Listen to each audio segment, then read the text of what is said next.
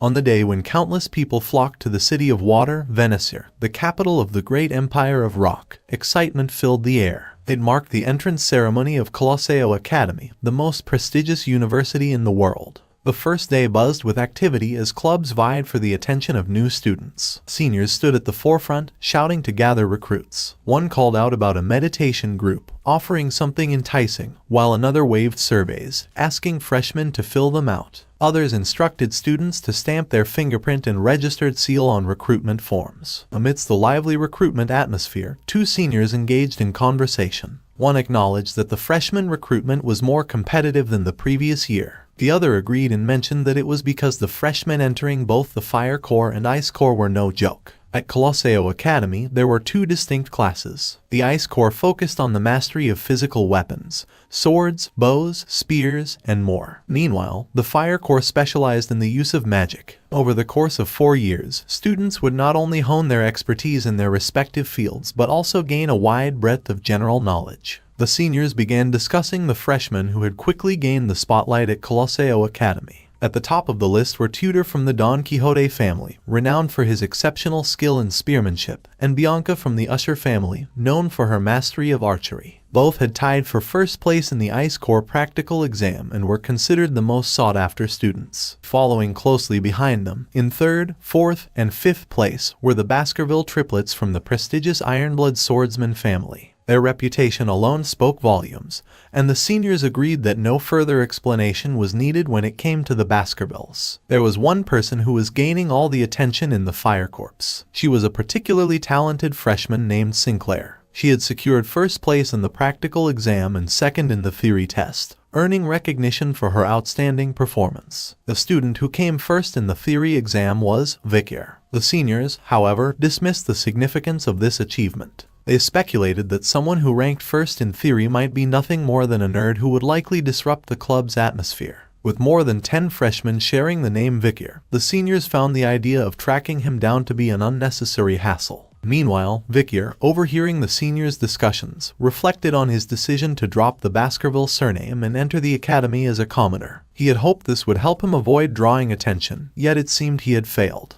Despite the challenges commoners faced in gaining admission, his exceptional performance in the theory exam had inadvertently put him in the spotlight. He resolved to do everything he could to avoid attention so he could move around more freely. His attention shifted as he noticed a group of freshmen gathered around a senior. They clamored for her attention, showering her with praise. One declared himself a fan, exclaiming he had joined the academy just to meet her, while another complimented the senior's beauty. The senior, with a gentle demeanor, urged them to calm down. This senior was none other than Dolores Lunquo Vadis, the school president and vice president of the newspaper club. She seized the moment, asking the freshmen if they were interested in joining the club. However, they enthusiastically revealed their true intentions. They were just interested in her. Vikier recognized Dolores and decided it would be wise to avoid her as much as possible. Just then, Dolores sensed something and turned slightly, but by that time, Vikier had already slipped away, blending into the crowd and leaving the scene behind. After some time, Vikier arrived at his dormitory and stood outside a room, wondering if it was the correct one.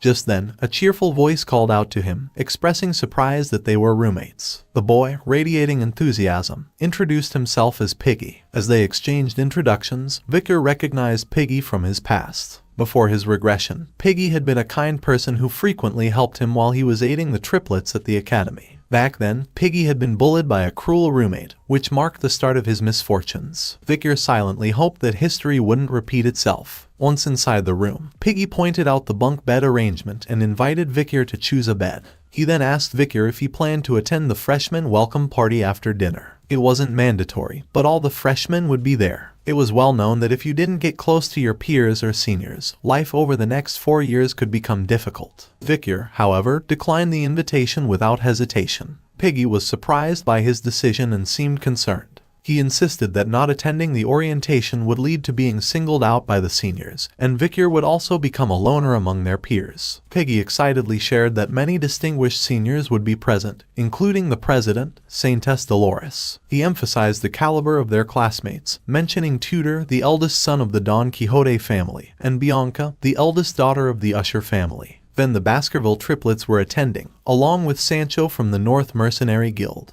who had turned down a top position at Varangian to join Colosseo Academy. Victor also noticed Sinclair, who had achieved the highest score at the Magic Tower and excelled in the Fire Corps. Piggy couldn't believe that such remarkable individuals were his peers. Victor recalled that Piggy had an impressive ability to gather and analyze information even in his previous life. After sharing all of this, Piggy enthusiastically asked if he would attend the party. However, Victor firmly reiterated his decision not to go, leaving Piggy dumbfounded. Calmly, Victor walked out of the room, stating that he simply didn't want to go and wished him a good time. As Victor walked out, Piggy admired his cool indifference and wished he could learn to do that too. At night, Victor perched atop a building, cloaked in his night hound disguise. Below, in a dimly lit alley, 3 men gathered around a fire, engaged in conversation. The group leader expressed relief that he wouldn't have to hear the children's whining anymore, as they had recently filled all the storerooms with them. His companion inquired whether all the children were headed to their location, to which the third man replied that a carriage had arrived at dawn to transport them, presumably to an orphanage in Quo Vadis. The leader cautioned his friend, warning that curiosity could be dangerous. Suddenly, a fierce man arrived at the scene and berated the trio, demanding they stop their idle chatter and assume their posts if they wanted to get paid. This man was flesh grinder Ron Badison. He called them trash and scorned their lack of fighting spirit, boasting that with his status as a graduator, low-ranked mercenaries like them, who had no mana, were no match for him. He expressed a desire to engage in battle, craving the thrill of combat. Just then, he heard a voice behind him asking if he was Ron Badison. Ron instinctively readied his weapon, turning to confront the source of the voice, his anger flaring at the audacity of a low-ranked mercenary uttering his name. Ron was left in shock when he noticed that all 3 of his underlings lay motionless on the ground. The realization sent a chill down his spine. Suddenly, he heard a voice calling out to him again, causing him to tense up and draw his weapons defensively. The voice calmly recounted his past deeds, detailing how 4 years ago he had killed a neighboring family, using them as sacrifices in a dark pact with a demon. It continued, revealing that he had joined the Northern Guild Association, gathering intelligence and giving it to the demon. Lastly, he had extracted information from the Mankind Allied forces. Moreover, while on guard duty, he had used a hand mirror to disclose the location of the platoon's camp. Ron shouted for the voice to stop fabricating baseless accusations and demanded to see its owner. Just then, Victor emerged from the shadows behind him, revealing that this was how the ally platoon had met their demise. Sensing a presence behind him, Ron instinctively attacked. He was shocked to think he had won easily. But in an instant, 2 sword strikes struck his arms, and to his horror, both of his limbs fell to the ground, leaving him in a state of disbelief as he realized the true threat he was facing. Ron fell to his knees, his voice filled with pain as he shouted about his severed arms. In agony, he insisted that he had no knowledge of the Mankind Allied forces, questioning why Victor was inflicting this torture upon him. Victor, unfazed, replied that the reason Ron had no knowledge of it was because these things hadn't happened yet. He then lifted Ron's head by his hair, demanding information about the contracted demon he had allied with. Ron stammered that he didn't know anything, but before he could finish his sentence, his head began to deform and then exploded. Victor, however, remained calm and said that another one had died with their head exploding. Pulling out a small diary, he crossed off a name from a list and remarked that this was the 3rd one. The diary, known as the Blacklist, had been created from his memories of his past life and the information gathered by Sinduendi's investigations. It catalogued the names of demon worshippers who had sided with demons and betrayed humanity before the fall. Victor contemplated the fact that the 3 demon worshippers had their heads explode before he could kill them. He deduced that if this was the demon's skill, it meant they were hiding within the capital, one of the 10 elite corpses who had contracted with them. At night, Victor stood atop the clock tower, Beelzebub dripping with blood, and lifeless bodies lay behind him. His voice was cold and detached as he acknowledged the count, 29. Reflecting on the situation, he realized that those he had interrogated either died or had their heads explode upon mentioning the demon, likely due to some binding condition in their contracts. Despite the bodies piling up, he had uncovered no valuable information about the location of the elite corpses. Victor knew this would be a long, grueling fight, and he hadn't expected success on the first day. He then wondered if he should return to the academy. With swift, deliberate motion, Victor made his way to a nearby venue. Gazing through a window, he noticed that the freshmen's welcome party was still ongoing. After changing into more casual clothes, he debated whether to make an appearance, just in case. Inside, the celebration was lively. Laughter echoed through the hall as students indulged in food and drink. A crowd of freshmen had gathered around Dolores, enthusiastically showing their overflowing admiration. Victor's gaze locked onto two individuals in the crowd.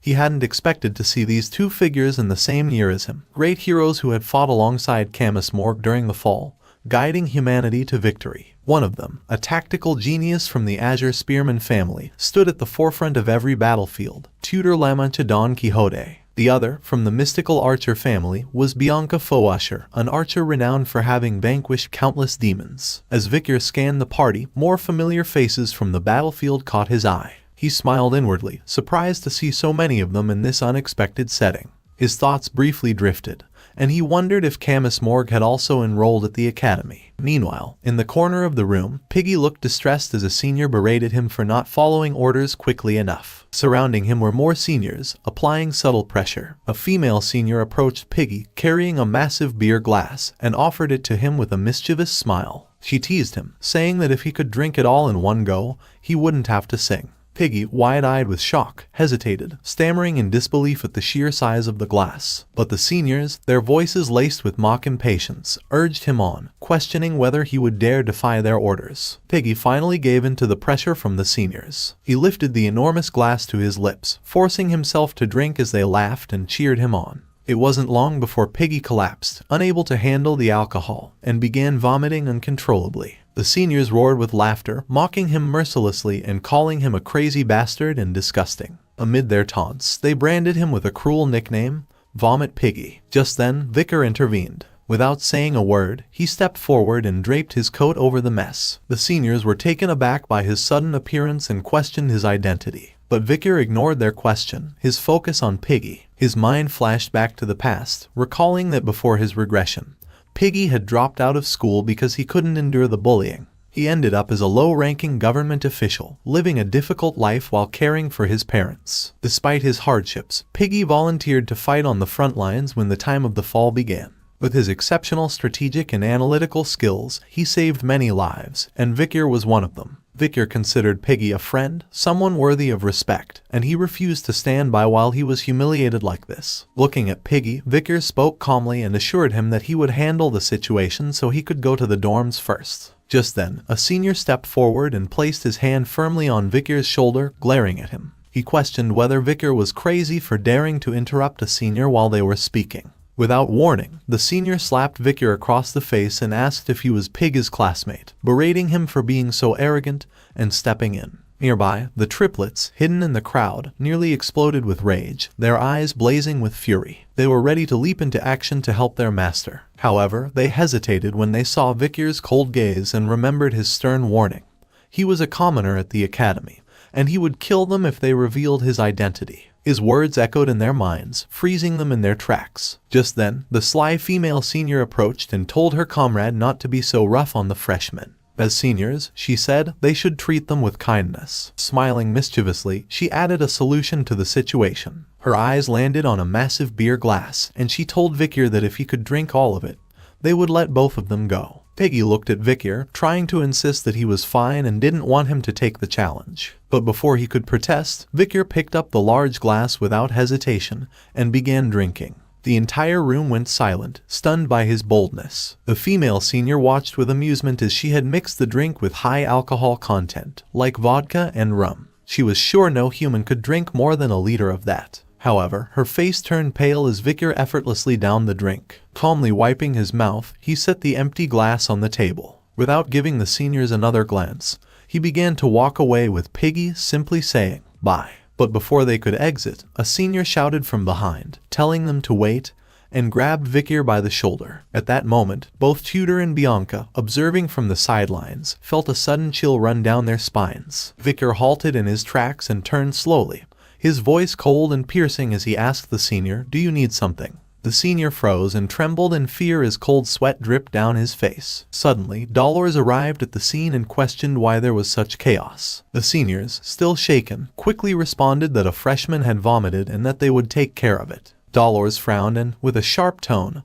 reminded them that they couldn't treat the freshmen cruelly, and that they needed to uphold the image of the academy. Meanwhile, Vicar continued out of the room, helping Piggy, who muttered his thanks. The triplets, watching from a distance, gave him a thumbs up, their admiration clear. Tudor and Byank were still rattled by the strange sensation they had felt earlier, wondering if they had misinterpreted it. Sinclair, the top-ranked student in the Ice Corps practical exam and second in the theory exam, watched Vicar leave, her face slightly flushed. With a glimmer of admiration, she thought to herself that she had found a good person. At the academy, the Ice and Fire Corps attended classes together, fostering a competitive environment among the confident elites. This rivalry sharpened the students' focus, a strategy deliberately employed by the academy as part of its educational policy. In a combat theory class, Professor Vencymore closed his book and ended his lecture on the culture of the barbarian tribe. He then asked if anyone could hypothesize the location of their stronghold based on the known locations of the barbarian tribe. Tudor silently mulled over the past clashes between the Balak and the Empire. He remembered that some battles took place in the highlands situated on the southern front but couldn't recall more details. Meanwhile, Bianca contemplated the fact that most of these clashes occurred in low-altitude areas, leading her to conclude that the stronghold might also lie in a region of low altitude. Just then, Sinclair confidently raised her hand to answer the professor's question. The professor acknowledged her, noting her status as rank 1 of the Fire Corps, and invited her to speak. Sinclair began by referencing military records and academic publications, pointing out that clashes between the barbarian tribe and the Empire had occurred in the highlands. She highlighted that, aside from Highland 8, which was situated on a high mountain peak, all the other locations were within troughs. Meanwhile, Vicar was deep in thought. The 29 from the previous day had all carried a pungent stench of demons, and before their deaths, their faces had exploded. If this was the work of the elite corps lurking in the capital, one location came to mind. He made a mental note to ask Cinduendi to investigate that area.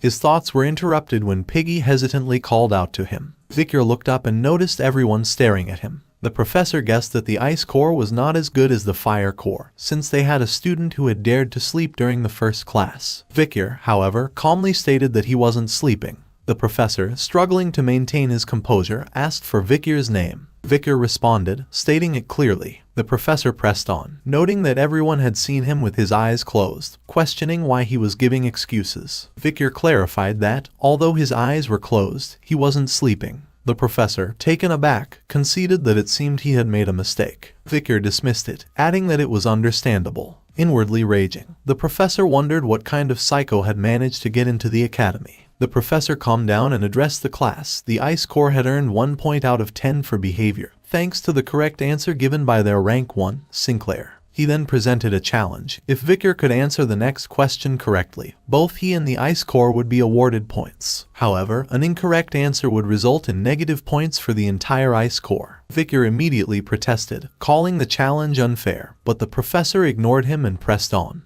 The question was about the location of the Empire's military conflict with the Balak tribe and the location of their stronghold. Sinclair knew that information on the Balak tribe was notoriously scarce, making the question highly challenging. Meanwhile, Bianca grew increasingly frustrated, knowing that everyone in the Ice Corps would suffer because of him. Vicar, however, was unaffected by the pressure. His mind drifted to the happy faces of the Balak people he once knew, causing a faint smile to form on his lips. He then confidently answered, stating that the clash between the Balaks and the Empire took place in the southern region's Highland 1. He continued with more details, recounting specific information about the Balaks that left everyone stunned. Vicar knew that after the Ahuman incident, the Balaks had relocated their stronghold, making it safe to reveal what he knew. Meanwhile, the professor was taken aback, recognizing that the information was spot on. He couldn't help but wonder how Vicar knew about the thesis that hadn't even been verified by the academic world. Just then, he realized that this was the Vicar who had placed first in the theory exam. The professor announced that Vicar would receive 10 points for his answer, while the rest of the Ice Corps would receive 1 point. However, he added that despite Vicar's impressive performance, he could not overlook the fact that Vicar had his eyes closed during the lecture, resulting in a deduction of 10 points. Vicar acknowledged the professor's remark and promised to be more attentive in the future. Sinclair hadn't noticed it before because Vicar was a common name, but now she saw him in a different light. Just then, the entire class erupted in chatter as they realized that he was the Vicar who had placed first in the theory exam. Some grumbled, as they had almost lost points because of him. Tudor observed him, wondering if his knowledge of theory would be useful during the practical lessons. Run Flat is a high-energy sport featuring 20 players on each team. Points are scored when the ball crosses into the opposing team's goal area, and players are prohibited from using mana or weapons. Despite these restrictions, any method can be employed to score, making the game chaotic and thrilling. As the match unfolded, Tudor charged forward, skillfully maneuvering through a group of players. He declared himself the best at run flat and insisted it was his time to shine. His enthusiasm drew cheers from the girls on the sidelines, fueling his confidence. The triplets blocked his path, calling him an arrogant bastard for thinking he could break through them. Tudor recognized them and smirked, saying he wasn't interested in fighting head-on against monsters like them. With agility, he sidestepped two of them effortlessly. However, the third triplet positioned himself to block Tudor's advance, demanding, "Give up the ball." In response, Tudor unleashed a charged fist, sending the triplet flying across the field. With a confident grin, he stated that he didn't plan on losing. Spectators started praising Tudor for being so amazing and for being so strong even without mana or weapons. Someone mentioned that they had heard he was Don Quixote's run-flat prodigy. As Tudor sprinted forward, he thought to himself that there was no point in memorizing theory. If you're a true fighter, you need to win with strength. Just then, he spotted Vicar standing ahead and decided to tease him a little. Vicar felt frustrated as he had told the triplets to stop him from coming his way, and now he might have to step aside. Tudor charged at him, ready to slam his shoulder into him. Confident that with this strike, Vicar would realize that studying wasn't enough, one must focus on training too. But Vicar remained motionless, and when Tudor collided with him, he was unexpectedly sent flying through the air, losing consciousness mid-flight. The spectators watched in shock, stunned by the sudden turn of events. Tudor landed flat on the ground, and the crowd gasped. Vicar had planned to dodge, but for some reason, Tudor had suddenly run into him. Deciding to play along, Vicar fell to the ground as well, making a sound that suggested he was hurt. Tudor abruptly regained consciousness, his eyes snapping open in shock. He questioned his state, wondering if he had fainted or even fallen asleep during the match. Fragmented memories rushed back. He had intended to lightly shove Vicar, the top theory student, during their confrontation. However, his recollection was hazy, and the next thing he knew, he had been knocked out. Him, Tudor Don Quixote, defeated in a physical confrontation. With renewed resolve, Tudor fixated on Vicar and decided to test himself again. As the next game began, Tudor ignored the goal and sprinted directly toward Vicar. The spectators were baffled by his actions, wondering what he was doing. Tudor shouted, calling out to Vicar and the triplets. The triplets responded, declaring that he couldn't get past them, but Tudor, driven by sheer determination, powered through with all his might. Vicar observed the scene unfold, despite having instructed the triplets to keep Tudor away. Yet, here Tudor was again, charging directly at him. Tudor, convinced this was no mere accident, unleashed the Azure Spearman family's secret technique, the Saint Spear Tackle, hurling himself toward Vicar, who remained still in the face of the oncoming force. The world spun and faded to darkness for Tudor once more. After a while, he opened his eyes to find Sancho standing over him, asking if he was awake. Tudor was still in shock and scrambled to sit up, bewildered by the realization that he had fainted again. Frustration welled within him as he demanded to know what had happened. Sancho calmly explained that after his high-speed tackle, he had ricocheted off Vicar at an equally high velocity. He understood why Tudor was so fixated on him.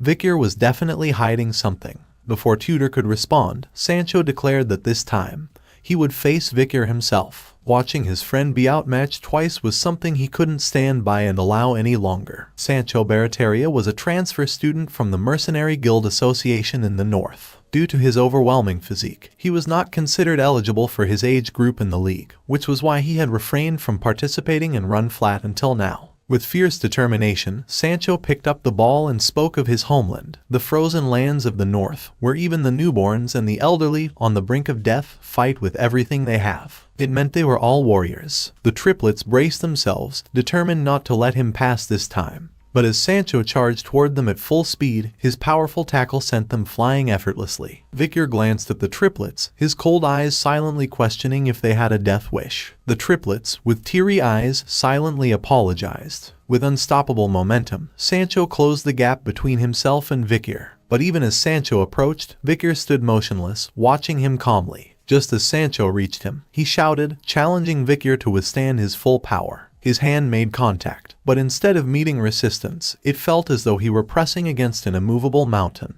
His whole body trembled in shock, while Vicar decided it would be best to play along. Allowing himself to be pushed back, he was sent flying through the air. The crowd erupted in shock and excitement, cheering for Sancho, who had seemingly broken through the unyielding defense. Concern about Victor's condition after the hit flickered among a few, but most were fixated on Class A's imminent victory. Sancho, still feeling the tremors in his hands, was perplexed by the collision. The impact with Victor left him questioning if his opponent was even human. Lost in thought, he failed to notice the triplets sneaking in to steal the ball from his grasp. As the triplets ran toward the goal, the final whistle soon blew, and they erupted in victorious shouts. The score was 0-1, and Class B had won the match. Meanwhile, Victor calmly stood up and dusted himself off. Sancho approached him, remarking that he had been the secret contributor to Class B's victory, and shouldn't just stand there. Tudor told him to be happy, as his victory had allowed him to retire. He admitted that, initially, he had planned to teach Victor a lesson during practical lessons out of jealousy. However, he now realized how shameful that was and apologized for his behavior. Sancho, impressed by Victor's solid build, asked about his exercise regimen, even assuming Victor must use mana. Victor, however, simply replied that he was a commoner and, therefore, unable to use mana. Tudor, a bit disappointed, remarked that it was unfortunate. With such a naturally gifted physique, had Victor received proper training, he might have become an expert on par with Tudor himself. Just then, a group of girls approached, offering towels with eager smiles. Tudor graciously thanked them as he joined their side, while Sancho handed a towel to Victor. One day, both the Azure Spearman family's hero, Tudor, and the mercenary guild's ace, Sancho, would become saviors of mankind by hunting countless demons during the fall. Victor couldn't help but smile upon learning about their past like this. Lost in thought, he didn't notice that all eyes had turned to him. The boys stared in shock, while many of the girls blushed slightly. As Victor casually wiped his face with a towel, only one word echoed in everyone's mind: handsome. Little did Victor know that from this moment on, his days at the academy would become much more complicated. That night, Victor stood before an older man, listing the crimes of 52-year-old Lloyd Doxeler. As the leader of the information house and headmaster of the orphanage, he had conspired with the demon and sold children from high-ranking families. Victor summoned Beelzebub, his voice icy as he questioned whether Lloyd thought he could go unnoticed. Fear gripped Lloyd as his eyes fell on the solid aura surrounding the sword, and he realized that his opponent was a swordmaster. Victor knew that his aura was indeed nearing a solid state,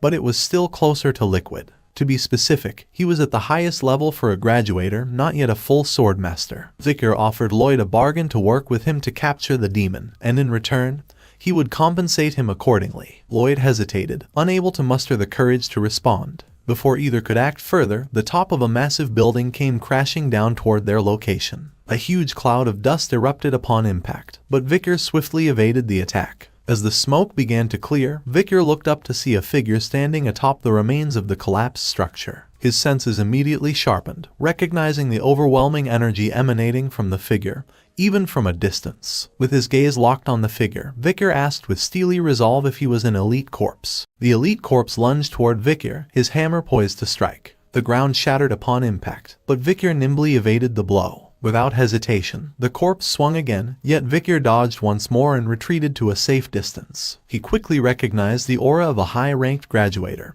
and the Quo Vadis holy bludgeoning technique. This was enough to confirm that his foe wasn't an elite corpse. A thought crossed his mind: had a demon infiltrated this holy nation? Corruption had festered in parts of their ranks for some time, so it wasn't out of the question. The enemy before him was likely a servant working under the 10 elite corpses. Victor was confident that by eliminating this demon, he would finally be able to face the 10 elite corpses. Until now, all he had been doing was dealing with trash, but now it was his time to let loose. Without warning, the demon lunged at him, but Victor intercepted the blow with a powerful kick, halting the weapon mid-strike. Seizing the moment, his fists blurred into action, delivering a rapid series of strikes that battered the demon within seconds. The force sent the demon flying backward, crashing through the structure behind it. He pursued the demon into the building, but the demon had already regained its posture. It began to launch another assault, but Victor's speed outmatched it. With a swift strike to its arm, the demon's hammer clattered to the floor. Victor wasted no time, spinning to its front and delivering a powerful blow to its chest, sending the demon crashing once more. The impact drove the demon into the wall, where a metal rod pierced its chest. As Victor approached, he noticed the name Ephebo engraved on the creature's torso. Victor questioned it about its master, but the demon responded only with a guttural growl. He deduced that Ephibo's actions and speech were likely controlled by someone else. Realizing this, he calmly stated that there were other ways to extract information besides questioning. He would dissect its body into smaller pieces, its intestines, bone structure, injuries, the freshness of blood in its veins, and the concentration of mana could reveal a lot of things. But before he could begin the interrogation, a terrified voice shattered the tension, screaming for help. Victor turned his attention outside, drawn to the desperate cries emanating from a collapsed pile of rubble. As he cleared the debris, he uncovered Lloyd, remembering him as a poison seller. The chaos had spared Lloyd, but survival came at a cost. Victor made it clear, if Lloyd wanted to live, there was only one option. He had to reveal everything he knew. Lloyd hesitated, then nervously asked if he would let him go in exchange for information. Victor replied that it would depend on the value of what he had to offer. As this exchange unfolded, neither of them noticed a mysterious figure observing from the shadows. In desperation, Lloyd shouted that he would tell everything, mentioning a safe hidden in the headmaster's room.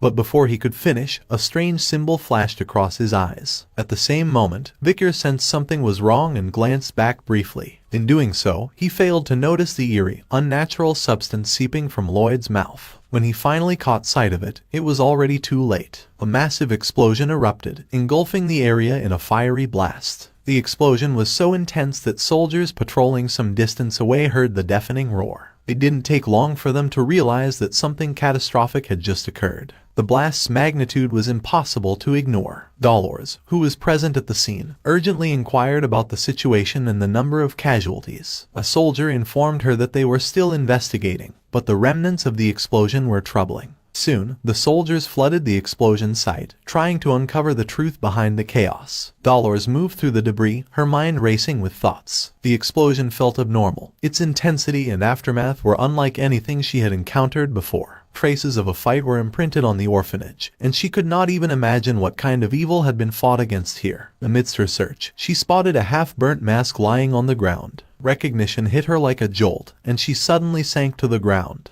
A nearby soldier noticed her distress and asked if she was all right. Dolores took a moment to collect herself before replying that she was just a little anemic. The soldier, sensing her unease, urged her not to push herself, noting that there appeared to be no casualties. As she sat there, cold sweat dripped down her face. She had become flustered earlier, so she had hidden the mask, but now, as she looked at it, one name came to her mind: Night Bloodhound.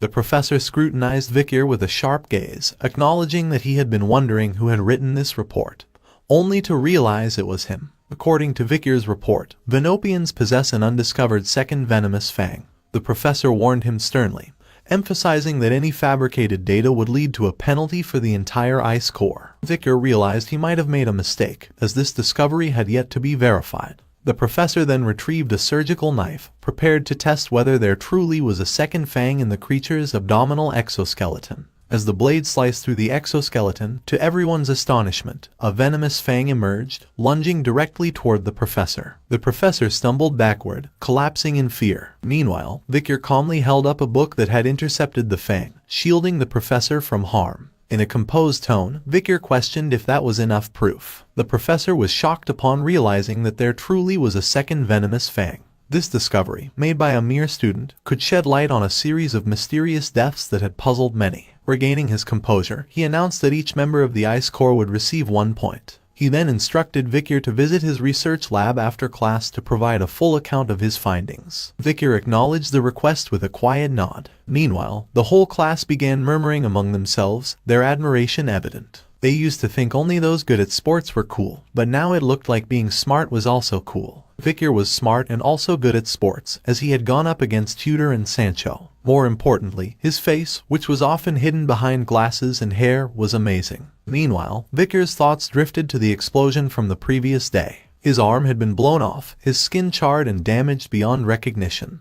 But his body soon started to regenerate, and in a moment, it was fully healed. Victor recalled that right after the explosion, Ephibo had disappeared without a trace. The only thing he had from that encounter was the ledger in the headmaster's safe. The ledger contained the locations of children who were being used as food for the demons. Noticing no clear pattern among the sites, Victor speculated that multiple elite corpses might be hiding within the capital. But what concerned him more was the man he had seen in passing yesterday. Victor looked at his class with a suspicious gaze, realizing that one of the 10 elites might be hiding in the academy. At the academy, a renowned publication circulated throughout the capital, an influential newspaper that sold out as soon as it hit the stands. This widely respected news source was produced by the academy's own newspaper club, known as Lucan. The president of this club was third-year student Lun Quo Vadis, recognized for her charisma and unyielding leadership. With a cheerful expression, she addressed the new members of Lucan, expressing her excitement to have them on board.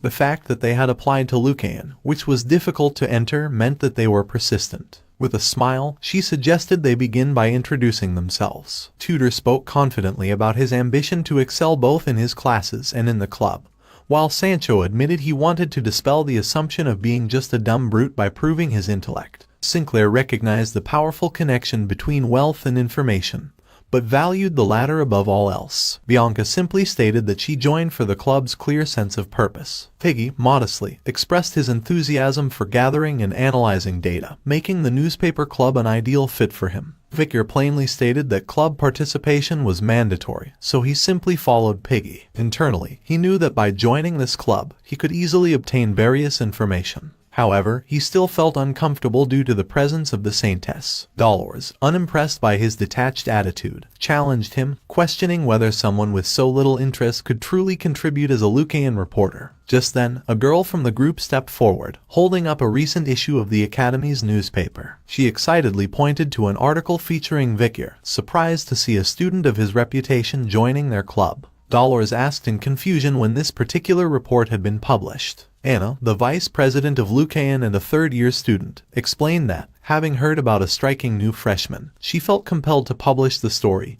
Anything less would make her unworthy of being a reporter. She then changed the topic and mentioned that, since the senior members had gone out to collect news, they should start their activities with everyone currently present. The group's topic was a mysterious assailant who had appeared at the dawn of night and burned down an orphanage. Peggy questioned if this was related to yesterday's explosion, to which Anna confirmed that it was indeed connected to that incident. Anna went on to reveal her hypothesis. The person responsible for the arson could be the same individual behind a recent murder in the capital. The most shocking thing was that the majority of the children's bodies at the orphanage had already been identified. Peggy turned to Victor, asking if he believed a mysterious person was responsible for all this. While skimming through the documents, Victor quietly considered that the fate of the dead children was the work of a demon, not a human. Anna then encouraged the group to brainstorm a headline for the article that would capture the shock and tragedy of the incident. The members began brainstorming, each trying to convey the gravity and horror of the orphanage event. Suggestions poured in, ranging from the birth of a terrible villain to a monster emerges, causing chaos outside the academy. Bianca felt that none of them were impactful enough, to which Tudor guessed that it was because the villain's name was unknown.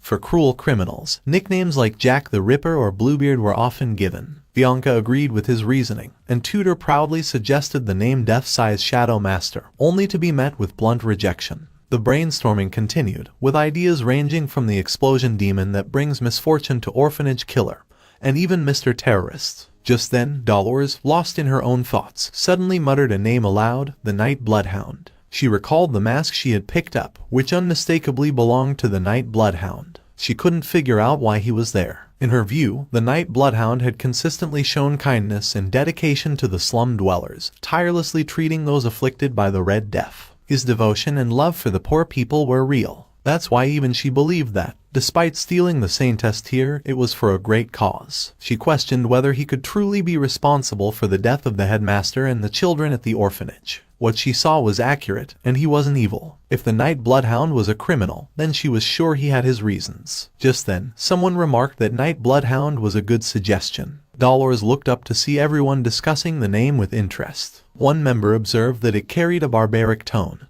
making it sound fierce and violent, while another noted its dark, ominous quality. Sinclair seized the momentum and suggested they settle on it. Dolores instinctively covered her mouth, realizing she might have let her thoughts slip. Anna quickly picked up on the moment and suggested a headline: "Who is the Night Bloodhound spreading fear across the capital?" Dolores shot back, emphasizing the importance of truth in Lucan's articles. She reminded Anna that they hadn't yet confirmed the Night Bloodhound's criminal status. Tudor turned to Victor and asked for his opinion on the Night Bloodhound, curious to know whether he believed the figure to be evil or not. Victor was uninterested and replied that he didn't care. But internally, he wondered why the Saintess had mentioned the Night Bloodhound. Tutor pressed further, asking what he would say if he had to choose. Vicar replied that he could say with certainty that they were not virtuous, so they were evil. Tutor nodded in agreement. However, just then, Dolores slammed her hand on the table, demanding their attention. In an authoritative tone, she challenged Vicar's assertion, questioning how he could be so sure the Night Bloodhound wasn't virtuous. She asked again how he could be so sure, but Vicar remained silent, meeting her gaze with a questioning look. Several minutes passed and everyone remained silent, creating tension. Dolores asked Vicar and Tutor again if they thought the Night Hound was not a good person. Sancho, who had his arms crossed, and Tutor, who had his hand behind his head, were somewhat surprised and could not help but start to sweat. They did not know why she was asking this question. Vicar simply kept calm and stayed silent. Piggy, who was next to him, became somewhat nervous and thought that this was not good. With an angry look, Dolores asked him why he was so sure that the Night Hound was a bad person. She called Vicar's attention, asking him to respond quickly. A drop of sweat began to fall from his cheek. He remained silent without saying a single word. Tutor, who was next to him, started to observe him and with a regretful look realized that he had made a mistake. Several seconds passed, and silence continued to reign. Dolores stood up, placed both hands on the table, and she assumed that he could not respond to that. He had asserted it based solely on testimonies, without any proof. As a journalist, if one said something that was not clear, one should not forget that this was a position in which one could ruin the innocent life of someone. Tutor interrupted, and with a serene look argued that the guards had also testified. The Night Hound had been the one who destroyed the building and killed the director of the orphanage. Upon hearing this, the attention of the Saintess fixed on Tutor. With a serious look she explained that what the Imperial Guard had said was just a speculative statement, without physical evidence yet. Somewhere in the orphanage, which was connected by metal stairs, there was a bunch of hands full of blood. She argued that this incident had taken place in the basement of the orphanage. The mystery of the discovery of ancient corpses of boys and girls still remained unanswered. There were many strange things about that the Night Hound, the assailant, would harm children. Upon hearing this, both Anna, Banka, and Sinclair began to observe her and could not help but be somewhat surprised. Dolores' gaze was filled with firmness and confidence. Although the incident had occurred in an orphanage run by her family, no one knew why she remained neutral. She turned her head towards Anna and with a serious look explained that she needed to review the article little by little so that it was as objective and impartial as possible. Anna, who was somewhat nervous, reached out to one side and assumed that if that was the case, then there was nothing more they could write. Dolores replied that it wasn't too late to publish a critical article when the reason why the Night Hound did what he did became clear. With a lost look, she started looking at the ground and began to think about the Night Hound. Several seconds later, her face filled with a smile. If the Night Hound was truly evil, then they were going to criticize him very harshly. Vicar, who was sitting next to her, started to look down and fell silent. Then he raised his head and his gaze fixed on Dolores. At that precise moment, another club member opened the door and interrupted the conversation, calling Dolores' attention. Dolores, who had both arms resting on the table, felt somewhat confused and couldn't help but wonder what was happening. The student approached her and with a calm look explained that Professor Banshee, the club advisor, was calling her. He wanted them to edit the article again to say that the Night Hound would clearly be the bad guy. Dolores put her hand on her face, closed her eyes, and remembered that Guy liked to create problems. She decided to meet with him and talk. Not long after, she left the room and closed the door. Tutor, who was watching the door with a surprised look, mentioned that the club president was very determined. Vicar started looking at the ground and replied that she used to be like that too. Upon hearing this, Tutor looked somewhat confused. Vicar began to remember the Dolores from his past life. She had the same appearance as the Saintess who had led the Holy Knights at the front of the battlefield. While with one hand she was invoking a spell, she extended the other forward and with a determined look, she ordered the Holy Knights to keep pushing the front line harder, since nowadays, religious women were only corrupt. While two knights who were taking a break were talking among themselves, she appeared, clenched her fist and asked them if they could not save at least one more person during their break. She started to scream and revealed that in her time, if a demon appeared, she would immediately run to crush it. Remembering this, Vicar, who had his eyes closed, couldn't help but smile and feel an inner peace. He hoped that his actions would be seen as those of a villain, but it wasn't a bad feeling when someone wanted to know the truth. Dolores met with the professor and they both began to discuss among themselves. Vicar thanked her from the bottom of his heart. The next day, it dawned and the academy's speaker began to sound so that all the students would wake up. Upon hearing the sound, Piggy, who was sleeping like a log, started to open his eyes. Although he was very sleepy, he still decided to get up and sat on the bed. Victor, who had gotten up before him and was doing some exercise, said good morning to him. Piggy started to remove the sleep from his eyes and returned good morning to him. In the academy, everyone had to wake up at 6 a.m. When the alarms went off, the students headed to the training area in front of the dormitories. The students arrived at the training area and began to run to warm up. They participated in the exercises, following the instructor who was at the front to wake up, and then started their day with a light run. Once the exercises were finished, everyone took separate paths. Some were going to catch up on their sleep and some were going to take a shower while others were going to go to the cafeteria. After doing this, Piggy was quite tired. While he was walking next to Victor, he closed his eyes and sighed. He believed that his brain would be more active if he slept during morning exercises. Victor, who was next to him, explained that moving the body helped keep one's brain active.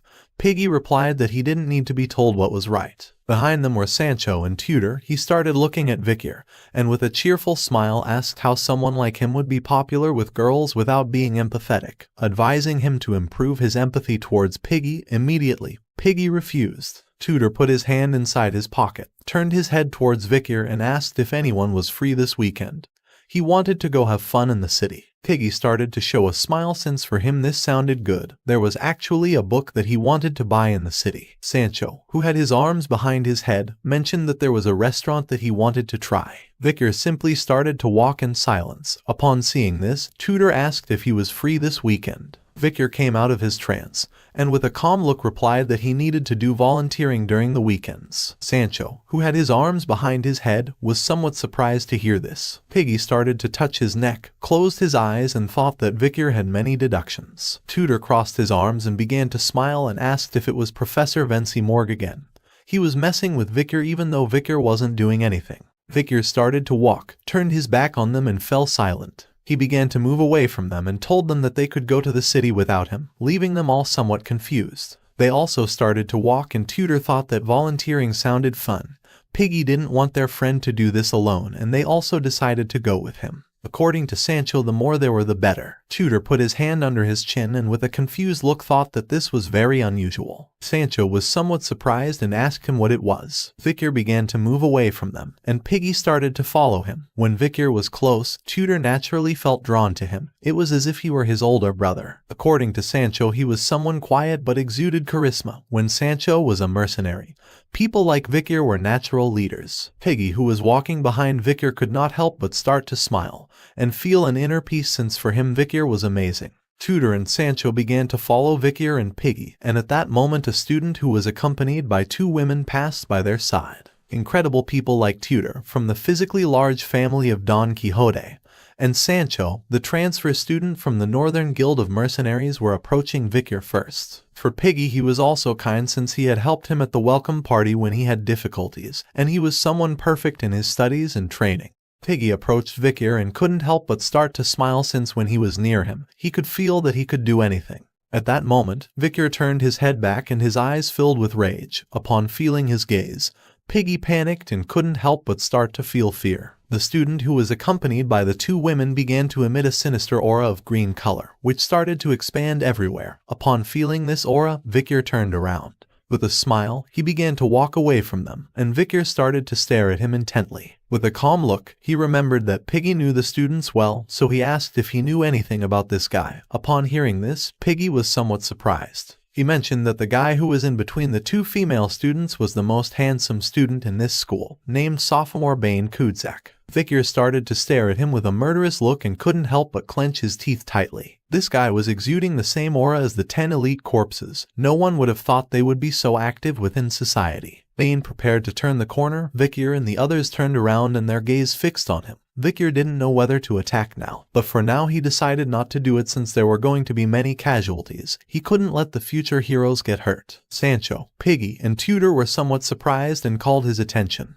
Victor started looking at Bane and decided to follow him under the pretext of going to rest since he wasn't feeling well. He began walking towards him with the intention of gathering some information first. He activated the second slot skill called Silent Heal Mushusu of rank A+. Victor began to take off his glasses and with a determined look decided to follow him. And at that moment, Dolores started to go down the stairs and she was somewhat surprised to see how handsome RMC was. Her eyes filled with surprise and she began to scream. Upon hearing this, Victor turned his head to one side and upon seeing Dolores he couldn't help but become alert and think that this was not good. Upon hearing the scream, the attention of Piggy, Tutor, and Sancho shifted towards them, and they were shocked to see what their eyes were seeing. Dolores fell from the stairs to the ground. Victor took off his glasses and approached her to help her. Tutor and the others began to run towards her asking her if she was okay. Tutor touched Victor's shoulder with his hand and with a serious look gave him the order to hurry up and apologize. Victor decided to obey, lowered his head and with a sincere look apologized to her. Sancho helped Dolores get up, and she forgave Victor since she was also careless. According to her he was so muscular that she had thought she had collided with a wall. Victor put on his glasses again and looked away. Dolores began to observe him and her eyes filled with confusion since she had not felt his presence. She did not know who the hell he was. Victor started to look down. There were many people, so it was better for him to delay his plans to follow him. The student Bane went down the stairs. Victor turned his head to one side and remained silent, watching the stairs. As night fell, Bane, who had his arms around the girls' necks, took them to a dark place. They thought he was much more cunning than he seemed. Bane suddenly stopped walking and decided to tell them some bad news. Upon hearing this, the two girls were somewhat confused. He revealed that recently a boy had appeared and had been bothering him. Because of him, he hadn't been able to eat properly. Upon hearing that he was harassing Bane, the girl with purple hair decided not to forgive him. He explained that he was going to see who that guy was, but because he had mistakenly worn his school uniform, he had run instead. He could have seen that one of Bane's students from the academy was there. The blue-haired girl asked him not to worry since if that guy came to the academy, they would stop him, as they would always be on Bane's side. Bane began to look down and thank them from the bottom of his heart. According to him, their hearts were beautiful like their faces. At that moment, he put his hands on their faces, leaving them in shock. Bane began to imagine the Night Hound wearing a pandemic mask. He knew that Victor had the ability of a high-ranking graduate, so he knew that he had not died in an explosion like that. Gradually, the faces of the two girls began to deform. Seeing that the Night Hound was attacking places connected to locations where he had eaten, he knew that he was a human who had felt the presence of a demon. The demon Bane, who had his hands on the girls' faces, slowly began to devour them, and his eye turned green. The face of one of the girls appeared on Bane's face. She was very scared and started to ask for help. His eye began to shine as he realized that the Night Hound had something to do with Andromalius's death. He belonged to the demon's 10 elite corpses, and he was the 9th corpse named Dantalion.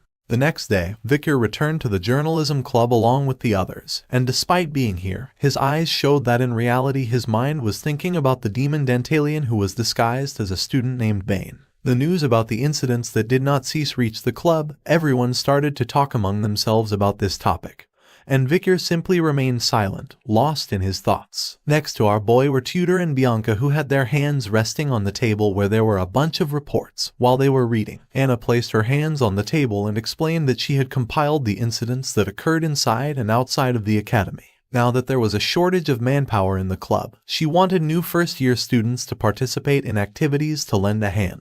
Upon seeing the enormous amount of reports, Tutor was somewhat surprised, while on the other side Bianca and Victor remained calm. Dolores was next to Anna and she was absorbed in reading a report. Anna, who had both hands resting on the table, started looking at them and gave them the order to choose a report, investigate it, and bring an article. Piggy picked up one of the reports, and his eyes filled with fear and he couldn't help but get nervous since this was going to be his first article after joining Rukan. Bianca took 2 reports, started to read, and with a serene look realized that many incidents had occurred. She did not know what was happening in the ecliptic. There were a large number of incidents. One was about the premonition of terrorists. It was said that a terrorist announced he would poison the river of Venzir, the capital of Rock. The imperial capital was investigating the case centered on Leviathan. Another incident called a handsome theater actor disappears. Actor B disappeared when returning home after a play. It was very likely that the crime had been committed by a fanatic. Also occurred a strange murder case where the head of the family disappeared without leaving any trace. There was an incident called Don't Ask Questions on the Street. Mr. A, who had injured several people on the street, was sentenced to death. He still complained that he had not committed any crime and that his face had changed. The last but not least was called rapid increase in disappearance cases. The disappearance cases in Venezia were increasing. It could still not be identified the culprit, and many thought it was the work of the night hound. After carefully examining each report, using his hand, Vicar picked up a particular report that caught his attention quite a bit. The title of this report was Case of Disappearance Within the Academy. 3 students from the academy had disappeared. There were many witnesses, since normally the 3 went together, concluding that it had been an escape for love. Upon reading the report, Vicar's eyes filled with rage and he clenched his teeth tightly. On the report was the photograph of student Bane, better known as Dantalian. Vicar was fully aware that this bastard was one of the 10 elite corpses. Several hours later, night fell and the moon emerged, illuminating every corner of the dark city. In some middle-class neighborhood there was a small house. Inside were the husband and wife sleeping peacefully. Suddenly the husband opened his eyes and began to gaze at the ceiling in silence. Several seconds later, while the wife was sleeping like a log, he removed the sheet and quietly sat up. On the upper floor, there was a wooden window and the light from the streetlights outside was coming inside through it. The husband went up to the second floor, sat on the sofa, started looking at the ground and remained thinking in silence. After a while, he lifted his head and his pupils changed completely and turned green just like those of demons. In front of him appeared several masked demons. Among them was a Phoebo, a guy who wore a tie, another guy who carried giant scissors as a weapon, and a woman with red hair. The husband began to observe them and asked if they had discovered anything about the plague mask that was following them. Here we are revealed that Phoebo is the 9th corpse, Dantalian's subordinate. He began to speak in demonic tongue and started to reveal everything he knew. The woman was named Geronto. She was also the 9th corpse, Dantalian's subordinate. She stayed listening in silence. The guy who carried giant scissors as a weapon was named Heave. He also began to speak in demonic tongue. And finally, the guy wearing a tie was Fido. The husband who was sitting in the chair was the 9th corpse, Dantalian. He put his hand under his chin and concluded that the guy with the plague mask was very careful since they had not seen the mask after that day. He extended his hand and his 4 fingers transformed into the sharp faces of the victims he had devoured. With a serene look, he thought that this could not be avoided and ordered them to expand the scope of work from now on. He pointed his fingers at his subordinates and fired 4 powerful shots, which hit them squarely in the faces. The faces that Dantalian had on his fingers began to merge with the masked demons. He decided it was time to share his faces. In the blink of an eye, the faces of the victims that Dantalian had devoured merged with the demons, who now appeared to be simple humans. Now they could work without having to worry about being discovered. He gave his subordinates the order to go to the areas with more light and find the mask of the pandemic. While Dantalian was explaining this, the door of the room slowly began to open. It was his wife. Upon opening the door, she saw her husband sitting in the chair and the demons, wondering what was happening. She put her hand near her mouth and couldn't help but sweat as she didn't know what he was doing awake at this hour in the morning. With a worried look, she asked who these guys were. Dantalian began to stare at her with a calm look and remained silent for several seconds. Then he closed his eyes and sighed as he wanted to admire that lively face a little longer. At that moment, Fido drew his weapon, appeared behind the wife, placed the blade on her neck, and with a cold expression prepared to end her life. Dantalian asked him to make sure to leave her face untouched. Upon hearing this, the wife's eyes filled with fear. She did not know what was happening, and just before she could do anything about it, Fido followed his master's order and slit the woman's throat, causing blood to splash everywhere. The head of the wife fell to the ground and her eyes filled with tears. The plan to open the door had gradually been delayed due to the death of Andromalius and the appearance of the pandemic mask. Dantalian put his hand over his face and his face began to merge with the other faces. He was very upset. His hairstyle changed, and he asked Phoebo to follow him since they had to see her. Upon hearing this, Phoebo started observing him, and upon seeing his new face, he couldn't help but be somewhat surprised. The face of Dantalian changed again. Now he was a handsome man. He put his hand under his chin and with a smile decided to go and relieve his accumulated stress. After a few hours, he dressed like a priest and went to the church that had a candle lamp on the ceiling.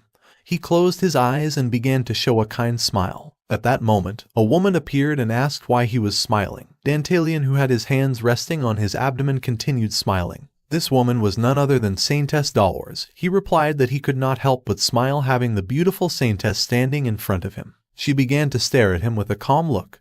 called Dantalian Sir Quilty and explained that she had not come to see him to make jokes. He reached out his hand to her and with a smile changed the subject. He was worried because her visits had become scarce lately. She approached him and with a serene look replied that recently there had been many murders and missing persons, so she had been busy covering them. The bastard Dantalian began to pretend, saying that the activities of her academy club had become busy. The world was becoming increasingly brutal. On the outside he started to show a kind smile, but deep down he was happy since he was the one responsible behind those cases. Dolores started to look at him with an insecure gaze and she remained silent. Quilty Lun Indulgentia was the head of the Indulgentia family, the collateral line of the Quo Vadis family.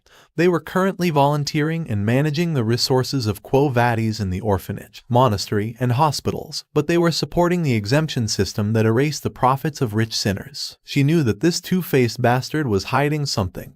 He approached her and with a smile asked why she had to talk to him. Dolores began to stare at him and remained thinking in silence. With a serious look she extended her hand to one side and replied that she had come to request that the exemption system be abolished since it was wrong to exempt someone from all sins just because one was rich. He opened his eyes and with a serene look asked what was wrong with this, since the exemption was a policy that had been in the church until now, asking if donating a large sum of money wasn't already sufficient punishment. With a look full of determination she mentioned that sins were something one must expose oneself to God for, and forgiveness was granted once one had received the appropriate punishment. She placed her hand over her chest and with a determined look revealed that the people affected by the exemption could not be saved. Her words left this bastard in shock and speechless. Several seconds later, he closed his mouth and realized that this was getting out of hand.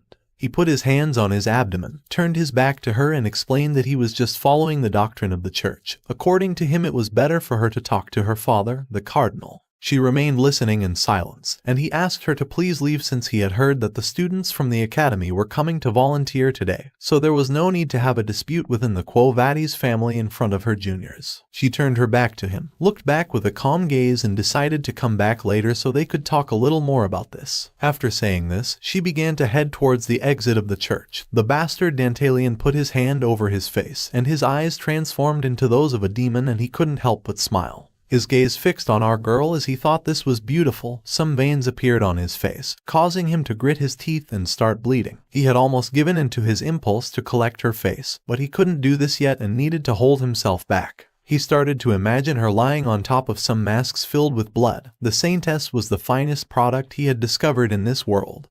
He wanted to collect her face when her face was in despair after chaos descended into this world. He began to hug himself and his body started to tremble. He was so anxious for that moment to arrive that a demonic eye appeared behind his head.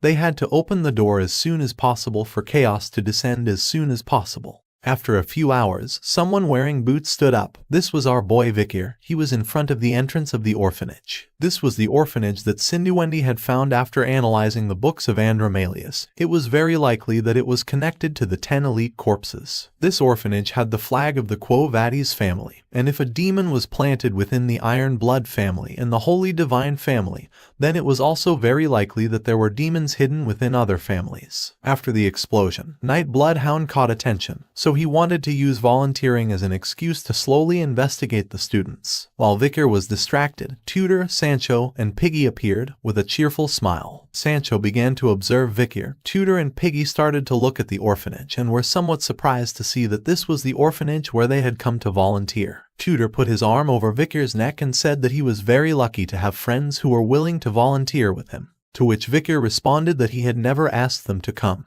He sighed and fell silent, his eyes filled with concern as things had become bothersome. Dolores' family had control over the orphanage and Dantalian's bastard was the priest of the church. The 10-day vacation of the academy had begun, called the Golden Vacation, which had been created due to the school anniversary of Easter of the Loon Church and the weekend. The students equipped themselves with their backpacks and began to leave the academy to visit together the imperial capital or visit their families, and everyone was having a lot of fun. However, not all students were enjoying this vacation. At the same time, Vikir and the others entered the orphanage, and according to Tutor, Vikir should be grateful since they had also returned by refusing to take a break. Tutor, who was walking behind everyone, started looking at Vikir with a cheerful look and with a smile explained that the reason behind this was that they also needed to fill their volunteer hours. Sancho, who had his hands behind his head, turned his head towards Tutor and couldn't help but smile, as it wasn't a bad idea to end this now. Piggy, who was walking next to Vikir, started to show 4 fingers and with a cheerful look said that he was fine since he liked to volunteer. Vikir, who was walking in front of everyone, started to look down and thank them. This orphanage was gigantic. It had luxurious lamps hanging from the ceiling and a lot of windows,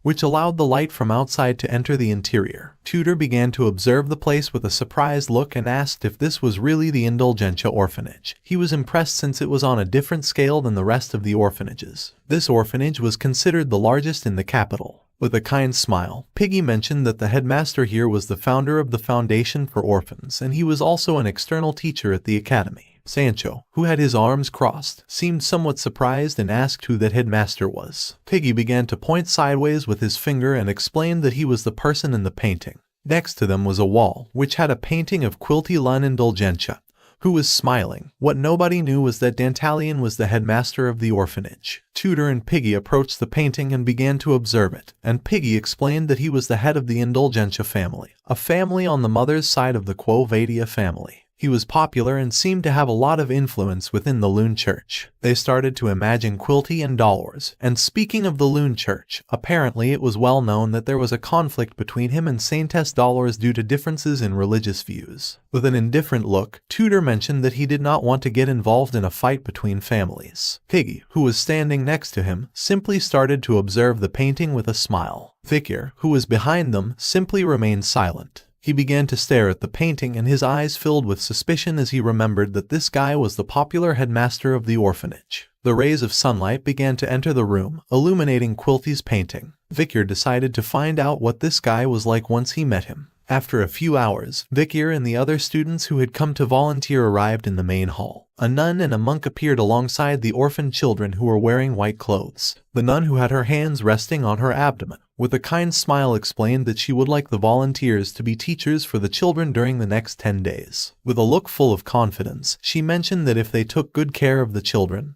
they would never forget their kindness. She asked them to please treat them with the heart of parents. Tutor, Sancho, and Piggy began to look aside and could not help but feel somewhat confused. Next to them were also Bianca and Sinclair. With a confused look, Tutor asked what those two were doing here. Bianca started to look at him with a gaze full of rage. She clenched her teeth tightly and couldn't help but get furious, while on the other side, Sinclair simply remained calm, without losing her composure. With an angry look, Bianca explained that they were doing volunteer work and also that she should be the one asking why they were here. Tutor extended his hands to the sides, closed his eyes and with a mocking smile asked if a hero needed a reason to do good things. Upon hearing this, at first Bianca got even angrier seeing that once again he had brought up the topic of heroism, but then mocked him saying that this was something to be expected from a Don Quixote. While they were talking, Sinclair approached them and explained that meeting like this by coincidence must be a matter of destiny. Upon hearing this, the gaze of Vikir and Piggy was fixed on her. She brought her fingertips together, began to look at Vikir with a tender gaze, and while she was blushing, she caught his attention. She lost her composure, panicked, closed her eyes, extended her hand towards Vikir to greet him. It was a shame that they hadn't been able to talk much,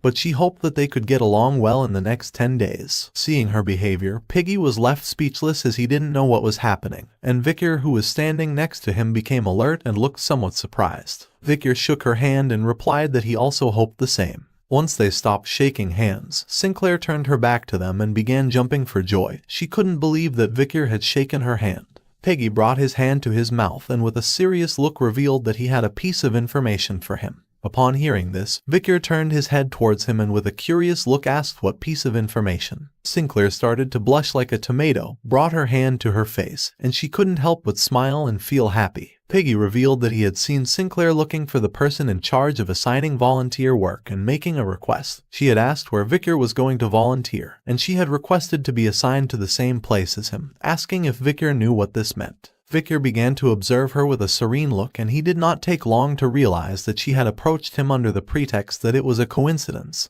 He decided to be careful with her in the future. At that moment, Victor turned his head to one side as something caught his attention. In the room they were in there were several monks and several nuns. While some were conversing, one of the monks began to go up the stairs. Upon looking with a little attention, Victor saw that the headmaster was not here. The time for the children to choose their teachers arrived, and all the children, some nervous and others excited, began to run towards Tutor and the others. Tutor picked up a girl and a boy in his arms, who were very excited. Tutor couldn't help but smile, and with a cheerful look, he thought that they were all very social. Two children became friends with Sancho, and he started to carry them on his back. Bianca, who had a somewhat conflictive personality, calmed down and felt at ease seeing the children. With a calm look, she began to stroke the head of a gray-haired boy, thinking that he was very cute. Sinclair also chose two children. She sat on the floor, opened a storybook, and with a smile began to tell them the story, making the children's eyes fill with joy. While on the other side, Victor with a penetrating gaze caught the attention of several children and asked what their names were. Upon feeling Victor's gaze, the children's eyes filled with tears and fear. Without hesitating for a second, the children ran towards Piggy.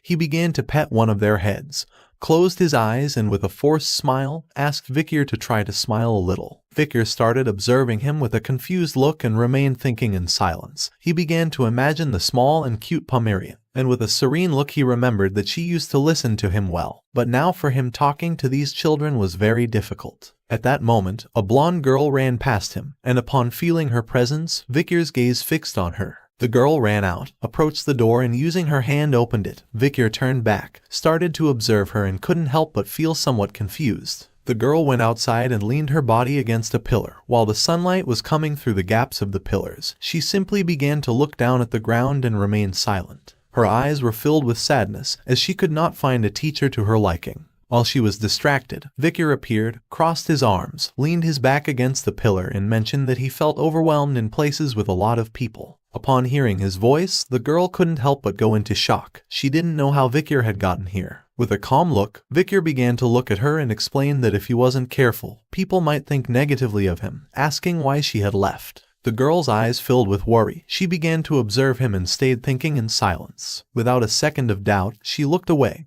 turned her head and closed her eyes. She did not want to talk to Victor. Victor, who had his back against the pillar and arms crossed, realized that his plan had not worked. He began to remember what once his friend from the tribe had explained to him. She started moving her cheek using her finger to show a smile, and with a serene look explained that if he asked like that, the child was not going to respond, so he should try asking while smiling. The girl wore a golden pendant with her name. She was called Perry. Victor approached her, sat in front of her, rested his hand on the ground, started looking into her eyes and called her by her name. The girl opened her eyes and they filled with surprise. She was somewhat confused and did not know how Victor knew her name. Several seconds passed and she did not respond, and seeing this, Victor began to show a kind smile, and with a cheerful look asked if Perry was her name. Upon feeling Victor's gaze and smile, the girl's eyes filled with astonishment. She knew that she could trust him. But far from responding, she turned her back on him and without hesitating for a second, ran away, leaving poor Victor somewhat confused. He began to observe her and couldn't help but wonder if he looked that bad when he smiled. While he was distracted, someone wearing white clothing started walking towards him saying that she didn't believe the girl had run because she hated him. She was none other than Saint SS2. With a cheerful look, she revealed that she had seen everything. Her eyes filled with surprise and she couldn't help but smile. She didn't know why he was grotesque, but now she realized that our boy was quite kind. Victor stood up and with a calm look asked what President Dolores was doing here. She approached him, placed her hands on her abdomen, and with a sincere look revealed that Perry's heart had been hurt before, so for this reason she had closed it off. As a result, she developed aphasia and lost her voice. Victor turned to her and with a curious look asked what had happened to her. Dolores began to look down and with a sad expression mentioned that she didn't know the exact details, but she had been born in the orphanage, and in the last 13 years she had met countless volunteers who had passed through here. In front of them, there was a dark hallway and Dolores explained that at first, everyone had approached her in a friendly manner. But after one day, they stopped coming due to their busy schedules, so she assumed that Perry must be tired of attaching to someone in a short period of time and then mourning their disappearance for a long time. Victor began to look at Perry with a sad expression and fell silent. At that moment, the previously dark hallway filled with footsteps. Someone wearing boots started to walk. Upon sensing this presence, Victor's eyes filled with fear, causing him to start sweating like crazy. While he was distracted, Dolores put her hand on her chest and with a happy look explained that Perry had reacted very well to him. She assumed that she was going to be fine with him, so she asked him if he could take care of Perry. At that moment, Victor put his hand over her mouth so that she would stop talking, causing her eyes to fill with confusion. She couldn't help but panic since she didn't know what was happening. Two men started walking down the hallway. The man in the green suit turned his head towards the other and mentioned that he was so busy that they rarely got to see each other. The other man simply started to walk in silence. He was none other than Dantalion, or better known as the headmaster Quilty. While he had his hands behind his back, he closed his eyes and with a smile explained that there had recently been a sudden increase in the number of people who had requested face-to-face talks to confess their sins. Behind him was his subordinate, Ephibo, who now had the face of a human. The man wearing a green suit said that for this reason he also needed to buy the exemption. Quilty opened his eyes, began to observe him and with a calm look asked how long he needed it for. Victor covered Dolores' mouth with his hand, and took her hand with the other hand and leaned back against the pillar to avoid being discovered. While Ephibo was walking behind them, the man and Quilty, who were walking ahead, started to converse with each other. The man wanted to buy 1 billion worth in gold. Quilty asked if he had recently killed someone, to which he replied that he had killed a barbarian slave that he had bought not long ago who had escaped, and on the way back to capture him, he had been disciplining him, but unfortunately the barbarian died. Quilty was left somewhat confused and asked if he was buying 1 billion in exemption just for having killed a slave. But the man revealed that on the way back, as he was still angry, he had burned an entire village of slash and burn farmers. Victor turned his head towards them and quietly asked her to please be silent. Dolores' eyes filled with surprise as she did not know why he was doing this suddenly. Victor began to feel a strong smell and his eyes filled with rage and started to shine. Quilty and the man who were conversing among themselves began to move away from them, and the smell that Victor was feeling came from Quilty. Quilty, who had his hands behind his back, said that 500 million was fine for something like this. The man extended his hand forward and decided to give the other half as a tip to God, who was forgiving his sins. The smell that Quilty's body was giving off was the same as that of the elite corpses. Seeing that the man wanted to give a tip to God, Quilty couldn't help but smile with joy and think that it was sacrilegious, explaining that giving offerings to God would make God forgive everything. Upon hearing this, Dolores couldn't help but go into shock and her eyes filled with surprise. She didn't know what was happening here. The man started to laugh since he felt that he was always learning about faith from him. Quilty, who had his eyes closed and arms behind his back, could not help but smile even more, thinking that he was too kind. Dolores began to lose her composure and could not help but get angry. She wanted to give Quilty a good lesson, but Victor forcefully covered her mouth to prevent her from making noise. Victor asked her to wait since if she made a move now, they were going to be discovered. Dolores started moving her feet, asking Victor to let her go. At that moment, upon hearing the noise, Ephibo appeared and with a penetrating look began staring at them. Upon feeling the presence of Ephibo, Victor, who was covering her mouth with his hand, panicked and his eyes filled with fear. He knew that this was not good, while on the other side, Dolores remained silent as she did not know what was happening nor who this guy was. Upon feeling a strange presence, Victor and Dolores looked to one side and saw Ephibo standing next to them, staring at them intently. Dolores' eyes filled with confusion as she did not know who this guy was. Meanwhile, on the other side, Victor went on alert and realized that they had been discovered. Several seconds passed and nothing happened. Victor began to stare intently at Ephibo and noticed something strange. While Ephibo was staring intensely at Victor and Dolores, our boy realized that this guy emitted a rather familiar smell. Now that Dantalion had modified Ephibo's face to have the same one as a human, Victor could not discover his true identity for now. Upon seeing that Ephibo had stopped, Dantalion, who had his hands behind his back, turned around, closed his eyes and couldn't help but smile since he did not expect to find the Saintess here. He was somewhat disappointed as he did not know she had the bad habit of eavesdropping on others' conversations. The rich man with whom Dantalion was conversing placed his hands over his abdomen and remained silent without interrupting. Upon hearing this, the Saintess's eyes filled with surprise, while on the other side, Victor, who knew that this bastard was a demon, began to gaze at the ground and started to think in silence. Seeing that she was with Victor, Dantalion asked if she was having a secret romance with a classmate. Dolores became somewhat nervous, turned around, placed her hands over her abdomen and with a nervous look explained that this was a misunderstanding. Victor, who was next to her, also turned around and began to observe Dantalion in silence. The eyes of the Saintess filled with concern, This ambiguous situation had made her be discovered eavesdropping. Dantalian approached Vikir, began to look him in the eyes, and with a smile realized that, judging by the academy uniform, he seemed like someone who had come to volunteer at the orphanage. With a firm gaze, Vikir returned the look to the demon, creating tension in the atmosphere. Dantalian's eyes began to shine, emitting a demonic aura. An exciting smile appeared on his face. He hadn't noticed because Vikir's face was covered by glasses, but looking closely, he had quite a handsome face. This made Dantalian excited since he liked collecting the faces of his victims. The face of Vikir was at the upper level of his collection.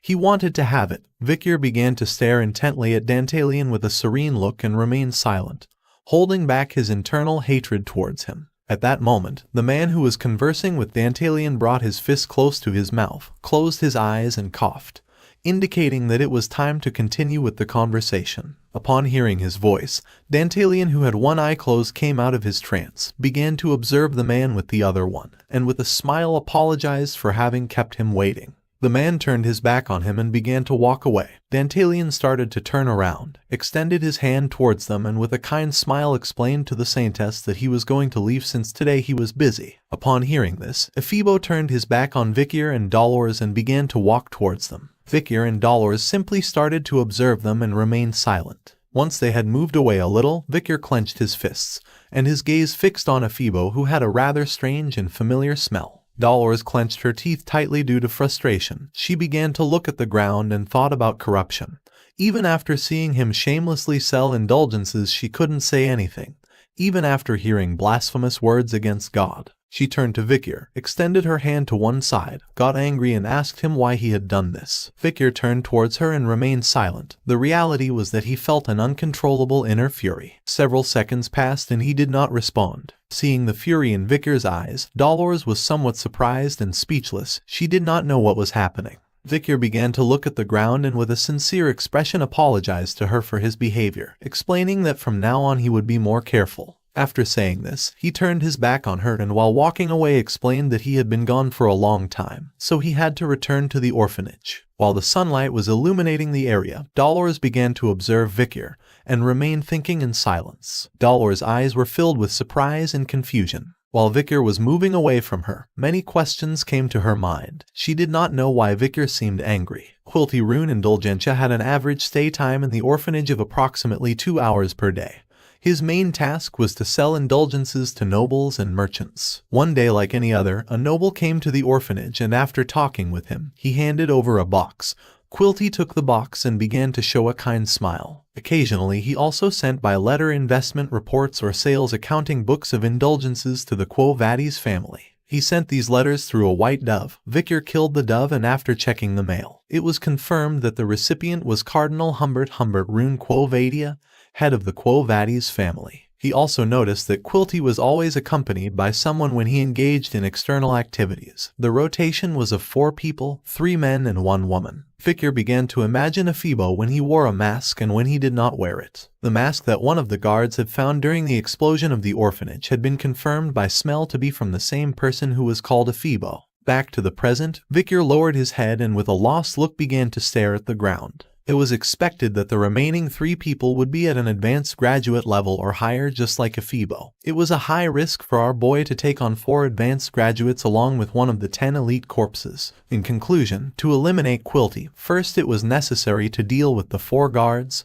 Sancho, Tudor and Piggy arrived in the area and could not help but be left speechless and confused at the same time upon witnessing what was happening before their eyes. Before them was Vikir, who was washing clothes with a wooden board using water from the river. Next to him there was a large basket with dirty laundry. Seeing this, Tudor, Sancho and Piggy could not help but feel somewhat surprised and asked why he was working so hard. Sancho crossed his arms, closed his eyes and felt embarrassed for trying to earn points by completing hours of volunteering. Tudor clenched his fist, and his gaze filled with determination. He couldn't believe that Vikir was doing all this to help the children. He decided to follow his example and work harder to become a true hero. Piggy began to observe Vikir and fell silent. Several seconds later, the 3 raised their fists and decided to follow him. Upon hearing their voices, Victor, who was washing clothes by hand, turned towards them and was somewhat surprised. Victor began to clean his cheek with his hand, and with a lost look he began to gaze at the ground. He was so lost in his thoughts that he hadn't even noticed that his friends had come. It was difficult to act during the day. He had to wait for night to arrive. For now he decided to concentrate on the day. Today it was a wonderful day, and the sky was clear. After a few hours, someone threw the run-flat ball into the air. The ball had been thrown by the children of the orphanage, who were happily playing run-flat. With a smile, one of the children extended his hands to catch the ball, while being followed by the others. In the area there was a tree. While all the children were playing, a girl sat next to the tree and began to watch the game in silence. This child was none other than Perry. Several minutes passed, and instead of going to play with the children, she stayed watching. At that moment, she turned her head to one side and her eyes filled with surprise. Someone wearing academy boots sat next to her and threw a ball on the ground, which bounced against it and flew away. This person was none other than Victor. He sat on the tree next to her, and while he had one hand resting on his knee, he began to bounce the ball with the other. Perry started to look at Victor and remained thinking in silence. She did not know what he was trying to do. Victor kept bouncing the ball, and this awakened Perry's curiosity. Her eyes filled with curiosity and her gaze fixed on the ball. Seeing this, Victor could not help but smile, and with a cheerful look remembered that the children of Balak also liked to play with this ball. He picked up the ball, and the reality was that it was not a ball, but the madam's egg. It had not shown signs of hatching, and the grip was not bad. Victor always carried the egg with him just in case, but he had never thought he would use it for something like this. Victor threw the ball again, and curiosity in Perry's eyes increased dramatically. She was stunned to see how well this ball bounced. Her gaze fixed on the ball and her desire to play with it grew stronger. She tried to hold back but was unable. Several seconds later, she picked up the ball and with a pleasant and excited smile, she prepared to bounce it. She began to happily bounce the ball, and Victor, who had his hand over his mouth, started to watch her and couldn't help but smile upon seeing that his plan had worked. Behind them were some stairs on which Sinclair was sitting. While she had one hand resting on her knees, she rested her head on the other hand, closed her eyes, and couldn't help but smile since, as expected, Victor was kind. Upon hearing her voice, Victor came out of his trance, broke his hand from his mouth, and couldn't help but be somewhat surprised. When he turned around, he saw Sinclair. She began to blush and with a happy look, mentioned that he had a somewhat blunt side. Victor didn't even look at her, turned his head to the side and asked what she wanted. She stood up, put her hands behind her back and started walking towards him, explaining that the reason was obvious. She approached Victor, closed her eyes, and with a pleasant smile revealed that she simply wanted them to be friends. She was a year younger than Victor, and if he didn't mind then she could talk to him formally. Victor started looking straight ahead and remained thinking in silence. Then he turned his head back and with a calm look gave her the order to do what she wanted. Upon hearing this, a smile appeared on her face, causing her to start blushing. While Perry was happily playing with the ball, Sinclair got even closer to Victor and realized that she could be more informal, calling Victor brother. Victor replied that he felt a little uncomfortable being called brother. She decided to think of another way to call him until the next time they met. While they were conversing, Perry continued happily playing with the ball. She threw the ball again, but at that moment, it began to move in the air, leaving little Perry somewhat confused. At that moment, the ball bounced forward, and seeing this, Perry's eyes filled with concern and she started to follow the ball. In the grid that was next to the estuary canal, there was a small hole. Unfortunately, the ball went through the hole and fell into the water. Upon hearing the sound of water, Victor's and Sinclair's attention shifted towards little Perry. Both were somewhat surprised. Both approached the grid where Perry was. Sinclair put her hands on her knees, bent down a bit and explained that the ball had gone to the estuary, so there was nothing they could do about it. Little Perry put her hands close to her mouth and her eyes filled with worry. Upon hearing that they could not retrieve the ball, Perry's eyes filled with tears. She began to look at Victor, hoping that he could do something about it. With a serious look, Victor asked her not to worry since it was just a ball. With a sad look, Perry began to look down and started to cry. Victor began to observe her and started to think. With a smile, he began to unbutton his academy uniform. He couldn't help it. He wanted to make little Perry happy. At the same time, someone wearing white boots began to walk through the area. This person was none other than Dolores. She grabbed her elbow with her hand, closed her eyes and sighed, as she was still upset about it. Several seconds later, she opened her eyes and with a lost look began to think about Victor. She started to remember the conversation about the night hound that they had had at the club. She had not had a good impression of him because he was judging someone with prejudice. Moreover, his behavior was so bad that he even received negative points to the point where he needed to do volunteer work. But the feelings about him were changing. A few hours ago, at the orphanage, she met Tutor, who was carrying a child on his back. He extended his hand to one side and with a smile explained that the kitchen needed more hands. So Vikir had offered to go there first. She went to the kitchen where she found Tutor, who was dressed like a cook, while he was holding a ladle in his hand. With a kind smile he explained that they had been distributing food until just now, and hot water wasn't coming out, so Vikir had gone to check the pipes. He hadn't even been able to eat because he had been busy giving out food. She went to the pipe room where she found Piggy. He had a towel around his neck. Upon seeing the president, Piggy became happy and explained that Vikir had gone to do laundry not long ago. Vikir had been able to fix the pipes recently, so now they could boil the laundry. After this, she went to the laundry where she met Bianca. With a calm look she mentioned that Vikir had been hanging the clothes next to her until now. But the children had asked him to play, so he had gone to prepare the gym. Back in the present, Dolores started looking down with an insecure look. Everyone thought that Vikir was a good person. She had thought that her judgment of him was not accurate. But in reality she could not be more wrong. She actually had her own prejudices about him. As the sun was lighting up the area, she left the orphanage and approached some stairs. She put her hand behind her head and remembered that many were aware of the fact that Quilty and she did not have good relations. So if Vikir had been considerate by hiding with her because he had noticed Quilty, then she should apologize. Several seconds later, she saw Vikir, Sinclair, and little Perry standing in front of the estuary grate. She began to observe Vikir and her eyes filled with confusion as she did not know what was happening.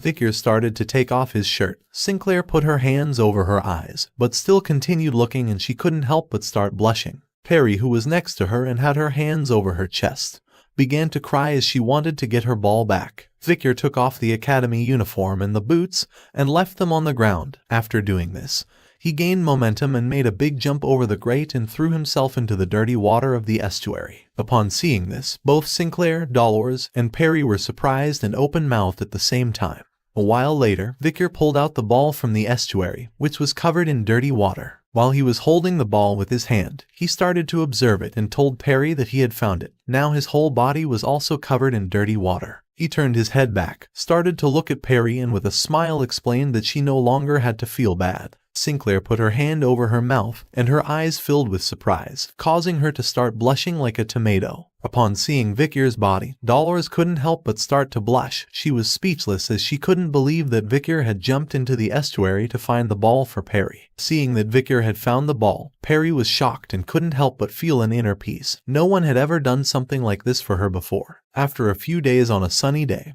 Tutor, Sancho, and Piggy also finished the tasks and went out to the yard to play with the children. Everyone was very happy. A little while later, Tutor, who was wiping the sweat from his forehead with his hand, started to look at the children and with a smile mentioned that today was the last day of volunteering. Sancho, who had one hand on his waist, began to smile and with a cheerful look replied that time had passed very quickly. Meanwhile, on the other side, Piggy, who was very tired and panting heavily, remained silent. Tutor clenched his fist, raised it to the sky, and decided to play until he ran out of energy. Next to them was the tree where Vikir was sitting. He intertwined his hands and remained thinking in silence. Next to him sat Perry. While the sun was illuminating the area, Vikir began to gaze at the ground with a lost look. Perry, who was sitting next to him, was holding something made of flowers. Her gaze was filled with sadness as today was our boy's last day of volunteering. Perry was red and sad at the same time. She lifted her head and started observing Vikir in silence. Vikir raised his head and with a serious look began to think of some way to kill that bastard Dantalian. While he was distracted, Perry approached him and without making a sound, she placed the flower crown on Vikir's head. Upon feeling this, he came out of his thoughts and couldn't help but be somewhat surprised. He started to touch his head with his hand, and with a confused look asked if this was a crown. Upon hearing this, Perry panicked, began to sweat, and with a surprised look started to shake her hands in denial. She approached him and took his hand. Upon feeling this, Vikir became even more confused as he didn't know what she wanted to do. She took our boy's hand with one hand and using the finger of the other began to write on the palm of his hand, thanking him for everything. Vikir started to observe her, and his eyes filled with surprise. Today was a wonderful day.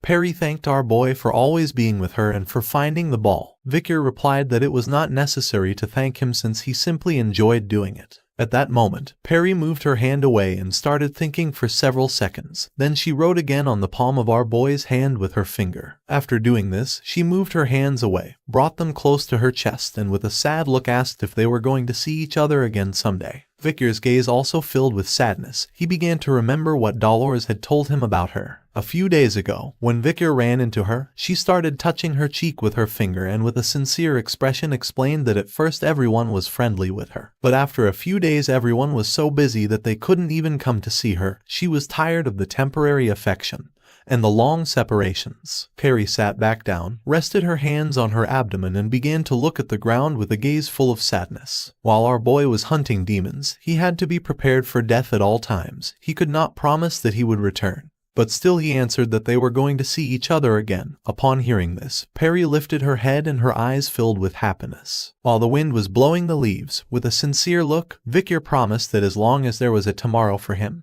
he would come here. Perry began to watch him and fell silent. She couldn't believe that Victor had promised her this. She closed her eyes and started to show a happy smile. Thanking our boy, she decided to wait for that day eagerly. After this, both remained contemplating the views in silence for several minutes. Several hours later, in the main auditorium of the Independencia orphanage, all the students who had come to volunteer gathered together. Among them were Sancho, Piggy, Tudor, and Bianca. Someone thanked everyone since for the children who had been separated from their parents and lived in the orphanage this was priceless. By knowing them, the children had felt their parents' presence and had been able to fill the void they had in their hearts. These words made everyone start to cry. The person who was thanking them was Quilty. He extended his hands to the sides, closed his eyes and with a smile explained that if the children grew up well it would be thanks to the wonderful volunteers. At that moment, a worker who was pushing a box of donations appeared and began to approach them. Quilty extended his hand towards the box and with a kind smile asked them to share with the children the love they had felt for them over the last 10 days. Upon hearing this, Piggy put his hands over his eyes and began to cry even more out of sadness. Next to him was Victor, whose eyes filled with surprise upon seeing that Quilty had attended. Victor started to touch his glasses and thought that this bastard was good at giving thanks with the tongue of the devil, appropriately subtly stimulating respect and a sense of debt towards the parents. He knew they were planning for the young students to donate to the orphanage. Next to Quilty were his 4 subordinates, who now had human faces. They simply remained silent. Quilty began to show a kind smile. Now that the 4 were here, it was going to be complicated to carry out an incursion. Victor started to stare intently at Quilty with a penetrating look and decided not to let this guy do whatever he wanted. With a smile, Quilty began to persuade the students to donate to the orphanage. All preparations had been completed and today Victor was going to hunt one of the 10 elite corpses as planned. Quilty's persuasion plan worked as the students began donating gold coins. A long line formed in front of the donation box. Everyone was happy to donate, even Piggy, Tudor, Bianca, and Sancho. Victor did not get in line and upon seeing this, Sinclair approached him, called him brother, put her hand over her mouth and with a confused look she asked if he was not going to donate, to which he replied that he had no money. She was somewhat surprised and asked why he had no money being a student of the academy. The real reason behind this was that he did not want to give money to a demon. Victor began to observe the others and with a calm expression asked why she was calling him brother. She approached him and with a smile reminded him that he had said that she had to call him something else. According to her, it was too cold not to donate money since they were rich, so they should help the children of the orphanage even if it was just a little. Victor started staring at Quilty and explained that there was no need for parents since anyway, the world was a place where one had to overcome it on their own. Parents were only necessary during childhood when the help of others was essential, and apart from that, according to our boy, they were not needed. Upon hearing this, Sinclair's gaze filled with concern. She began to look at Victor and fell silent. She took Victor's hand with both hands and with a sincere look realized that he had been through a very difficult time. Feeling this, Victor's eyes filled with confusion as he did not know what she was doing. With a tender look, she took Victor's hand and asked him to come visit her house later to eat together with her family during the holidays or vacations. After saying this, she turned her back to him and ran away saying that for today she was done with the excuse that she was going to see the children, asking him to make sure to take time after his volunteer work. Victor began to look at her and remained thinking in silence. He brought his hand close to his face, started observing it and with a perplexed look thought that she was a very strange person. Sinclair approached the children and with a kind smile began to pet their heads with her hand. Victor realized that the identity she had sent to the academy was false. Before his regression, she had been the top genius of the class and had never lost first place in written and practical exams during 4 years. But for some reason, she disappeared as soon as after graduating, and the reason was never revealed to the world. All the children began to approach the students with happiness to give them a hug. Quilty, who was on the first floor, extended his hands to the sides and mentioned that from now on, they were going to take the time to thank the parents who had been with their children for the last 10 days. Tutor hugged a child, closed his eyes and started crying out of sadness, and swore to visit him every week until the day he became a great hero, and of course he was going to keep doing it after that. Sancho bent down, rested a hand on a child's shoulder, started stroking his head, and with a sincere look mentioned that in the north, the children, the young people who were going to lead the future, were the most beloved, saying that the future of the empire depended on him, asking him to work hard. 3 children approached Piggy. He extended his hands towards them and began to cry, promising that he was going to come back and was going to bring a lot of delicious food next time. Bianca started to stroke the head of a girl who was crying, and her eyes also filled with tears. For her, the 10 days had finally passed very quickly. She had become very attached to this girl. While everyone was saying goodbye to the children, Victor stayed watching in silence. With a curious look, he began to look one way, and then the other. In front of him was Dolores, who was stroking the heads of 2 children. Victor approached her and called her attention, and upon hearing his voice, her eyes filled with surprise. She did not know what was happening. She turned her head back and began to blush at the thought of Victor. She started to remember Victor when he had taken the ball out of the estuary. She did not know why this image kept coming to her mind. With a serene look, Victor said that he had a question. He began to observe her and asked if she had seen Perry. She started looking at Victor and remained thinking in silence. She put her hand on her cheek, looked away and replied that she could not see Perry around the area. For her this was strange since she had seen her that morning. Upon knowing this, Victor's eyes filled with alertness and rage. He knew something bad had happened. Seeing that even she did not know, Victor turned his back to her and as he was walking away said that he had to go. Dolores reached out to him and could not help but feel somewhat confused. Victor began to remember Perry's happy smile and could not help but wonder why she had not appeared.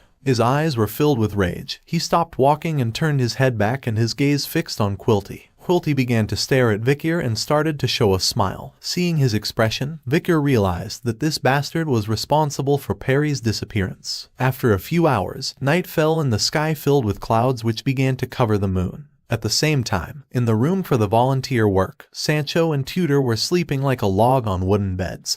Tutor was dreaming of the orphanage. He did not want to leave here. Next to them there was another bed. The person who was sleeping in it took off the sheet and got up. At the same time, in the 4th building of the orphanage Indulgentia known as the children's dormitory, Quilty's subordinates arrived, all carrying weapons and ready to act. Without making a sound, the 4 began to walk, taking different paths. The dorm had 4 hallways, and the 4 took one hallway and started to walk. Several seconds later, Ephibo moved quite far from the area. It was night and the hallway behind him was very dark. Ephibo remained silent. And at that moment, Victor, who wore the night hound mask, appeared from among the darkness and began to stare intently at Ephibo, who was distracted. He did not take long to feel Victor's presence and quickly turned around.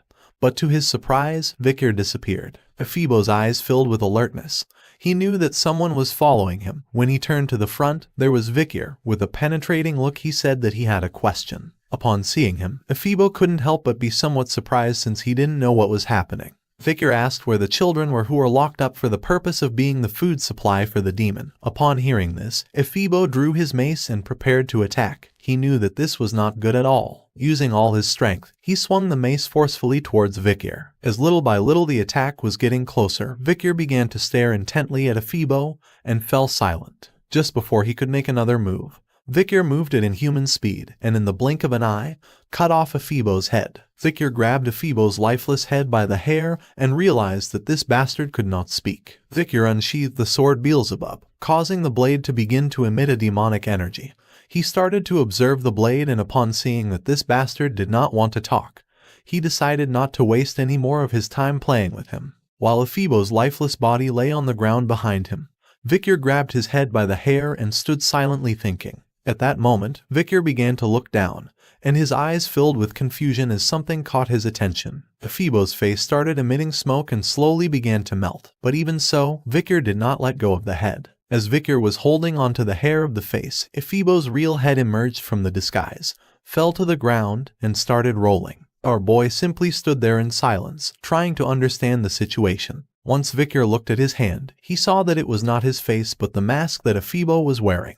He began to observe the mask, and after analyzing it, he realized that this bastard had disguised himself as a human with a fake face. Vicar tightly grabbed the mask and his attention focused on Ephibo's head. He started staring at it intently, and Ephibo's real face was disfigured. He was missing an eye and half of his face had no skin. Upon looking more closely, Vicar realized that this was Peter's face, but when he examined further, he saw that there was a mole under the eye. He dismissed this theory since Peter did not have this mole. Before regressing, Vicar and Peter went to the jungle, and in the middle of the night they lit a bonfire and began to happily converse with each other. Back then, Peter often talked about his missing younger brother. He had disappeared after going into isolation training.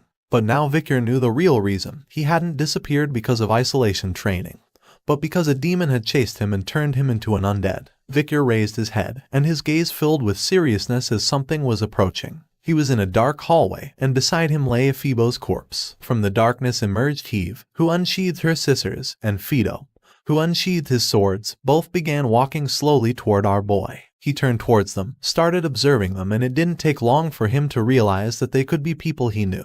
Eve, who had the blade of the scissors resting on his shoulder, and Fido, who was behind him, began staring intently at Vicar and remained silent. Several seconds later, with a piercing gaze, they adopted an offensive stance, indicating that they were ready to attack. Upon seeing this, Vicar decided not to stand idly by. He drew the Beelzebub sword and began to run quickly towards the demons. This was something they did not expect, and upon seeing that he was ready to attack, both changed their stance and adopted a defensive pose. Vicar extended the sword backward, causing the blade to start emitting a powerful red energy, and our boy's eyes filled with rage.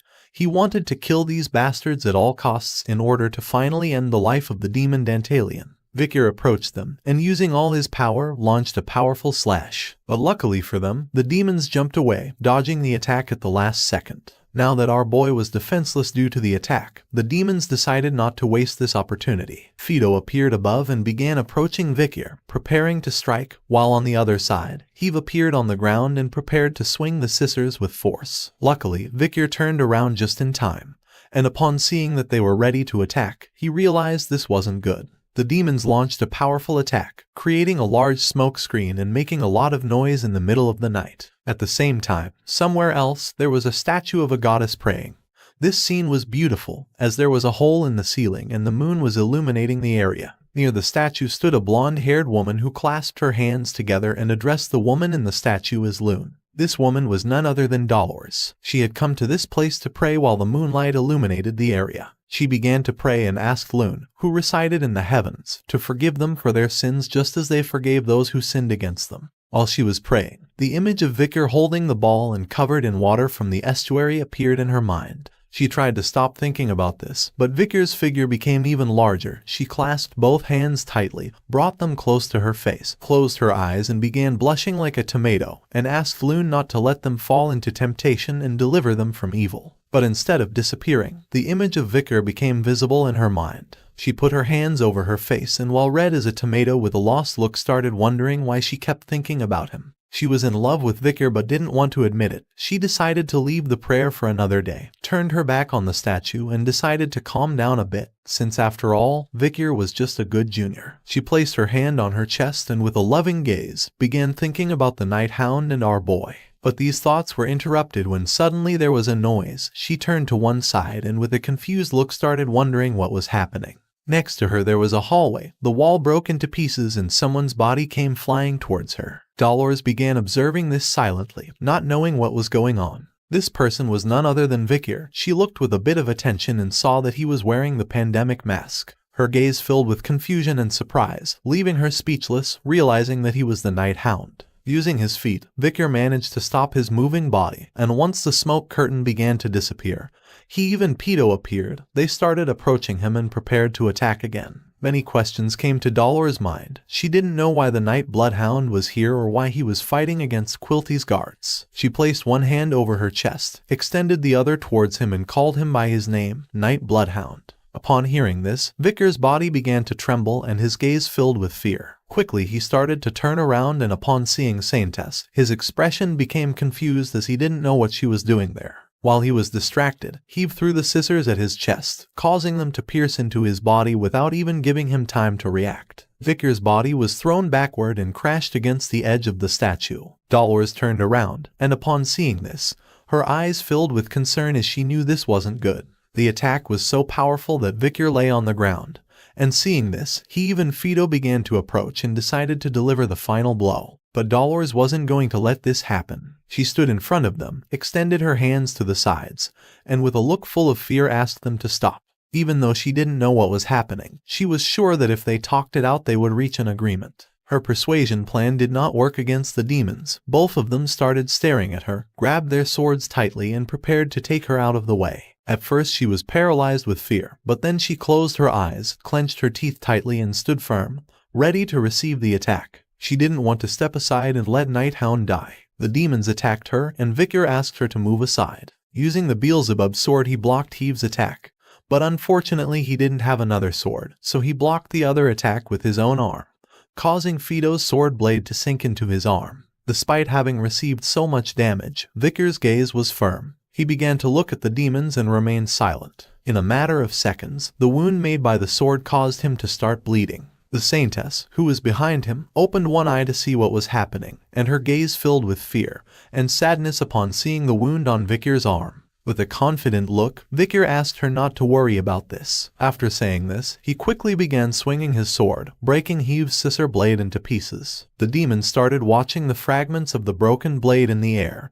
and his eyes filled with confusion. Just before Heave could understand the situation or make a move, Vicker stabbed the sword into his neck, not even giving him a chance to do anything about it. He drove the sword even harder into this bastard's neck to ensure he died, and seeing this, Fido pulled the sword from our boy's arm and prepared to deliver the final blow, thinking he was defenseless. Vicker swung the sword forcefully, cutting Heave's neck, and just before Fido could take advantage of this opportunity to attack, with a piercing gaze, Vicker turned around, swung the sword precisely, and also cut his neck, causing blood to fill the place. While the blood of the demons was falling to the ground, Dolores grabbed her shoulders, clenched her teeth tightly, and her gaze filled with fear. She couldn't believe that the Hound was so powerful. Vicker's suit was now covered in blood. Several seconds later, the heads of the demons fell next to their lifeless bodies. Vicker approached, began observing them, and remained silent. Dolores put her hand near her mouth and with a worried look remembered that he was injured. She approached him, clenched her fists, and with a look full of concern asked if he was okay, advising that it would be better to treat his arm right now. Vicker stood firm and told her not to worry about it.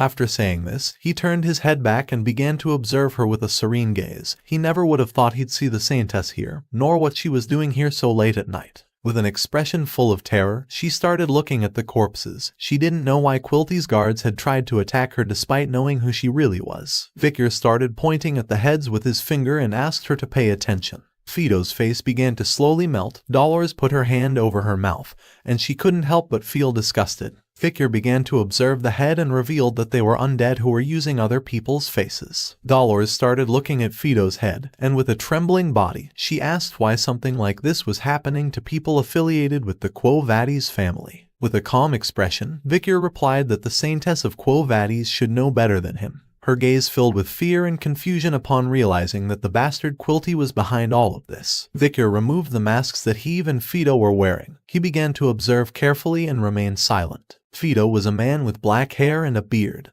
and his face was familiar to our boy. He was Staffordshire Baskerville from the Pitbull Order. He began to remember Staffordshire when he was alive, when our boy had disappeared into the forest.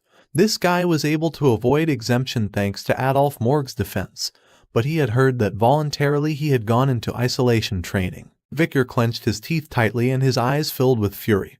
He started looking at Heave's corpse and saw that he had a tattoo on his chest, and judging by this he realized that this guy was from the Don Quixote family. He began to remember the bastard set smiling and recalled that this guy was also in isolation training, and people from prestigious families had cut off contact with outsiders. In the past, he came across the three sisters who were very tired, and with a sincere look, one of them mentioned that they had just started isolation training. But, by Uncle Adolf's orders, he withdrew, entered the room of darkness, and was currently dedicated to magical research. At that moment, someone wearing bandages extended their hand and summoned a fireball. This person threw the fireball at the corpses of the demons, creating a great explosion, leaving Vikir and Dolores somewhat confused. This person began to throw more fireballs, destroying the place in pieces. Several seconds later, debris started flying everywhere. The entire place was now in flames. Vikir approached Dolores and began to cover her with the cloak. The flames started spreading everywhere, and seeing this, Vikir thought that this was not good. They began to look to one side and their eyes filled with surprise and confusion upon seeing what was in front of them. Someone wearing leather boots started making their way through the fire towards them. It was a woman with red hair. She began walking slowly towards them. Vikir began to observe her and couldn't help but be somewhat surprised. He gave her 0 points. He didn't know what this attitude of his future wife was, giving her 0 points out of 100. She started staring at Vikir, extended her hand towards him, summoned a fireball and prepared to attack. While the flames were slowly consuming the entire place, Camus began to stare at them intently, extended her hand and started to summon a fireball. At first, Vikir and Dolores remained silently watching her. But then Vikir's gaze fixed on her, creating tension in the atmosphere. No one knew what Camus was doing in this place. Dolores began to observe Vikir with a surprised expression and couldn't help but blush upon seeing that the Night Hound had protected her. She became nervous, turned her head to one side, and her eyes filled with surprise. In a matter of seconds, the flames consumed most of this place, and the fireball that Camus had summoned slowly began to grow larger. Dolores' attention was fixed on Camus, and she soon realized that her attack was not only directed at the Night Hound but also at her, asking if she too was an undead. Vikir put the cloak in front of her to protect her from the attack and mentioned that she probably was also an undead. He began staring intently at Camus and asked Dolores how long this woman had been with Quilty. She clenched her fists, turned her head towards Vikir and with an insecure and uncertain expression revealed that she had recently heard that this woman had been hired by Quilty. After saying this, with a lost gaze she sank into her thoughts. She was not willing to stand idly by, so she clasped both hands together, causing a golden glow to appear. With a firm look, she mentioned that as a servant of God, she could not stand idly by if the opponent was an undead, deciding to provide support to the Night Hound. Camus, who was standing in front of them, prepared to attack, but our boy started walking towards her and ordered Dolores to step back since he wanted to verify something about this woman. Upon hearing this, Dolores decided to at least offer support with a healing spell, but our boy refused, explaining that it wasn't necessary. Seeing that Vikir was approaching, Camus, who had her hand extended towards them, decided to change her method of attack. She used her power, making the flames grow more intense, and at that moment, spikes made of explosive energy emerged from nowhere. She began to control the spikes and hurled them forcefully toward Vikir. As the attack slowly approached, Vikir unsheathed the Beelzebub sword and continued walking toward her without the slightest intention of backing down. Just before the attack could hit him, he swung the sword with precision, cutting the spikes into small pieces without much effort, and with a piercing look indicated to Camus that this type of attack was not going to work against him. But to Vikir's surprise, the spikes exploded behind him, creating small but powerful explosions. Our boy began observing her in silence, realizing that he had narrowly escaped. With an angry expression full of rage, Camus prepared to attack again. She was not willing to give up so easily. Vikir recognized her long, straight red hair. She was using magic that seemed to be at least level 6, combining iron and fire. It wasn't common to find someone capable of using that level of magic at such a young age, even within the prestigious Morg family specialized in magic. Our boy was quite injured and decided to change plans, sheathing the Beelzebub sword. Noticing this, Camus decided to take advantage of it. She extended her hands backward and used her power to summon more spikes again. But Vikir stood firm. Due to the fire, pieces of wood from the ceiling were now stuck in the ground. She threw the spikes at him, creating large and powerful explosions near him. But once the smoke curtain created by the explosions began to fade, Vikir emerged unscathed. And with a murderous look he grabbed one of the pieces of wood. Camus attacked again, and the explosive spikes passed close to Vikir's shoulders, creating small cuts on his shoulders, and despite being injured, he continued walking firmly towards his target. She attacked again, but Vicar slightly turned his head to the side, causing the attack to destroy part of his hood. He began staring at her, indicating that he was not ready to give up so easily. Seeing this, Dolores panicked and her gaze filled with concern. She didn't know why the Night Hound was heading straight into the attacks. Camus did not stop attacking. She extended her hand towards them and started launching a chain of spikes. Several of them struck Vicar's body, but despite this, he stood firm and continued walking toward his target. Dolores began to observe our boy, and it didn't take long for her to come to the conclusion that Vicar was planning something and knew this woman. Many questions came to her mind, questioning what the relationship between them was. Vicar began staring at her, remembering the past. He started imagining Camus sitting in a chair, and next to her uncle. Before regressing, it was known that she got along well with Adolphe Morgue, so in that case, there would have been no reason for her to go into closed-door training. When Vicar was a child, one day he ran into Camus, who was furious, asking what he had just said. Our boy remained calm and stayed silent. On another occasion, she began pointing at the city map with her finger, and with a furious expression she made sure he understood where the blonde's mineral property was. In the past, during a fight, she fell to her knees on the ground.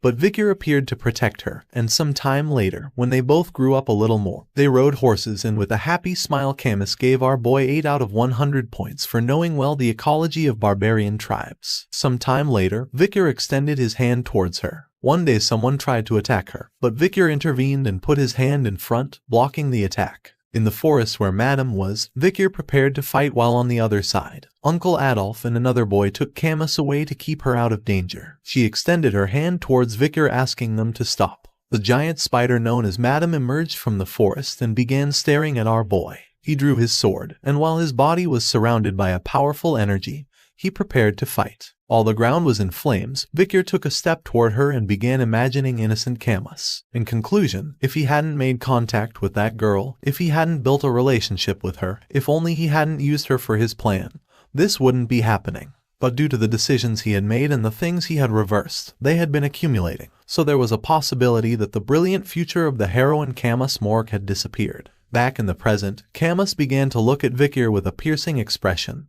being totally different from before. Vicar approached her, and her eyes filled with confusion and sadness, and upon seeing this, he couldn't help but wonder what he had done to her. Camus, who was now an undead, stood firm, and with a serious expression, she extended her hand towards Vicar, summoned a fireball, and prepared to attack. But just before she could make another move, Vicar grabbed her hand, and just before she could do anything about it, he placed his other hand on top of her head, causing her eyes to fill with confusion and alertness. Now that she was immobilized, Vicar firmly grasped her face and without a hint of remorse, forcefully tore off the mask she was wearing, revealing the true face of the undead. Dolores put her hands near her face and couldn't help but be both terrified and astonished at the same time. Upon seeing the true face of Quilty's subordinate, Vicar's expression changed and his gaze filled with disappointment. The demon prepared to attack and began summoning a fireball in her palm. With a murderous look, Vicar grabbed her hand tightly, pushed it aside, and upon seeing that she was preparing to attack,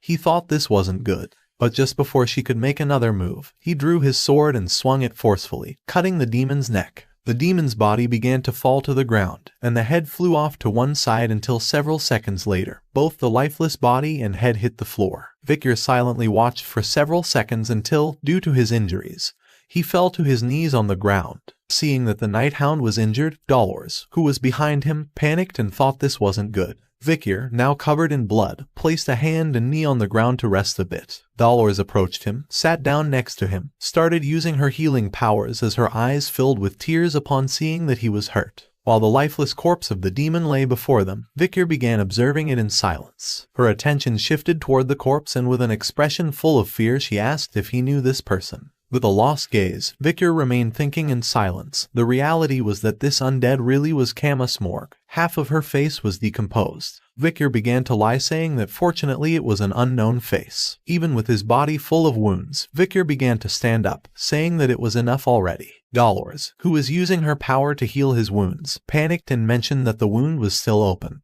But our boy responded that just with this he already felt perfect. Dolores' mind filled with questions. With an anxious expression she asked why he kept fighting until reaching such a horrible state, asking him to explain a reason. Vicar stood up, clenched his fist tightly and responded that the reason was demon hunting. With a fearful and confused look, she began to stare at him and ask why he was hunting demons. He turned his back on her and mentioned that it was just personal revenge. After saying this, he approached the corpse and gently picked up Camus Morg's mask. He started observing the mask and began recalling the masks of other demons. This one also emitted a powerful demonic energy, but they were only sacks being used by Quilty's guards. He decided it would be better to investigate further about it. But at that moment, a voice emerged from Camus Morg's corpse asking Vikir to return the mask. Upon hearing this, both Vikir's and Dolor's attention shifted towards the corpse. They were both terrified and confused at the same time. A mouth appeared on the corpse, and it mentioned that Ephibo, Heb, Fido, and even Geronto had been borrowed from that woman, revealing that she was going to be furious. Dolores put her hand under her chin and couldn't help but remain open-mouthed and terrified upon seeing a mouth emerge from the body. The mouth recognized Vikir's pandemic mask and quickly realized he was the guy who had been attacking their branches lately. Vikir began staring at the corpse, recognizing it as one of the 10 elite corpses and asking why they were asking if they already knew. With a gaze full of rage, Vikir realized that he was Quilty. Dolores was left open-mouthed and shocked at the same time. She began to observe his mouth, and with a surprised expression realized that this voice belonged to the bastard Quilty. For the demon, it was unexpected to be discovered by the Saintess. A smug smile appeared on his face since his plan had worked. For the sake of a great cause, he had no choice but to give up his identity as Quilty, revealing that he had been avoiding touching the Saintess out of fear of increasing people's vigilance.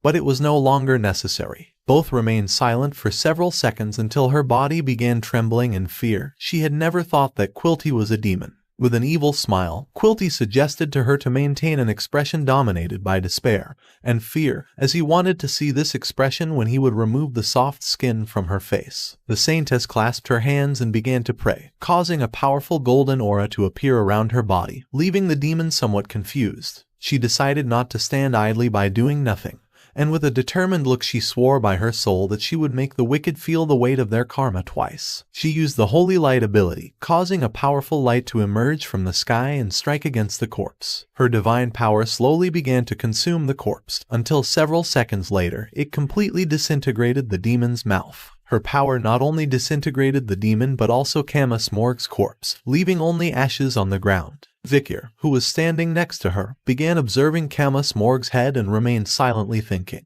Dolores, who had her hands clasped together with an angry expression, asked the demon to reflect in the afterlife. But at that moment, someone who was behind them began licking their lips with a smile, revealing that after all, the Saintess's face was rare. Upon hearing this, she didn't take long to recognize the voice and her eyes filled with fear and despair. And just then, a powerful light struck Vikir's body, piercing his chest without even giving him time to react. Vikir, who was wounded, fell to his knees on the ground, and seeing this, Dolores approached to help. At that moment, someone started approaching them. It was none other than the bastard Quilty, or better known as Dantalion. He put his hand in front of him, making the mouth that Dolores had just disintegrated appear on his palm. He began to smile and with an excited look mentioned that it wasn't polite to interrupt someone in the middle of a sentence. She got angry and asked the demon how he could disguise himself as Quilty and commit such a horrible act. Quilty started walking towards them and with a smile explained that the reason was because he was a demon after all, asking if she was sure about fighting him. Vikir, who was wounded, fell to his knees on the ground, but Dolores stood in front of him to protect him. She extended her hand to the sides and despite being afraid, she accepted the fight. The demon placed a hand over his chest, extended the other towards her and with a confident smile mentioned that she was still an immature novice, questioning if a dying swordsman could face someone like him. At first, Dolores stood firm, but then tears and despair appeared in her eyes. Quilty grabbed her chin and explained that she was trying to act strong without realizing that fear was escaping through her face. The demon approached her, began to look into her eyes, stuck out his tongue and with a smile revealed that she couldn't fool anyone with a face like that. Having the demon so close made her start to feel a fear she had never felt before. Quilty began to show his true nature while drool was falling from his mouth. He started staring at her and couldn't help but smile since he finally had the Saintess's face in his hands. But his happiness didn't last long, as Vikir stabbed the Beelzebub sword into the demon's neck, causing his eyes to fill with confusion. He didn't know how Vikir could keep fighting being so injured. The attention of the demon and Dolores shifted towards Vikir. He revealed that he had noticed something about him while following his trail. With a gaze full of rage and thirsting for revenge, He revealed that Quilty was a coward who easily sacrificed his subordinates, and who never wanted to fight head-on, so he had thought that he wouldn't appear unless Vikir was injured. The wound Vikir had on his chest because of Quilty's attack had now healed. With a confident expression, he explained that he had simply pretended to be hurt, revealing that healing wounds like this was nothing for him.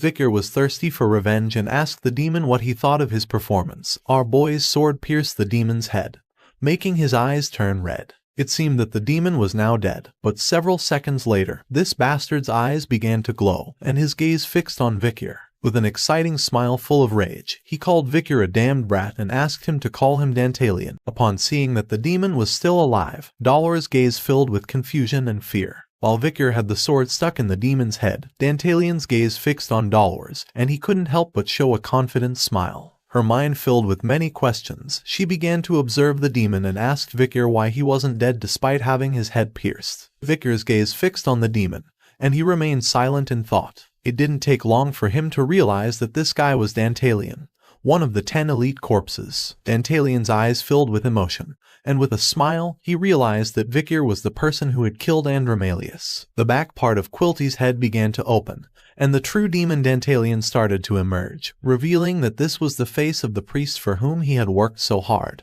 But it was a shame because now he could no longer use it. Upon hearing this, Vikir's gaze filled with concern, and he couldn't help but go on alert, realizing that this was not good. Dantalion, who was now in the body of a woman with white hair, began to emerge from the body of priest Quilty, and with a smile revealed that he only confiscated faces, being able to collect faces and obtain the memories and vitality of those faces. The demon placed his hand on the shoulder of Quilty's lifeless body, turned his head backward, started staring intently at Vikir, and with an evil smile explained that what he had just killed was an entity called Quilty Rune Indulgentia. He was just one of the many faces the demon possessed, thus Vikir could not kill the true demon until all the faces were destroyed. Vikir, who was thirsty for revenge, jumped, appeared behind the demon and with a murderous look, prepared to attack. He was determined to do what the demon had said and kill all the faces. Upon hearing this, the demon turned around and upon seeing that Vikir was ready to attack, went on alert. And just before he could react, Vikir swung his sword forcefully, stabbing it into the demon's abdomen. But then something happened again. Dolores placed her hand near her chest, and her gaze filled with fear and sadness as she saw what lay before them. Meanwhile, on the other side, Vikir began observing in silence without losing his composure. Vikir forcefully drove the sword into Dantalion's chest, causing the woman who owned the body to regain consciousness. She began to cry and told Vikir that she did not want to die, asking why she had to die. Her eyes filled with sadness and despair, causing blood to start coming out of her mouth. In a desperate attempt to save her life, she begged Vikir to spare her life, and not long after, she lost her life.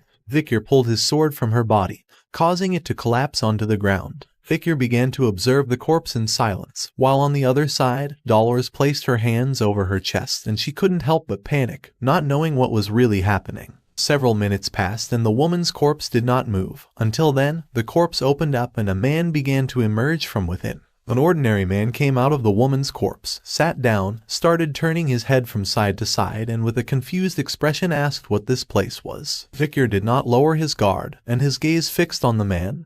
He was ready to attack. The expression of Dolores was filled with surprise and confusion. She could not believe that the demon Dantalion had so many faces. The man put his hand on top of his head and with a surprised gaze remembered that he was buying the meat empanada that his daughter liked. When suddenly on the way home, something had happened. Just before the man even had time to finish the sentence, Vikir, who was full of rage, forcefully swung the sword and cut off the man's head, making it fly through the air. To Vikir, the demon was very arrogant. The eyes of Vikir, which were full of rage, filled with surprise upon seeing a small child crying. Once the man's corpse fell to the ground, Dantalion re-emerged from within, now taking the form of a child. The child put his hands over his face and began to cry, asking why Vikir was so mean. Vikir clenched his fist tightly and tried to attack the child, but his body would not move. The child started rubbing his eyes with his fists, and, with a sad expression, explained that he had done nothing wrong, asking why Vikir was bullying him. Vikir began to observe the child in silence. The child started crying even more to gain Vikir's trust.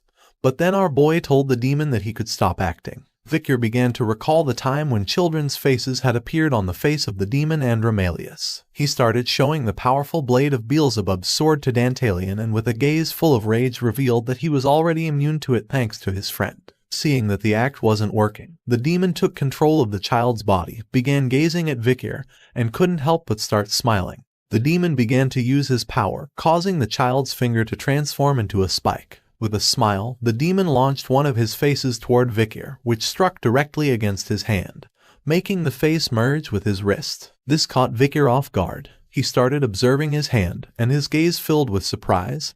He didn't know what was happening. With a grin, the demon said that it was a gift, and just before he could finish the sentence, Victor cut off the child's head with the sword. The child's head flew through the air, but the demon's gaze filled with excitement, causing a confident smile to appear on his face. The child's head began to spin rapidly, causing limbs to start emerging from it. The demon changed shape again. Now he had the body of a young man with gray hair. Using his hands and feet, the demon stopped his moving body. With a demonic gaze, the man began to show his hand, causing the true mouth of the demon Dantalion to appear. Both started looking at Victor and couldn't help but begin laughing. The power of the demon began to take effect on Victor's body, making his expression fill with terror.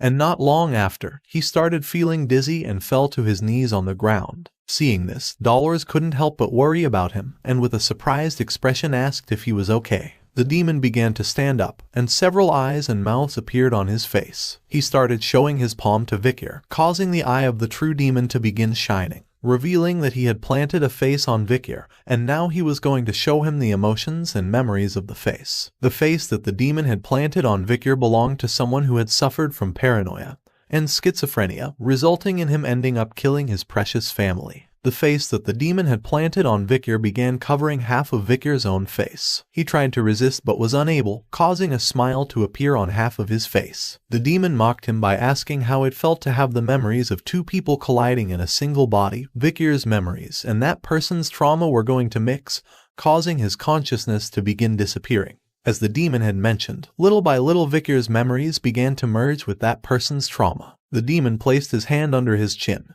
and his expression turned surprised. In a desperate attempt to save himself, Victor cut off his own arm and began showing a confident look, revealing that he was not going to give up so easily. Upon seeing this, Dolores put her hands over her mouth and was shocked. She couldn't believe that Victor had cut off his own arm. Her gaze filled with sadness and concern, but our boy asked her not to worry about him. Victor's arm began to regenerate until, several seconds later, a completely healthy arm appeared as if it had never been damaged. He revealed that he was fighting against a demon, but that didn't mean he was an average human. Far from being astonished, the demon remained calm, began to observe Victor, and now understood why Andromalius had been defeated. His attention was fixed on the Beelzebub sword, and upon seeing the demonic energy, he realized that it was the demonic sword Beelzebub. Victor's body was surrounded by an aura of a graduate of the highest degree. An excited smile appeared on the demon's face since our boy was a difficult opponent to face directly. He began to use his power, making more faces appear on his hand. He started pointing at Victor with his finger and decided to change plans. Seeing this, Victor adopted a defensive stance, ready to block the attack, while on the other side, Dolores was paralyzed with fear. Instead of pointing at Victor, the demon began to point at Dolores, leaving her shocked, not knowing what was going to happen.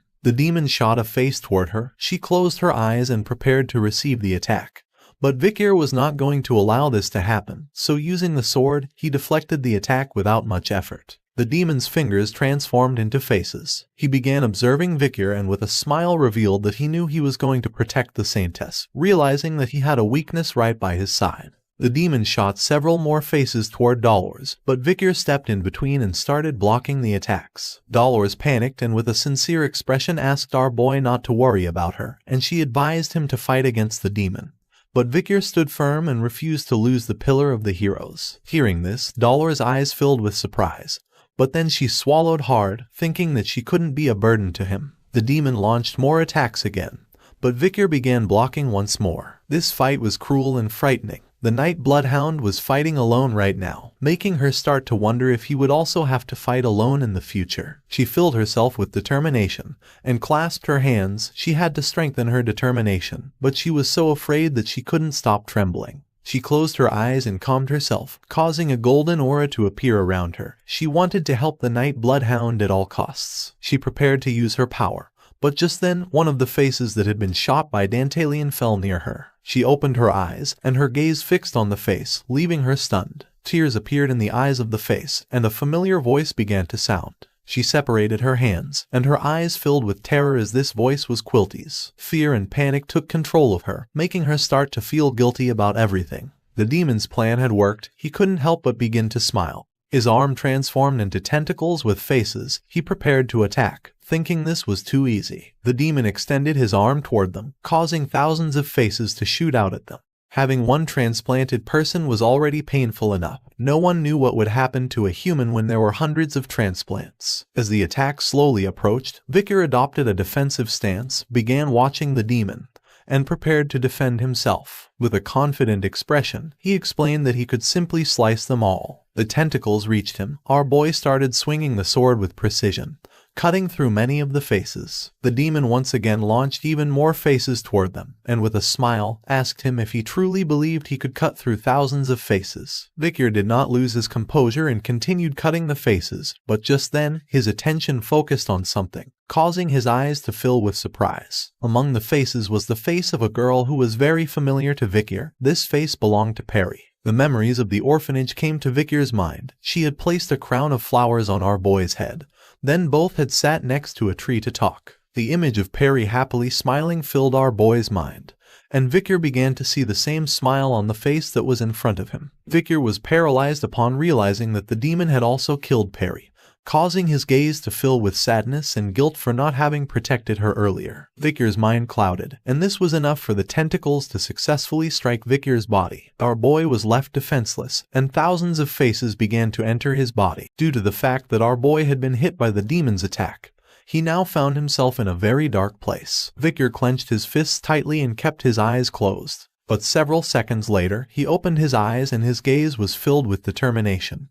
He was not willing to give up so easily. He appeared in a small tunnel, which was full of water, and in front of him there were a bunch of people sitting with their arms resting on their knees. Upon observing this, he couldn't help but remain somewhat confused, not knowing what was happening or what this place was. The people who were in front of him seemed to be depressed, and none of them appeared to have a face. Our boy remembered being absorbed by Dantalion's ability, realizing that this was the effect of the ability. His mind filled with curiosity and confusion. He began to observe them and with an uncertain expression started questioning himself if they were the people who had been devoured by the demon. But then, something happened and veins began to appear on his face, reaching his eyes, making him start to feel fear. The green-colored water that was flowing through the tunnel seemed to be a kind of poison, since thanks to it, slowly the veins began to expand throughout his body. The water started shaking violently, creating small waves. Vicar began observing the people who had been devoured by Dantalion and couldn't help but feel the same sense of discomfort as when Dantalion's face had been implanted on his body. Thanks to the water from the tunnel, memories and traumas slowly began to mix with Vicar's consciousness. Some had killed their partner, others their beloved family members, some had lost their minds, and others had been consumed by evil. Among the people was a small boy who was very sad. The boy's eyes filled with sorrow as he begged Vicar not to do it because he did not want to die. Our boy now had visible veins all over his body, and while the child was crying, he approached and gently placed his hand on top of his head to try to console him.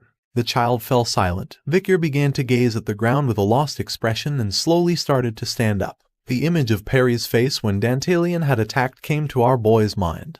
He raised his head, began to observe them, and his gaze filled with determination. The tunnel seemed to have no end and was filled with the victims who had been killed by the demon. Vicar stood up, and upon seeing that those who had been devoured by Dantalion were here, he came to the conclusion that Perry must also be in this place. At the same time, among the victims, children who had their hands resting on their knees lowered their heads, and their gazes were filled with fear. Some were afraid of dying while others were very tired. Among them, there were also people who were tired of being in this place and preferred to die rather than stay here. After Vicar was consumed by the attack of Dantalion's faces, not long after, it was Dolor's turn who was also consumed by the attack, as she was unable to fight against such a strong demon. She also arrived at this place, and upon seeing so many people in front of her, she couldn't help but remain in shock and start wondering what this place was. Soon the cries and pleas consumed her mind, making her lower her head and begin to feel guilty, realizing that these were the vengeful spirits of the people who had been devoured by the demon. She fell to her knees on the ground, started gazing at the floor while trying to process the situation. Someone emerged from the water, began walking toward her, asking what Saintess thought about his collection of human souls he had devoured so far. Fear and despair took control of Dolores. She didn't even move. The demon Dantalian appeared behind her, now showing his true form.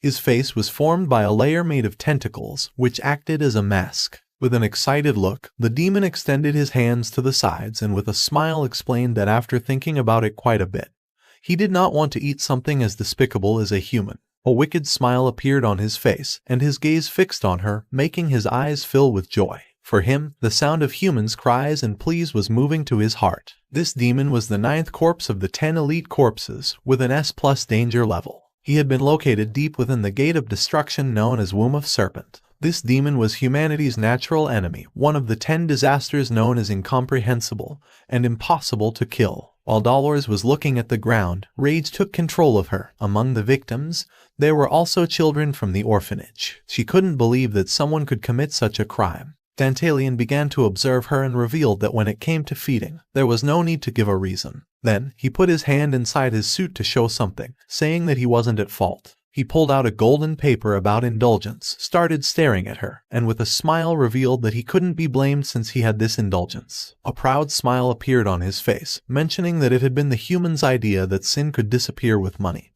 Human ideas always excited his brain. He extended his hand to one side and revealed that he had also taken from them the idea of using orphanages to supply food, borrowing the method of food supply from humans who raised livestock to later eat it. If he had committed a sin, then it meant he had learned much from humans. Dolores, who was kneeling in front of him, began looking at the ground and remained silent. Dantalian approached her, started observing her, and with a smile mocked her by revealing that she too was one of those wicked people who harmed others. She simply had the luck to be born with divine power, but deep down she was weak, useless, and only caused problems for others. The tentacles of Dantalian approached her head, and with an evil grin, he explained that without her, it would have been impossible to trap the Night Hound in this inner world, all thanks to her making him weak. Dolores remained silent. For the demon, it was thrilling to see the Saintess unable to say anything. In his mental world, the negativity of the dead devoured the self. He was so eager to see her expression tainted by negation. At that moment, Dolores raised her head, began to turn around, and with a confident expression responded that there was nothing wrong with what he had said.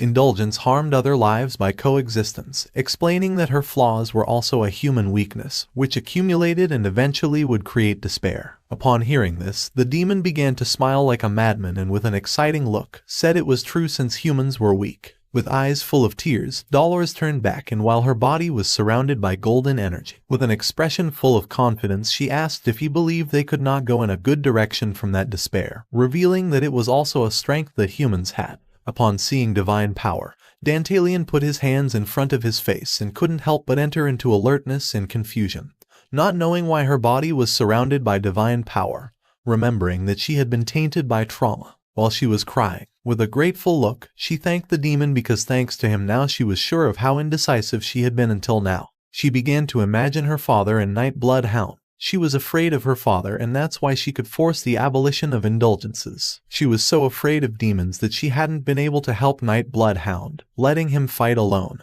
realizing how useless she'd been until now. In the past, Vikir and Dolores sat on top of a wooden fence, contemplating nature. She asked our boy why God had chosen someone as weak as her to be Saintess. Even without being born with divine powers, there were many others who had stronger faith than her, not knowing why she had been given the title of Saintess. At first, Vikir began to think silently, and then with a calm voice, he explained that the fact she was suffering and repenting could be the reason why God had chosen her, because what this world needed was something that would shine when it reached the lowest and fiercest place. Hearing this, her eyes filled with surprise. She was left speechless, thinking that he was right. Back to the present, she clasped her hands, causing the divine power to begin emerging from her body. He had been fighting alone against the demons, but she could no longer let him fight alone. She began to use her power, causing her body to start releasing an immense amount of divine power, which began expanding everywhere. She was determined to help in any way possible. Upon seeing the energy, the demon put his hands in front of his face and couldn't help but go on alert and remain open-mouthed.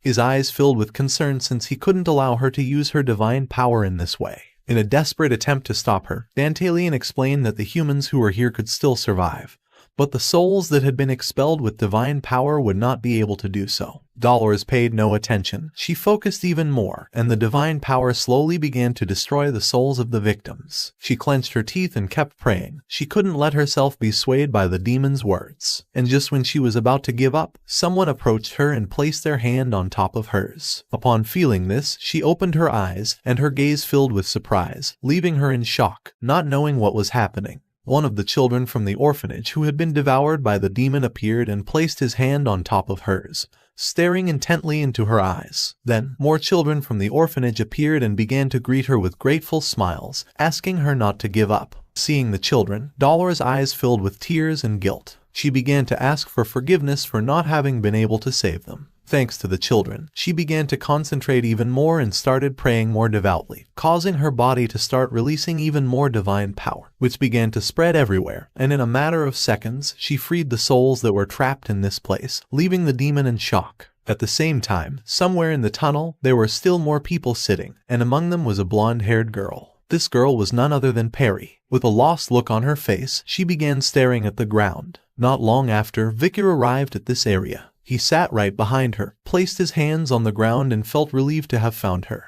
The traumas and memories of the victims were beginning to consume the body of our boy. With a gaze of guilt, he explained to her that along the way he had been thinking about the reason why he wanted to see her again. Vicar's face began to slowly disintegrate, and his eyes filled with fear and guilt. He wanted to tell her something. He had sworn to dedicate his entire life to avenging himself on demons, and the reason why he had visited the orphanage had simply been to hunt demons, without ever thinking about what was behind this. But that chain had broken. He began to remember when they were both sitting near the tree, and Perry had started showing a grateful smile. Thanks to being at the orphanage he had met her, and thanks to her smile he saw that this revenge had meaning. With a tired gaze, he explained that the meaning of his revenge was that the seeds of the future like her could live in a world where she could have a smile. The divine power of Dolores began to expand throughout the tunnel, and our boy thanked Perry for giving meaning to his journey. The divine power began to illuminate her body, and Vicar asked her forgiveness for not being able to protect her, and she was somewhat surprised to see that he had come again to see her. Upon hearing her voice, Vicar's eyes filled with surprise. He couldn't believe he had heard Perry's voice. Dolores' power began to free the souls trapped in this place, and as he turned around, Vicar saw Perry crying and the other children smiling. Perry started crying even more, put her hands over her face, and thanked our boy for coming since she was very scared. Upon seeing this, slowly the traumas of the victims stopped mixing with Vicar's consciousness, freeing him from the poison. He was shocked to hear this. Without hesitating for a second, he gave her a strong hug, and while the divine power was releasing all the souls, he closed his eyes and promised never to forgive whoever had made Perry cry. Upon hearing this, a smile appeared on Perry's face, thanking our boy once again. The divine power of Dolores was so powerful that the windows of the orphans' dormitories began to shine intensely. The demon put his hands in front of his face to avoid going blind, and his body was thrown backward. He started staring intently at the saintess and couldn't help but go on alert upon seeing that she had so much power, realizing that she had awakened all her power. Dolores stood up, and Vicar appeared beside her, and Dantalian was in shock upon seeing that she had purified the mental world and all the souls that were there. She clasped her hands together again, closed her eyes, and began to use her power once more, which started to expand throughout the area. Vicar, who was standing next to her, began staring intently at the demon. His body was surrounded by Dolores' divine power.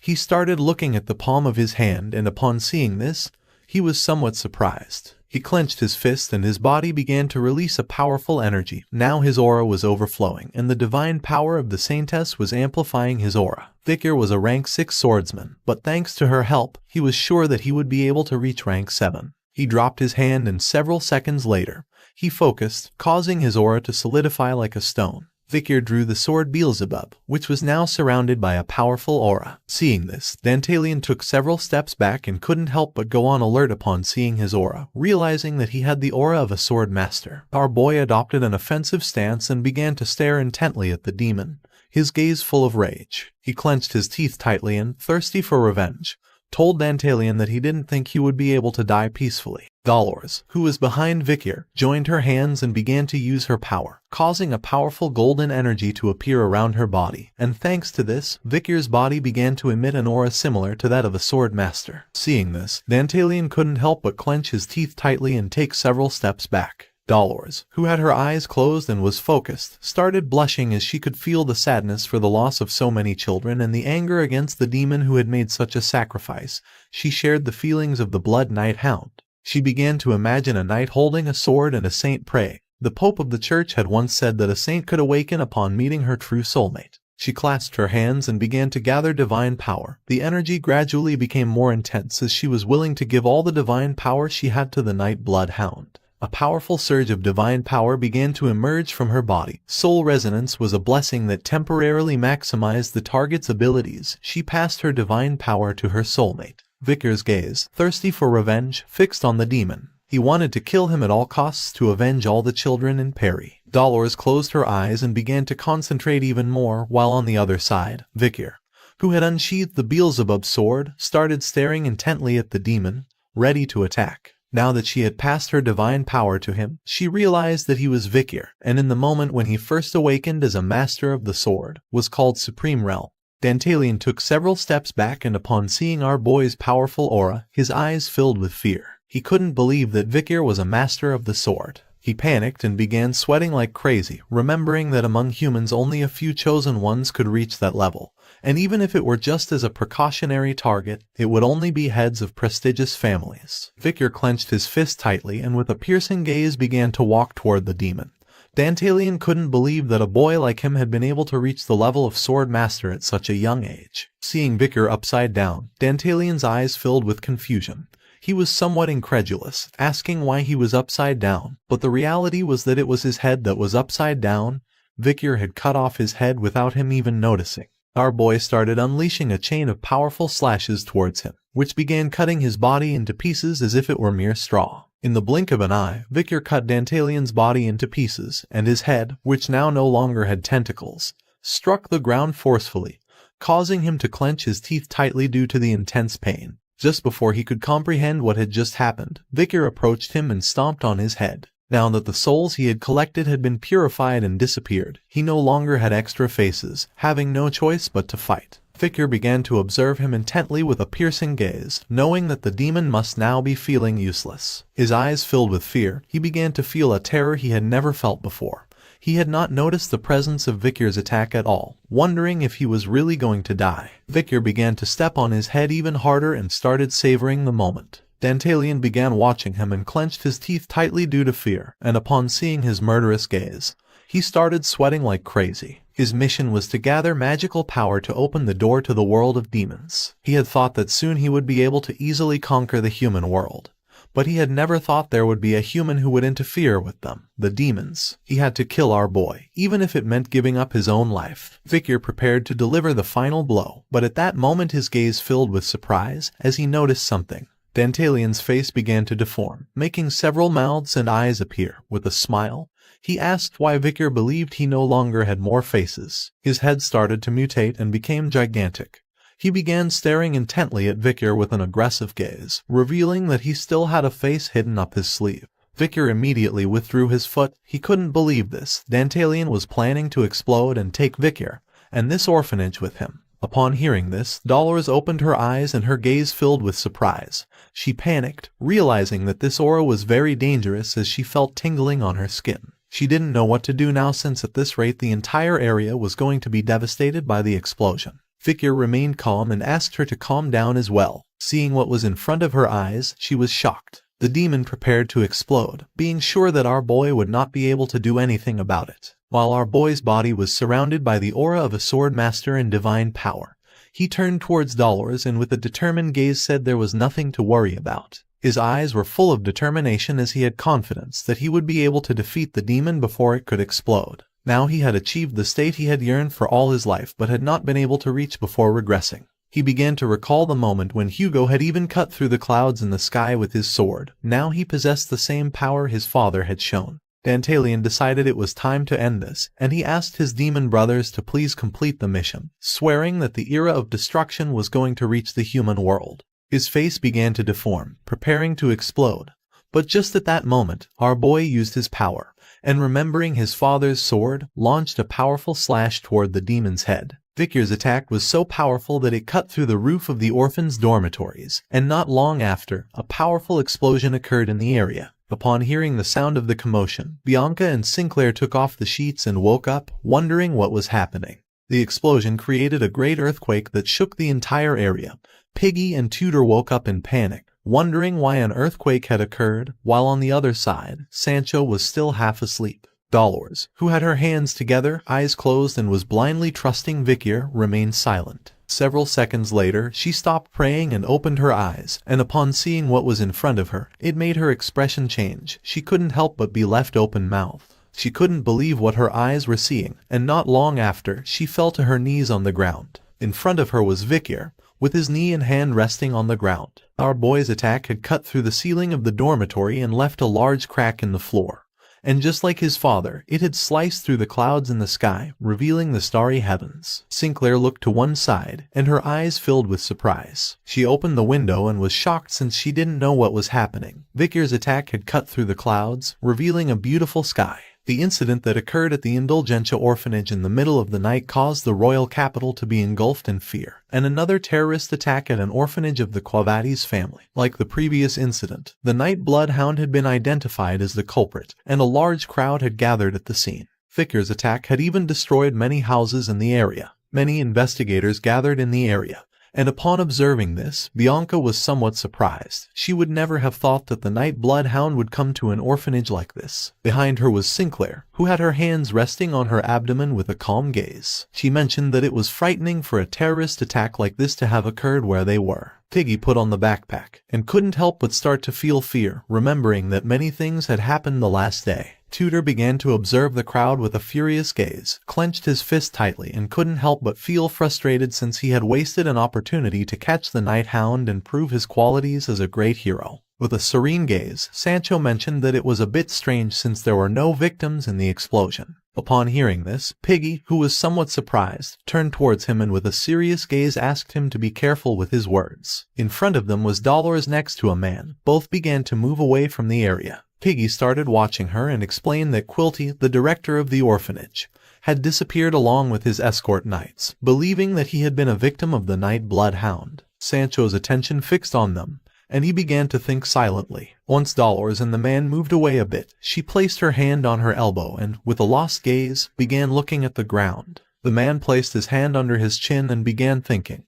Thanks to her he knew that Quilty was guilty. He had always thought Quilty was a guy with many oddities, but never that he could be a demon. He moved his hand away from his chin, and with a serene expression, began to turn his head to one side. According to what he knew, the person who had solved the problem had been the Night Bloodhound. Attacking a certain part of the family was an unforgivable act, but for him, it was refreshing to eliminate the rotten parts of the family. They approached the entrance where there were several reporters. The man was not sure if the public would believe this. Dolores remained silent, thinking for several seconds until she turned her back on the man and began to walk away. She apologized in advance to Pietro for what was about to happen from this moment on. Upon hearing this, Pietro, who had his arms crossed, was somewhat surprised, not knowing what she was planning to do. She approached the reporters. Some had cameras and others were ready to jot down everything she said. To everyone gathered there, she asked them to listen to her story. She placed her hands over her abdomen and began walking toward them, and it didn't take long for the reporters to recognize her as Saintess Dolores, realizing that she had something to say about the incident. With a lost gaze, she put her hand inside her shirt and began to take out a notebook, thinking about the Night Bloodhound. The day before, the night of the explosion, Vikir took out this notebook, approached her and handed it to her, revealing that in it was the truth about the Quavades family, and it depended on her how to use it. She placed her hands over her chest and began to observe it in silence. Back in the present, she took out the notebook and began showing it to the reporters. She opened the notebook and with a furious gaze started revealing the history of indulgence sales. Pietro, who was behind her, couldn't help but remain somewhat surprised. With a determined expression, she revealed that the sender was Quilty Rune Indulgentia, and the recipient was Cardinal Humbert Runer Quavades. She explained that Viscount Bicoin had killed parents who wanted to donate their inheritance instead of passing it on to him, and had stolen the inheritance after disguising the death as an accident. All sins had been forgiven with the donation of 1.5 billion gold coins. Upon hearing this, Sancho, Piggy, and Tudor were left speechless. They could not believe what they had just heard. Dolores also revealed that Baron Lagiso had done something cruel to a maiden. He had killed her and secretly buried her in the sewer. All his sins had been forgiven with the donation of 200 million gold coins. And Sir Fingig had murdered his business partner to keep all the investment money, and all his sins had been forgiven with the donation of 800 million gold coins. Upon hearing this, Sinclair's and Bianca's attention focused on her. They could not go into shock. The reporters began talking among themselves. They were somewhat surprised. The brown-haired man couldn't believe that the church had sold indulgences to some demons. The brown-haired woman mentioned that they had crossed the line of forgiveness. The gray-haired man mentioned there was no way Cardinal Humbert and Quilty could have done such a thing. But the woman argued that the saintess was saying it directly. Dolores began to point at the date with her finger, revealing that Count Cecil had committed tax evasion close to 100 billion gold coins. But all his sins had been forgiven with a donation of 300 million gold coins. She was no longer willing to stop out of fear of her father. She wanted to become someone who would be ashamed of him. With a gaze full of determination, she revealed that she, Dolores Runer Quavades, believed that sin was something that could neither be bought nor sold with money, and that the act itself was an insult to God. She swore not to forgive that more atrocities occurred in Quavades. At the same time, not far from the area was the zone where the children played, and Vicar was sitting with his hands resting on the cement where he and Perry used to sit. He began to gaze at the sky and started thinking about the saintess. The sunlight was illuminating the tree. Even after regressing, her righteous mentality had not changed. Vicar began observing the rays of sunlight with a calm expression. With this, now 8 of the 10 elite corpses remained. Vicar's eyes filled with sadness, and as the leaves were blowing, he turned to one side. He rested his hand on the spot where Perry used to sit. He stood up and began to walk, vowing that at the end of this path, he would create a future where children like her could live with smiles. Next to the tree, there was a cross stuck in the ground, with flowers around it and Perry's name hanging on it. It was her grave. Vicar hoped that she could smile comfortably in heaven watching that future. After a few hours, Piggy and the others returned to the academy, and somewhere in the academy was Professor Banshee Morg's research office. Dolores entered the office, placed her hands on top of the table, and with an angry gaze, began staring intently at the professor, asking why he had not published her article. She had written the truth as it was. She couldn't believe that he had published an article criticizing Night Bloodhound instead of hers. Professor Banshee, who had his hands clasped together, began staring back at her intently, questioning if she was asking this because she didn't know the truth. He explained that her article had been quite offensive to certain groups, reminding her that the Academy maintained a politically neutral stance. Even though she was somewhat furious, she remained silent and listened without interrupting. The professor took out an article from a drawer, placed it on top of the table, and slid it toward her with his hand. This article accused Night Bloodhound of committing terrorism and bringing darkness to the Quo Vadis family. With a serene voice, she mentioned again that she had written the facts as they were. The professor closed his eyes, turned his head to the other side, sighed and argued that her father, Cardinal Humbert, had denied all these facts, and furthermore the leading figures of society who were on the list of indulgences had also declared that the information was not true. Dolores' eyes filled with sadness and distrust, she began to gaze at the ground, explaining that all the information was in the Book of Indulgences. The professor raised his head and with a calm expression responded that the origin of the book was not very clear. Her mind filled with questions, questioning why he was on Quo Vadis' side and if he was being pressured by someone external. The professor's gaze filled with surprise. He went on alert upon seeing that she was getting closer to the truth. He stood up, moved the chair aside using his hand, and began staring at her intently, deciding there was no need to lie. He had been told to focus this article on the terrible act of terrorism committed by the Nightblood Hound, revealing that thanks to her, the dean was also quite perplexed. Upon hearing this, Dolores' expression changed drastically. She started touching her arm out of nerves and began looking at him with a surprised look, not fully understanding what he meant. She remained calm, asking if Cardinal Humbert was so powerful that even the dean of the academy could get into trouble. The professor grabbed his nose and with a confident smile mentioned that if it had only been Cardinal Humbert, there would have been no way for the dean to listen to him in the first place. Dolores' expression turned surprised. She couldn't help but go into shock and realize what was really happening. She began to imagine the Pope of the Church smiling, finally realizing that there was only one person in Quo Vadis who was superior to Cardinal Humbert, and that person was none other than the Pope himself. She placed her hands over her chest and, with an empty gaze, began to think in silence. Even though everyone else was corrupt, she firmly believed that he was not someone who would lose his integrity. She had heard many people say that his judgment had become a bit blurry as he aged. She didn't know if Cardinal Humbert was taking this opportunity to cover the Pope's eyes and ears from the church. With a serene expression, the professor snapped his fingers and began pointing at her with his finger,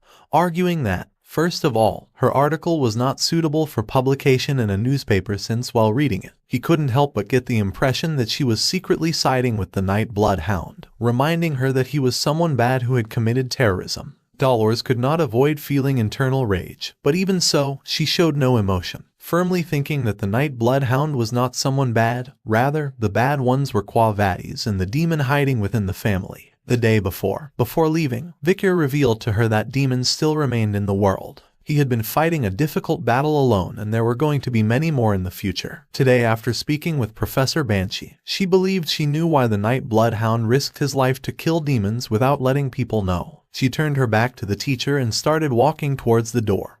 He began to look at her and asked her not to delve further into this. She opened the door with her hand and promised not to do so. Her eyes filled with determination. She also decided to help the Night Hound so that he would not fight alone. Tudor, who was stretching his arms, closed his eyes and concentrated, making his whole body tremble. He started walking next to Sancho, and while stretching his arms due to exhaustion, he explained that it had been a while since he had gone to class.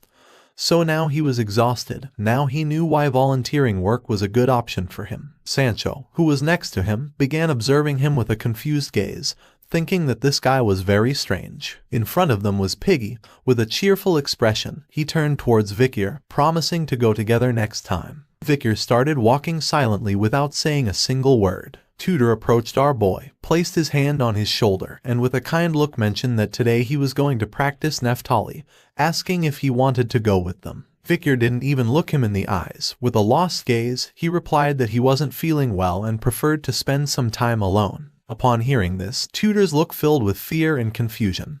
He didn't know why Vicar wanted to spend time alone. With a happy expression, Piggy began pointing at himself with his finger, deciding to go to the room with Vicar. Sancho's attention, who was behind them, focused on Piggy. Tudor started covering poor Piggy's mouth with his hand and, with a forced smile, decided to leave Vicar alone since alone time was important. Poor Piggy couldn't help but feel somewhat confused. With a calm and lost expression, our boy thanked them. Some time later, Vicar went to his bedroom and closed the door. He sat in front of the table, and using his hands, he began to open the backpack. He couldn't help but feel calm since that day. He hadn't had time to be alone and hadn't even been able to organize himself properly. With a lost gaze, he started observing his backpack. The level of sword master that he had reached with the blessing of the Saintess had faded because after that day, he had returned to being a supreme graduate. But after all, it had been good for him to experience the level of swordmaster. He reached into the backpack and began rummaging around, and the greatest reward from this fight was what he had obtained while battling against the knights. He took out the masks that Dantalian's guards were carrying. These were leather sacks, and when the 4 sacks came together, they formed a large mask, and according to our boy's memory, this relic was something special. Once the masks were joined, it transformed into a mask with the face of a dog. It was a mask of human faces and from the depths of the heart, of rank O+ called human face in beast form. He would never have thought he would obtain a relic comparable to Beelzebub's demonic sword. He had seen in a book before regressing that it was a mask whose power grew stronger the more it killed its own people. It was said that the more people the user killed, the more powerful it would become. And furthermore, it had an inexplicable level of recovery and aura accumulation. Victor took the mask out of the backpack and began to observe it with a curious look. He decided to try it on. And despite believing that it was written there were some side effects, for him it was better to take the risk. Without wasting a second, he put on the mask, and his eyes became those of a bloodthirsty killer. His resistance and aura, which had been stripped away during the fight with Dantalion, had recovered. Unlike the regenerative abilities of swamp salamanders, which were excellent at regenerating limbs, this mask restored our boy's stamina and fatigue. Victor now felt that he was in a dark place. He went on alert and his gaze fixed to one side. He felt a strange sensation. Now the table seemed much bigger. Victor's attention focused on the backpack. He didn't know why his gaze had become so low, and moreover now his vision was in black and white. The reality was that our boy had turned into an adorable dog, and now his clothes were somewhat big on him. Victor's eyes filled with confusion, realizing that these were the side effects of using the mask. He got down from the chair and started running in circles. If his body didn't return to normal, he was going to be in serious trouble. He had to take off the mask as soon as possible. Little by little, Victor's method began to take effect, and the mask started coming off. Feeling this, he began to gaze at the ground in confusion. In a matter of seconds, the mask detached from his body, making him return to normal. He began to observe his hand, and his eyes filled with curiosity. If he showed the will to remove the mask, it would come off. The mask fell to the ground, and our boy's attention fixed on it. If the mask had the ability to turn our boy into a dog at any moment he wanted, he realized that it was more of a sub-ability than a side effect. Luckily, there was no rule stating that animals couldn't be kept inside the academy dormitory. Thanks to this, he would be able to use the mask easily here. At that moment, he began to feel a strange energy. His attention fixed on the open backpack that was on top of the table. Victor became curious, not knowing where this energy was coming from. Our boy put his hand inside the backpack and took out an egg that was hatching. He started observing the egg carefully, placed his hand over his chest, and remembered that this was Madam's egg, and the movement at this moment was a sign of hatching. Previously, while playing, Perry had dropped the egg into the water. The eight-legged Madam was a super high-level monster against whom our boy had almost died several times during their fight. Even for the ancient demons who ruled hell, she was someone difficult to deal with. There also existed a story that monsters like her were guaranteed a space to live in a corner of the depths of the abyss. One of the descendants of this monster was waking up now. At that moment, little by little a small spider began to emerge from the egg. Several seconds later, the egg hatched completely, and out came a small and adorable spider, very different from her mother. With a tender look, the little spider started to look at our boy. Victor began to observe the spider. He couldn't believe that this little thing resembling a cotton ball was Madam's baby. The little spider began to cry, and upon seeing this, Victor's mind filled with confusion. But it didn't take him long to realize that this crying was something she had learned from the wolves while the egg was in the deep forest. The little spider's eyes filled with sadness, and then she began to cry and lose strength, and upon seeing this, our boy realized that she was hungry. He took out some meat he had stored in his backpack, broke it into small pieces, and left it on the table. The little spider jumped onto the table and started shaking her body. Victor began to observe her carefully.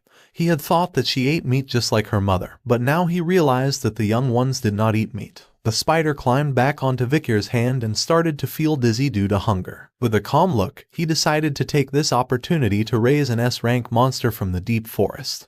But for now, he needed to find some food. He hid the small spider in his clothes, left his room, and started walking down the hallway. But just as he was about to turn a corner, something caught his attention. Someone asked a commoner not to muddy the waters of the academy. Our boy hid behind the wall and peeked his head around the corner. Several intimidating boys were standing in front of poor Piggy. The boy with the ponytail grabbed Piggy by the shoulder and started to smile, and upon seeing this, poor Piggy couldn't help but panic and start to feel afraid. While on the other side, the man with purple hair who had his arms crossed began to stare at him silently. He was Grenouille from Leviathan of the Fire Corps, among the 7 families that represented the Empire.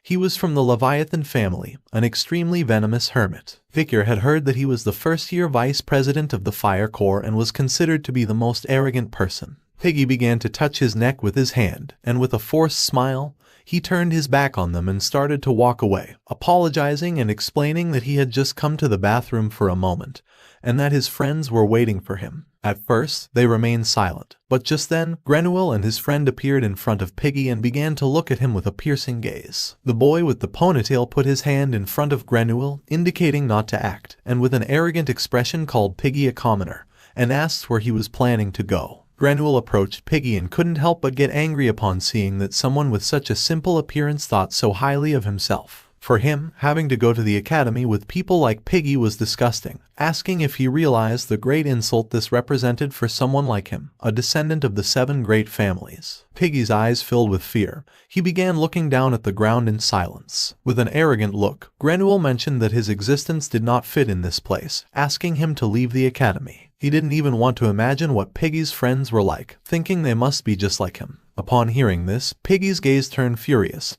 He could not allow this bastard to insult his friends. Without losing a second, he grabbed Granuel by the collar, and upon seeing this, he couldn't help but clench his teeth tightly in rage, as he couldn't believe that a commoner was doing this. Fury consumed Piggy's mind, and with a piercing look, he made it clear that he didn't care if they spoke like that about him.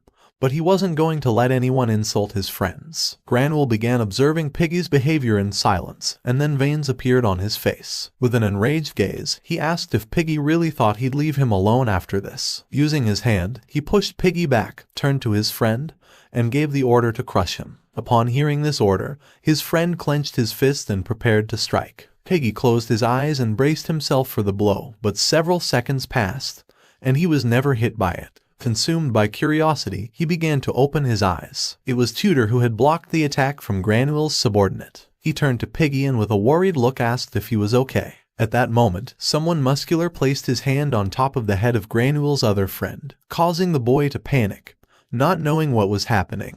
It was Sancho. He grabbed the boy's head firmly, and his eyes filled with rage, revealing that if what they wanted was a test of strength, they had chosen the wrong opponent. The boy began to scream in pain. Seeing this, Piggy's eyes filled with surprise. He couldn't believe that Tudor and Sancho were defending him. Piggy fell to the ground, and at that moment Vicar appeared behind him and placed his hands on his shoulders to help him stand up. Upon seeing Vicar, Piggy couldn't help but be left speechless. He couldn't believe that even Vicar had come to defend him. Upon seeing Tudor, Granuel couldn't help but clench his teeth tightly, and his eyes filled with rage. Tudor, Sancho, and Vicar stood next to Piggy with a piercing expression. Tudor finally realized why Piggy was taking so long to return. Sancho began staring intently at Granuel, and Piggy couldn't help but feel somewhat surprised. Tudor's eyes filled with rage. He couldn't believe that Granuel had dared to touch his friend. Piggy panicked upon hearing this. Sancho started cracking his fingers and began showing a piercing expression, ready to fight, while on the other side, our boy showed no emotion. While the sunlight was entering the hallway through the window, Tudor clenched his fists and began to look at the floor in silence. Sancho crossed his arms without making a move. Piggy and Vicar remained silent, creating tension in the atmosphere. Granuel started staring at them with an arrogant gaze and with a smile mentioned that they said you could know a person's level by looking at the people they hung out with, and by looking at his plebeian friends he could see Tudor's level. Despite having his mind full of rage, Tudor tried to stay calm, and with a piercing look asked if he had forgotten that he had taught him that there was no distinction between nobles and plebeians in the academy. Granuel extended his hand to the side and mocked him by asking what he was doing, frowning, revealing that he was just someone who had been at the scene of the night blood Hound incident, but had not been able to do anything. Sancho's eyes, as he stood with his arms crossed, filled with confusion, not knowing how this guy knew this. Tudor's expression changed from rage to surprise. With a serene look, he responded that he hadn't been able to do anything because he was sleeping at that moment. The eyes of Granuel's subordinates filled with fury, and they began putting on masks. He placed his hand over his chest, and his body started releasing a toxic gas. He stared intently at Tudor and, with an arrogant smile, said that losers always had excuses. If he had been there, he would have caught the night blood Hound.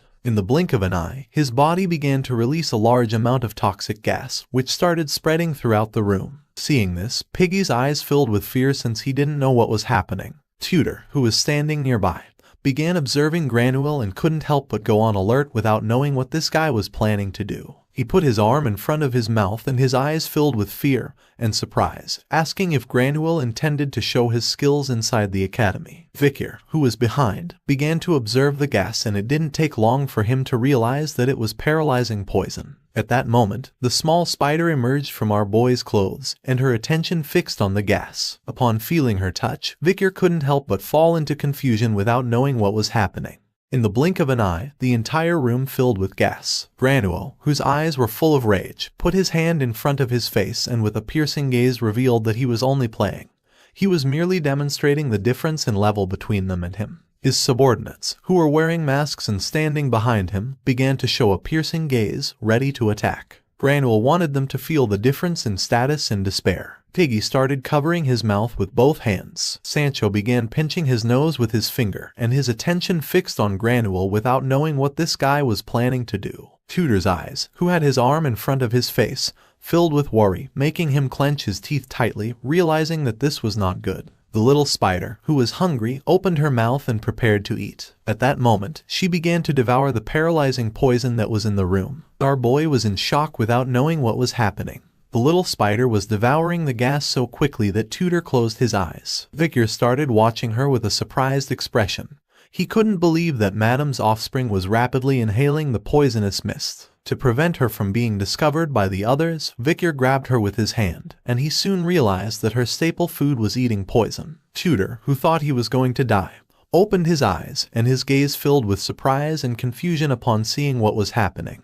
In the blink of an eye, the little spider devoured all the poisonous mist. Now the room looked as if nothing had happened. Tudor, Sancho, and Piggy were somewhat confused, not knowing what had just occurred. Tudor had been scared for no reason, but luckily Granuel also had common sense. Granuel's subordinates were in shock and couldn't help but feel fear upon seeing that the poisonous mist had disappeared without a trace. Granuel's eyes filled with surprise and confusion. He could not avoid going into shock and starting to sweat without knowing what had just happened. Vikir hid the little spider back inside his clothes, and she started burping, causing a bit of venom to come out through our boy's collar. He quickly looked away to avoid drawing attention. Granuel's gaze fixed on him. He felt as if all the fog had been absorbed by our boy. He didn't know if he had seen wrong. He crossed his arms, closed his eyes, and a smile spread across his face. He had shown a generosity deeper than the abyss, and it was a waste of poison to use it on idiots from the ice core who were full of muscles instead of brains. Tudor began to walk toward him and with a serene expression explained that he knew that he had been looking down on them for a long time. He approached, clenched his fist tightly, and began to stare him straight in the eyes with a piercing gaze, asking if he didn't want to fight under fair conditions. Granuel's eyes filled with seriousness. He returned the gaze and began to think silently. With a gaze full of rage, Tudor mentioned that the midterm team competition was about to take place, and the team with the lowest score would have to run a lap around the academy naked. Granuel remained calm and accepted with a serene expression. His eyes filled with excitement as he turned around, started waving goodbye to them, and with an arrogant smile accepted the bet, because he believed it would be good training to see how they were going to lose. While little by little he was moving away, Tudor stayed watching in silence, eagerly waiting for the day of the competition. Piggy, whose mind was full of guilt, approached, started looking at the ground and with a sad gaze, asked for forgiveness. Upon hearing this, Tudor came out of his trance and with a calm expression explained that everything had gone well since he was going to crush Granuel's ego. Piggy's eyes filled with tears.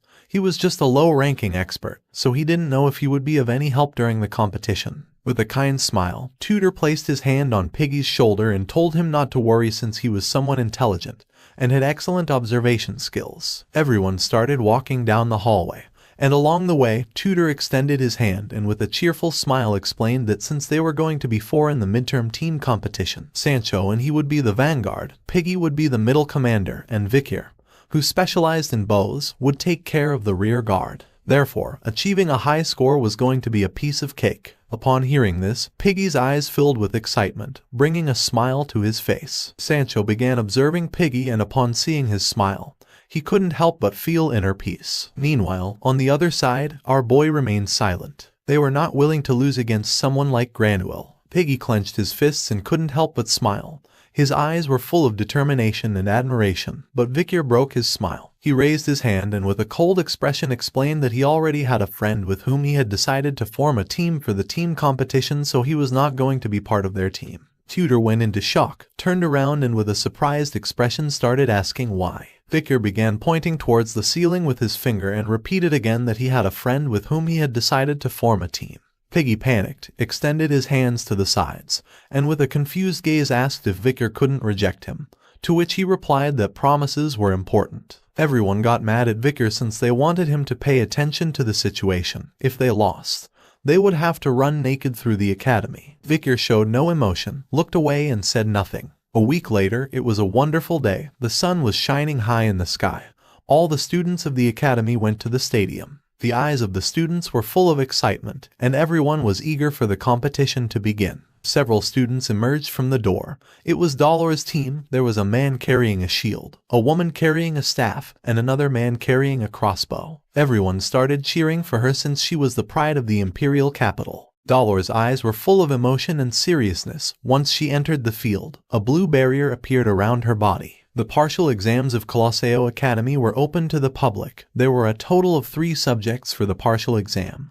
The first team test that served to evaluate defense, the second individual test to evaluate offensive strength, and lastly there was the written test where every year many students struggle to pass. In the defense test that was going to take place today, a dungeon was created in the stadium using holographic magic, in which they were going to have to fight against fictional monsters created by applying holographic magic to a clay golem. The magic began to take effect, and in the blink of an eye, giant ants made of clay emerged from the ground. The man carrying the giant shield was the team's tank. He stood at the front to block attacks. Dolores positioned herself behind him, closed her eyes, extended her hands, and began using her power. The boy carrying a crossbow prepared to attack, while the girl holding the magic staff summoned a fireball and got ready for long-range combat. The magic shield was going to cover the entire body of the students, and when they received a certain amount of impacts, the damage taken would be displayed on a distant panel. The students formed a team of 4 to defend themselves from the wave of monsters approaching, and the test performance was measured by their contribution and how long they managed to resist. The fight began, and Dolores summoned a large magic circle behind them. The HP points granted to the students were deducted each time they were hit by monsters, and when their HP points reached 0, the test would automatically end. There were 3 rounds, 20 minutes each. If one survived a total of 60 minutes, they would achieve a perfect score. The audience began to cheer her team with excitement, and the best grade of this term had come from the third-year students, more precisely from the team of the school president, Dolores, who had managed to endure for 58 minutes, achieving the best record among the third-year students. Her team members were sitting and exhausted. Dolores was the only one still standing but had all her clothes full of scratches. With a tired gaze, she began to pant heavily. Somewhere else was Piggy, who was writing something in a notebook with a surprised expression. He realized that the fourth-year students were not taking the test. He was sure that Dolores Senior's team would be the best team and would achieve the highest score on the midterm test. Behind him was Sancho, who had his arms crossed and carried an axe on his back. Next to him was Tudor, who carried a spear. Piggy, who was jotting down notes in the notebook, mentioned that generally third-year students reached the third round and second-year students reached the second round. So they, as first years, if they could last 20 minutes, would be at the top. With a smile, Tudor replied that they couldn't be satisfied with that. He began observing the competition with a cheerful expression and explained that if they wanted to crush Granuel's ego, they needed to at least make it halfway through the second round. Sancho also started enjoying the competition with a smile. At that moment, someone with their hand on their hip appeared and explained that she was going to be with them so it wouldn't be a problem anymore. Upon hearing this, their attention turned to her. It was Bianca, who carried a bow as her weapon. She began walking toward them and, while touching her hair with her hand, asked Tudor to make sure he played his role well so the monsters wouldn't focus on her. With a confident smile, she revealed that she was going to hunt all the monsters. Tudor's eyes filled with insecurity.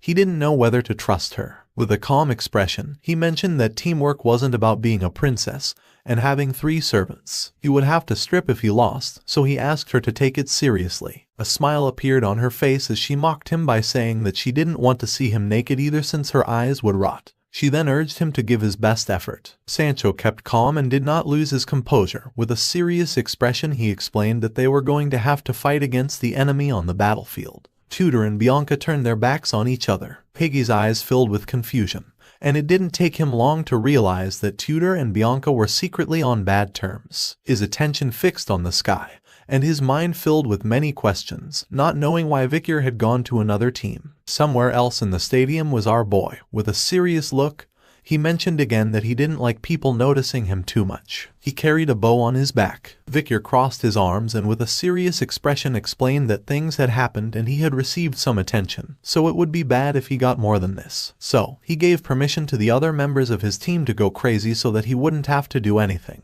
In front of him were 3 boys with blonde hair. They were the triplets, who promised to protect Vicar so that he wouldn't have to do anything. The eyes of Highborough, Middleborough, and Lowborough were full of excitement, and a smile spread across their faces. Their attention was fixed on Vicar, and they couldn't help but blush. It was the first mission their master had given them, so they had to do it well. While Tudor, Sancho, and Piggy were waiting bored to death, someone wearing white boots appeared and caught their attention. They knew that Tudor had abandoned his plebeian friend and taken Bianca from the Usher family, being a natural decision to make in order to win. Granville was a second-year student. With a confident smile, he was sure it would be impossible for them to win. But he was also a little annoyed since they had also recruited someone new to the team. Someone with white hair asked him if he could stop smiling sinisterly. Somewhat annoyed, Granville turned around and, with an angry expression, mentioned that she should be grateful for being accepted, calling her a commoner. It was Sinclair. She clenched her fist and with a surprised gaze responded that she didn't feel like it, but as teammates they were going to work hard to improve each other's grades. She put her hand on her chin and couldn't properly say Granville's name, something that made him angry. She started looking around, not knowing where Vicar was. Granville's subordinates began to observe her and thought she was someone very strange. His eyes were full of confidence. He firmly believed that the first place among the first-year students belonged to them.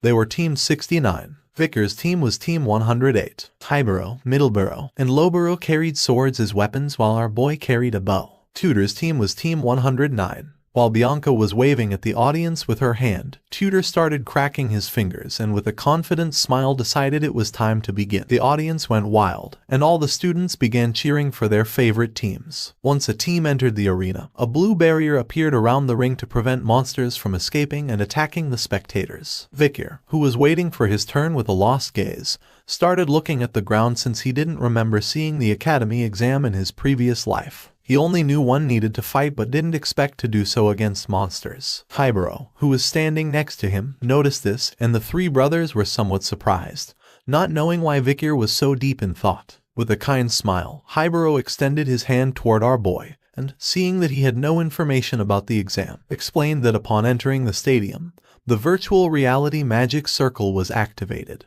and the surroundings turned into something like a dungeon. When monsters swarmed in masses, the exam began. Inside the stadium, a horde of mud ants emerged, releasing a curtain of poisonous gas. The students who were fighting covered their noses to avoid inhaling the smoke and dying. The rules were simple. One only had to endure as long as possible until their HP dropped to 0. The poison released by the monsters was diluted real poison, so even if one didn't receive a physical attack, they had to be careful with the poison since it could continue consuming their HP points. Upon hearing this, Vicar came out of his trance, turned around, and with a serene expression asked if they were really using poison. Highborough mentioned that he had heard that when an accident occurred, the academy instructors deactivated magic and then intervened. Vicar realized that they knew a lot, so he asked if they had ever practiced before. With a smile, Middleborough admitted that when Vicar was away from the family home, they had practiced several times at the family training center. Vicar's eyes widened with excitement and with a kind smile, he decided to leave this in the hands of the triplets. They should run as wildly as they wanted so that Vicar wouldn't have to move. Upon hearing this order, the triplets couldn't help but clench their fists and feel admiration for our boy. With an excited smile, they swore to protect him firmly. This was the first mission given by the master, so they had to do it well. While they were talking, Tudor and the others arrived at the area. He began waving his hand and caught Vicar's attention. Our boy snapped out of his trance and turned toward them. With a kind smile, Piggy started greeting our boy, while on the other side, Sancho, who had his arms crossed, began showing a cheerful smile. Tudor began to touch his head with his hand and, with a nervous expression, realized that Vicar had prepared well for the exam. He approached our boy, put his hand near his mouth, and with a calm gaze explained that he would never have thought that Vicar would associate himself with the Baskerville triplets, questioning if he was really okay. Upon hearing this, the triplets couldn't help but feel furious, creating tension in the atmosphere. Vicar did not lose composure and responded that he had formed a group together not because they had forced him to do so but because it had truly been a prior agreement. Tudor's eyes filled with confusion and concern, asking if this was true. Vicar didn't even look him in the eyes and replied that a few weeks ago they had asked him for help to learn more about the monsters. Tudor thought they were intimidating Vicar, but he refuted this idea, explaining that he was fine. Piggy's attention was fixed on the sky as the virtual magic barrier had disappeared, leaving him somewhat surprised. In the stadium were the corpses of mud ants, and in the middle were 3 students who were somewhat injured and exhausted. They were Team 68 of first year. It was the turn of Team 69 from the first year to come to the stadium. A confident smile spread across Granule's face as it was his team's turn. With a confident expression, he began walking toward the stadium and decided to show what they were capable of. The 2 men couldn't help but smile, while on the other side, Sinclair started following them. She was excited. Once they entered the stadium, fierce mud ants appeared and began roaring. The virtual magic barrier was activated, causing the ants to charge against Granule's team. He activated his power, making a magic circle appear which began to release poisonous gas. Seeing that the ants were ready to attack, he couldn't help but go on alert. He turned around and asked Sinclair if she was ready. She extended her hands, closed her eyes, and concentrated, making a magic circle appear behind her. Sinclair opened her eyes and with a serious expression began to use her power. The magic circle began to release energy which started to concentrate in front of her. The glow became intense and her gaze fixed on it. Her eyes were full of determination. She wanted to show the world what she was capable of. Several ants charged at her, but just then she stomped hard on the ground and counterattacked, causing the bodies of the ants to be flung backward. Upon seeing this, the audience couldn't help but go wild, and everyone started cheering for her. Her power even caught Vicar's attention. He raised his head, and his gaze fixed on her. The combat was fierce, so she began to invoke another spell and prepared to attack again. There was a reason why she was in the first place. With that level of skill, she would have become a famous mage in the future. However, there were no records of her in the era of destruction. A while later, the exam for Team 69 of the first year ended, and the virtual magic barrier was deactivated. Granule, who had his hands on his hips and whose men were exhausted, Sinclair was lying on the ground with her clothes full of scratches. She began to wipe the sweat from her forehead with her hand and sighed, as the exam had been difficult. According to the results, they had set a new record with 19 minutes and 55 seconds, being the highest time among first-year students. Seeing this, Tudor couldn't help but clench his fists and feel frustrated, his eyes filled with rage. He was furious to see that the bastard Granule had achieved a new first-year record. Despite being somewhat surprised, Sancho and Piggy remained silently watching without saying anything. At that moment, Tudor's eyes widened in surprise as something caught his attention. It was Granule. While he had one hand resting on his waist, he began to point at Tudor with the finger of the other and with an evil smile said that he couldn't wait to see him run naked. Seeing his expression, Tudor, Sancho, and Piggy couldn't help but get angry and clench their teeth tightly. Their eyes were full of rage and they swore not to lose against him. At the same time, someone wearing white boots descended into the stadium. It was Team 108, Vicar's team. While our boy was walking calmly, the triplets moved ahead, started observing their surroundings, and couldn't help but smile. The 3 were excited since their master had entrusted them with a mission. Once Vicar entered the stadium, Tudor, who was among the crowd, placed his hands near his mouth and began cheering him on with a smile. Meanwhile, on the other side, Piggy started waving his hand, saying that they trusted him. Our boy simply kept walking without paying attention. He was more focused on what was about to happen next. The triplets became serious and filled with determination since they wanted to take the first place for Vicar. The mud ants emerged from the cave, their piercing gazes fixed on Vicar and the others. Bianca, who had her arms crossed, was somewhat confused. She began observing Vicar and asked what was happening to him. Piggy's attention focused on her, his eyes filled with surprise and confusion as he did not know what she was referring to. A shield appeared around Vicar's body. With a calm attitude, he drew the bow and grabbed an arrow. Bianca couldn't believe that he was going to use a bow. Piggy explained that Vicar had registered the bow as his main weapon in the ice core. The ants prepared to attack, and upon seeing this, Vicar also prepared to shoot the bow. Bianca and the others wanted to see how well he handled the bow. In the blink of an eye, our boy shot a barrage of arrows at the monsters. Bianca was speechless, Piggy was open-mouthed and surprised at how fast he was. Bianca's eyes filled with fear, and her attention fixed on Vikir. She didn't know what that rapid fire was. Highborough, Middleborough, and Lowborough drew their swords and began to fight against the ants. Vikir was behind them, shooting arrows. Even though he was fast, his power was weak, and he also lacked precision since once the arrows reached the ants, they lost a lot of speed. Vikir prepared to attack again, but at that moment he began to feel a sense of unease. He froze for several seconds, and his eyes started to shine with seriousness as he began thinking silently. The tip of the arrow began to shine, and not long after, Vikir released his powerful mana and enveloped the tip with it. He knew he was giving a bad impression, so he attacked again and the mana arrow struck an ant, destroying its body into pieces. Highborough stood in front of Vikir and with a serious expression prepared to defend him from the ant's attacks. Vikir began to gaze at the ground. If he didn't hide his abilities, it was going to be a nuisance.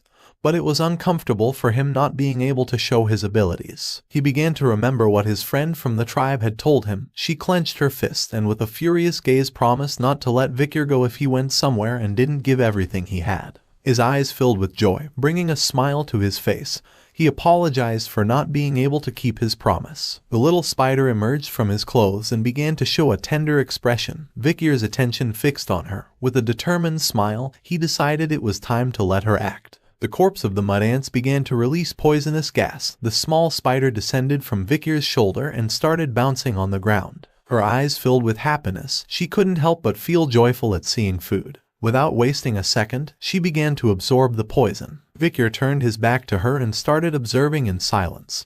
He had heard that the poison came from the ants. He assumed this place was no different from a buffet for the baby spider, so he decided to let her have fun until the exam was over. Several minutes passed and the virtual magic barrier did not disappear, and Vikir and the others continued fighting. Some time later, the exam of Team 108 came to an end. Highborough, Middleborough, and Lowborough fell to their knees on the ground due to exhaustion, while on the other side, Vikir was standing and not at all tired. They had managed to endure 19 minutes and 50 seconds, obtaining second place among the first-year students. A smug smile appeared on Granule's face and his eyes began to shine with confidence.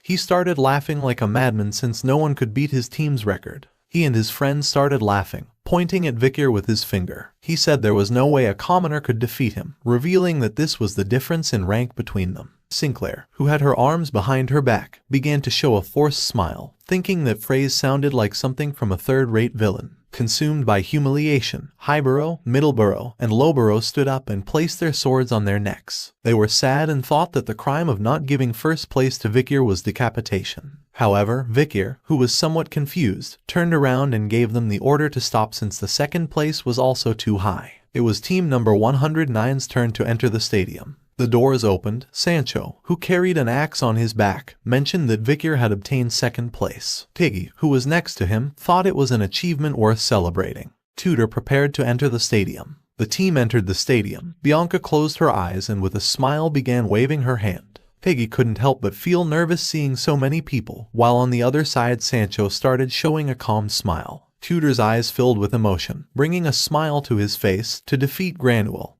who held the record of 19 minutes and 55 seconds, they had to achieve a better time. A mud ant opened its mouth and lunged at them, but Tudor drew the spear and attacked the monster's head, shattering it into pieces without much effort. Bianca drew her bow and began attacking from a distance. Piggy was the captain and was giving orders. Tudor, who wielded a spear, was on defense, and Sancho, who was the tank, stood in front massacring the monsters with his axe. Vikir began to observe and his eyes filled with surprise.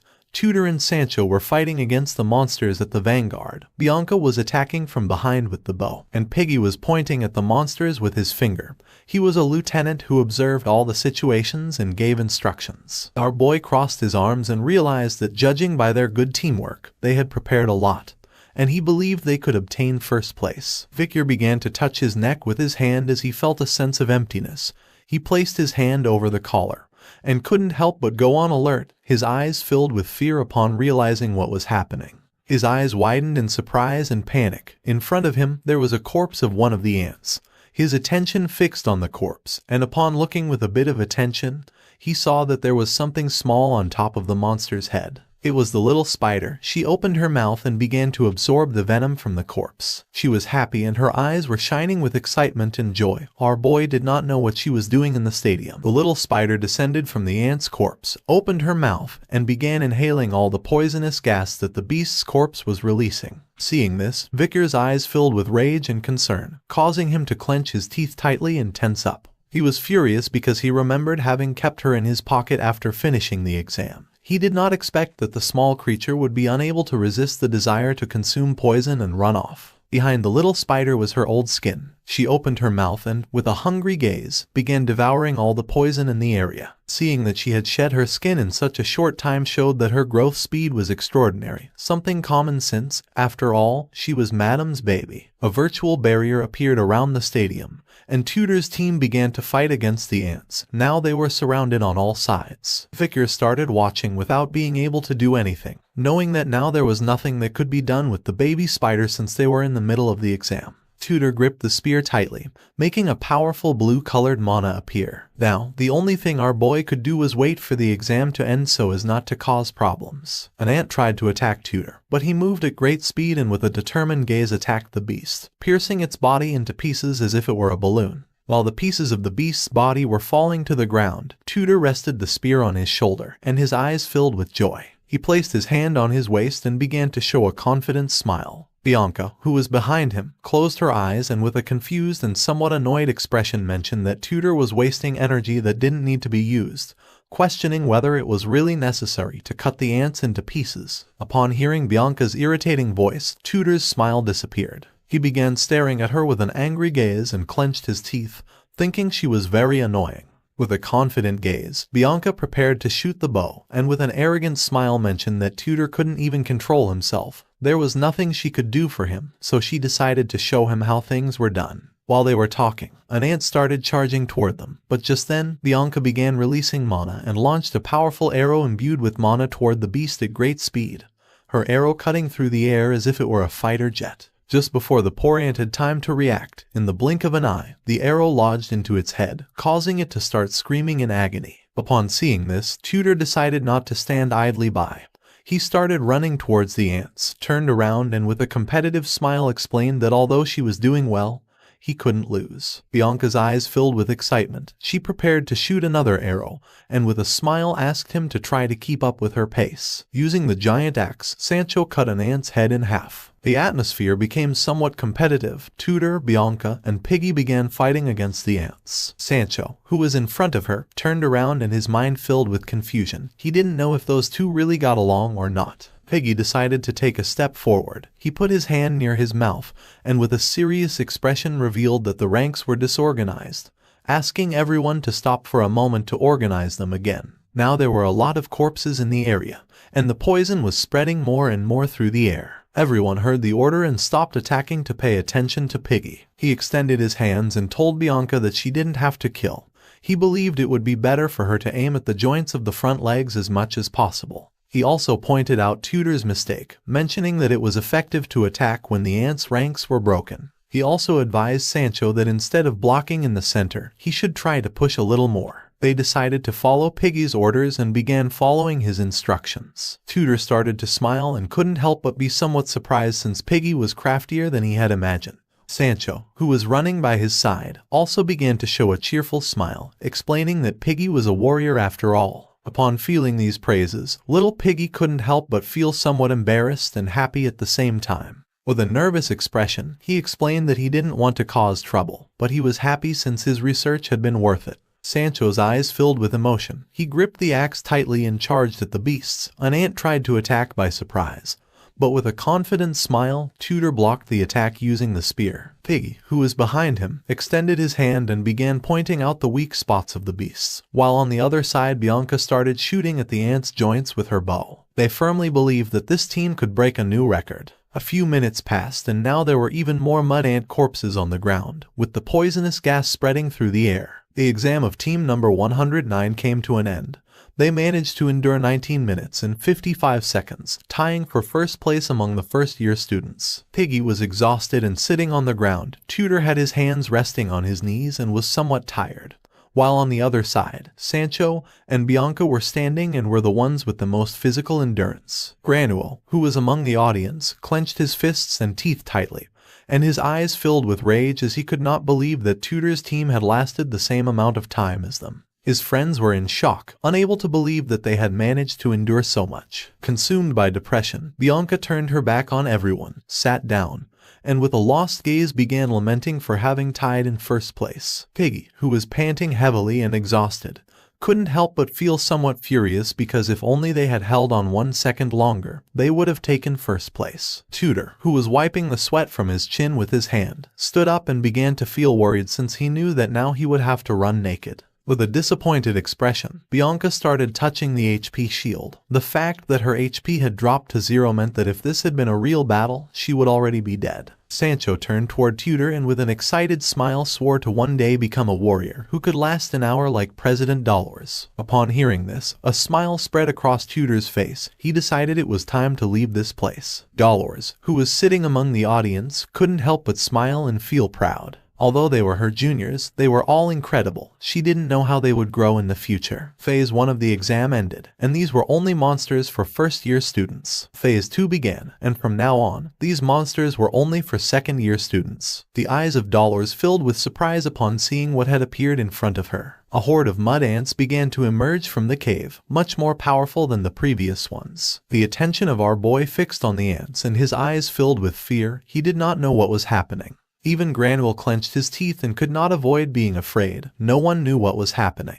Just when Tudor's team was about to leave the stadium, the ants began to surround them. They couldn't help but panic, not knowing why the ants were coming back if the exam had ended. Their gaze fixed on the ants, they tensed up and couldn't avoid feeling fear. And even though Tudor didn't know what was happening, he asked the others to be careful since any injuries they received from now on would be real. Sancho clenched his teeth, knowing that if the ants attacked, they would die. The powerful mud ants rose and prepared to attack. Sancho and Tudor drew their weapons, adopted a defensive stance, and got ready to fight. They had no choice but to wait until the academy responded. Somewhere in the city, there was the magical control room. All the staff inside were in panic. They were monitoring and controlling everything that was happening in the stadium. The students' HP points were at 0, but the exam had not yet ended. They were first-year students, and no one knew why Phase 2 had been activated. Even if they excluded the students from the exam room, the strong life reaction would remain, so it seemed that an error had occurred. One of the men holding a tablet mentioned that if the suit's HP points reached 0, it should be normal if there was no vital reaction. However, data showed there was a being full of vital force capable of fighting a battle. The attention of the man with a mustache fixed on the tablet, and his eyes filled with surprise. Just then, Dolores entered the room running. She extended her hand to one side and with a worried gaze revealed that there was a problem with the exam. Upon hearing this, everyone turned around and their attention focused on her. She asked them to please rescue the students who were inside as soon as possible. The bodies of the teachers began to tremble. They remained silent, not knowing what to say or what to do now. Everyone looked away and sighed. The long-haired teacher turned towards them and with a sincere gaze explained that they were only a pattern management department, and checking vital responses was not their responsibility. Dolores was in shock, not knowing what to do now. The teachers began to talk among themselves.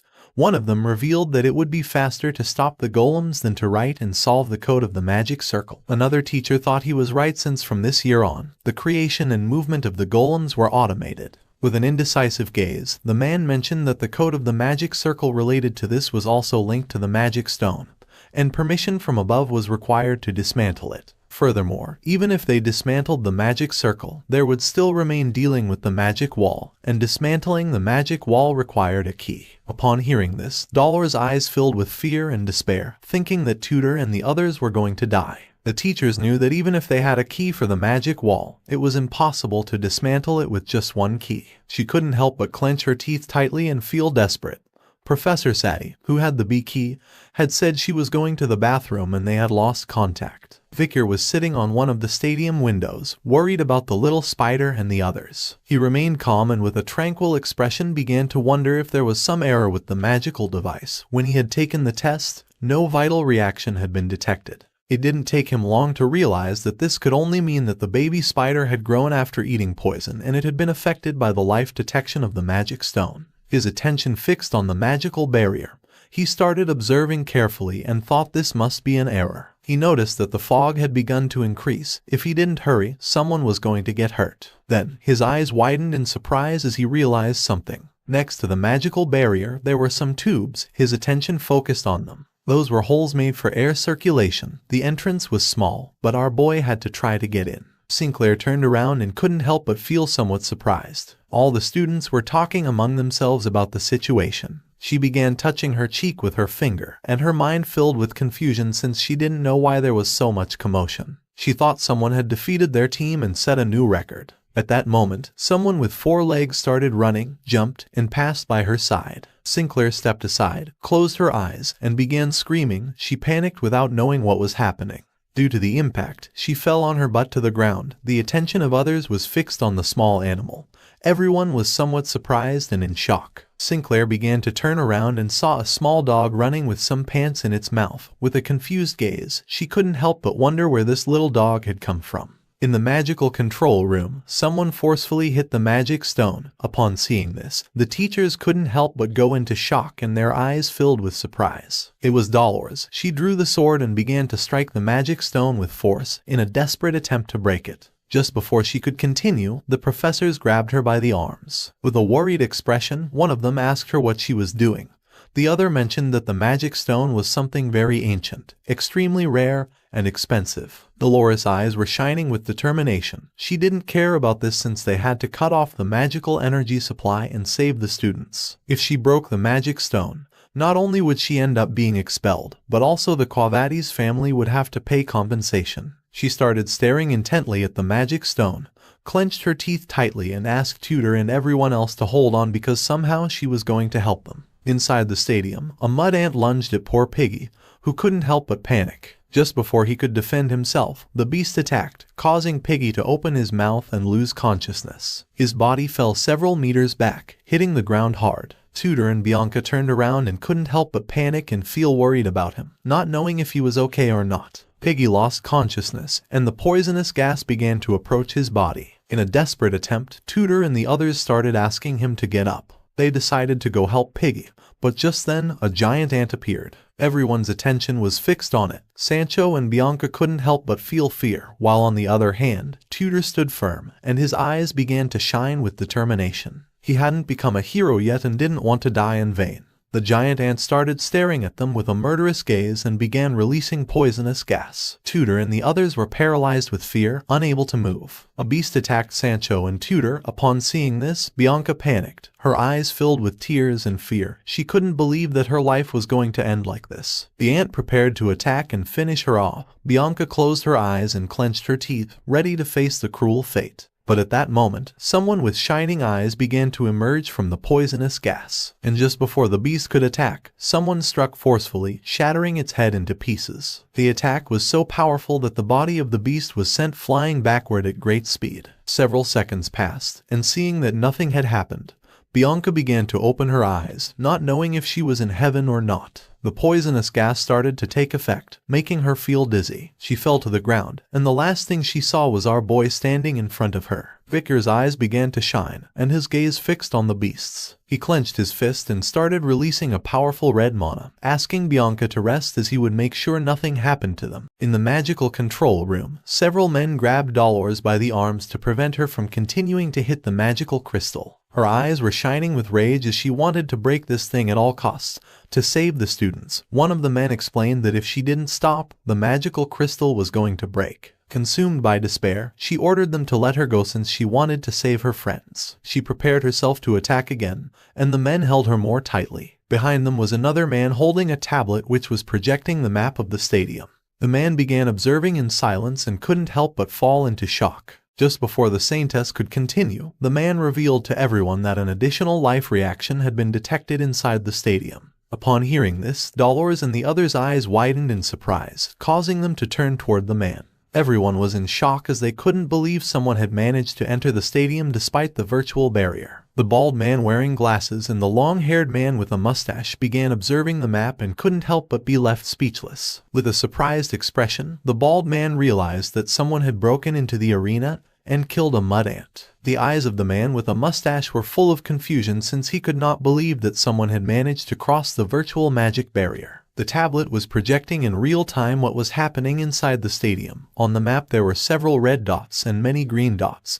The reality was that no one knew what was going on inside. The scene changed, and inside the stadium, Piggy's and Bianca's unconscious bodies were on the ground, and the area was filled with poisonous gas. Before there wasn't any problem, but now that they no longer had HP points, the gas could be deadly if the ants weren't defeated. Not far away were also the unconscious bodies of Sancho and Tudor, and in front of everyone stood Victor. He clenched his fist and with a determined expression began to stare intently at the ants. Just then, his eyes filled with alertness and he turned around. Behind him was the small spider hidden under the corpse of one of the ants. Victor noticed the presence of the spider, but instead of turning back, he did not move and mentioned that according to the family motto, the fate of an untamable beast was only death. Despite the fact that the little spider was just a baby, she understood what was about to happen now, and couldn't help but feel fear, realizing that she had made a mistake by entering the stadium in search of food. Victor's eyes began to shine intensely. He turned towards the little spider and decided to give her a lecture later, and gave her the order to devour all the poison around to protect others. With a grateful expression, she placed her paw on her forehead, indicating that she was ready to obey his order. She opened her mouth and began inhaling all the poisonous gas in the area. While Victor was distracted, one of the giant ants appeared above him and started staring at him intently. But our boy didn't take long to sense its presence. He clenched his fist and with a serene gaze asked the beast if it didn't have even a bit of shame. In response, the ant opened its mouth and prepared to attack. But as usual, just before the beast could even make a move, Victor moved at great speed, activated his mana, and without much effort, struck the beast on the neck using his leg, separating its head from its body. In the magical control room, the bald man and the others were in shock. The other man began observing the map closely and couldn't help but feel confused upon seeing that there was suddenly a vital reaction. Victor's attention focused on the ant's corpse, and his eyes filled with concern. He didn't remember that in this place one could sense vital energy. Meanwhile, the small spider was devouring all of the poisonous gas. He placed his hand on the ground and adopted an offensive stance. Considering that he was 18 years old and an intermediate beginner-level sword expert, if his level as a graduate were discovered it would cause a great commotion. In front of him were two powerful killer ants which were soldier ants, specialists in fighting. One of them had a risk level of B+, and the other had a C. Victor began to observe the ants carefully, realizing that these fictitious golems had been made to look exactly like real monsters. Not far from him was Sancho unconscious on the ground. Victor approached him and grabbed his axe firmly, then he picked up all the others' weapons. Now he carried Bianca's bow, Tudor's spear, and Piggy's sword on his back. His eyes were full of determination. He began to stare intently at the ants and came to the conclusion that if he used the strategy of the killer ants he had known in his previous life, he would be able to face them as if he were an advanced sword expert. His gaze fixed on the ant's neck. The weak point of these beasts was the dorsal cover, which was the connection between the head and thorax. Just before the ants could attack, Victor wrapped Sancho's axe with mana and hurled it forcefully toward the ant. The axe began spinning at great speed and struck hard against the beast's dorsal cover, causing it terrible pain. Our boy began to gaze at the ground and remembered that in this part was located the biometric compass of the killer ants. Upon witnessing Victor's terrible power, the ants couldn't help but feel fear, and their bodies began to tremble. Victor moved at great speed, and using Sancho's axe he attacked 3 of the ants again on their dorsal cover. The reality was that if it broke, they lost their sense of direction and started walking backward. He drew Bianca's bow, began aiming at the ants, and his eyes started to shine with a penetrating aura. He remembered that these beasts still had one more weakness. His attention focused on the ants' skulls. The skull was divided into 2 pieces, with a small link the size of a finger located in the lower central part. He wrapped the arrow with mana and shot it. The arrow flew like thunder and struck the ant's skull, shattering it into pieces. The shell in that area was considerably less hard than in other places. Victor drew Tudor's spear, jumped, and appeared above the ants he had incapacitated earlier with the axe. The ants raised their heads, started looking up, and upon seeing him, they couldn't help but panic. Victor moved like lightning and first struck the beast's skulls, then attacked their necks, and finally cut off their legs. After attacking, he descended back to the ground, placed one hand on it, and began staring intently at the other beasts, ready to finish them all. But then something happened, and his eyes widened in surprise. He couldn't believe what his eyes were seeing. A shadow much larger than that of the other ants appeared above him. Victor stood up and his attention was fixed on it. Despite being in front of the beast, he remained calm and began to observe with a curious gaze. A giant red ant appeared, its attention fixed on our boy and its mouth watered. This was another one of the killer ants, more precisely a general ant, with a risk level of rank A. Upon seeing this, our boy dropped the spear to the ground and his attention was fixed on it. He was somewhat surprised to see that this monster was also in the exam. His eyes filled with emotion, causing a smile to appear on his face. He grabbed the hilt of Piggy's sword and slowly began to unsheath it. The curtain of poisonous gas had spread throughout the magical virtual barrier, making it impossible for the spectators to see what was happening inside. Everyone was silent, not knowing what was going on. All the students began discussing among themselves. Now nothing could be seen due to the poisonous fog. The time for the third pattern was already running out, and there was no way that first-year students could withstand the 3 patterns that even third-year students couldn't endure. In the magical control room, one of the men who was monitoring the stadium went into shock. Seeing this, the man with a mustache turned toward him and, with a curious and fearful expression, asked what the problem was. The bald man began sweating like crazy, not knowing what was happening or what to do now. The man turned around and, with an expression full of panic, revealed that the general ant had been defeated. Moreover, the vital signs of those being examined were still normal. Professor Morg appeared, and his eyes widened in confusion. No one could believe that the powerful general ant had been defeated. Morg began to recall one of the general ants, and his eyes filled with fear because this beast was not a golem that academy students were supposed to defeat. It was a cheat that had been placed to make it difficult for students to last easily for an hour. He put his hand under his chin and with a curious gaze began to wonder what was happening inside the stadium. Just then, a man carrying a woman with purple hair on his shoulders appeared. He started shouting, informing that he had found Professor Sadie who had the key to the magical wall B. One of the superiors asked where she had been. The man panicked and with a nervous gaze replied that she had come here after the owner of a bar in an alley reported her for vandalism and interference with business. Professor Sadie was completely drunk and drooling. She was unable to stand on her feet. In conclusion, she was crazy. Dolores turned towards them, clenched her fist, began to point towards the magic barrier with her finger and with a furious gaze gave them the order to open the magical wall B. Upon hearing this, the eyes of the others were full of concern as no one knew if Tudor and the others were still alive or not. They used the key, and little by little the magic barrier began to disintegrate, releasing the poisonous gas to the outside. The incident that occurred during the Academy's midterm exam ultimately ended with the release of the magical wall after 42 minutes and 13 seconds. The instructors, who were panting heavily, descended to the stadium. The eyes of everyone were full of surprise and confusion. In front of them were the corpses of the ants lying on the ground. They could not believe that some first-year students had defeated all these ants. Just then, Dolores, who was very worried, also descended to the stadium, and with a gaze full of concern started running asking where Tudor and the others were. Her eyes widened in surprise. She couldn't help but be left open-mouthed. In front of her was Victor's unconscious body lying on the ground, surrounded by the corpses of ants. Her attention fixed on our boy, she began to observe him in silence, not knowing what was happening.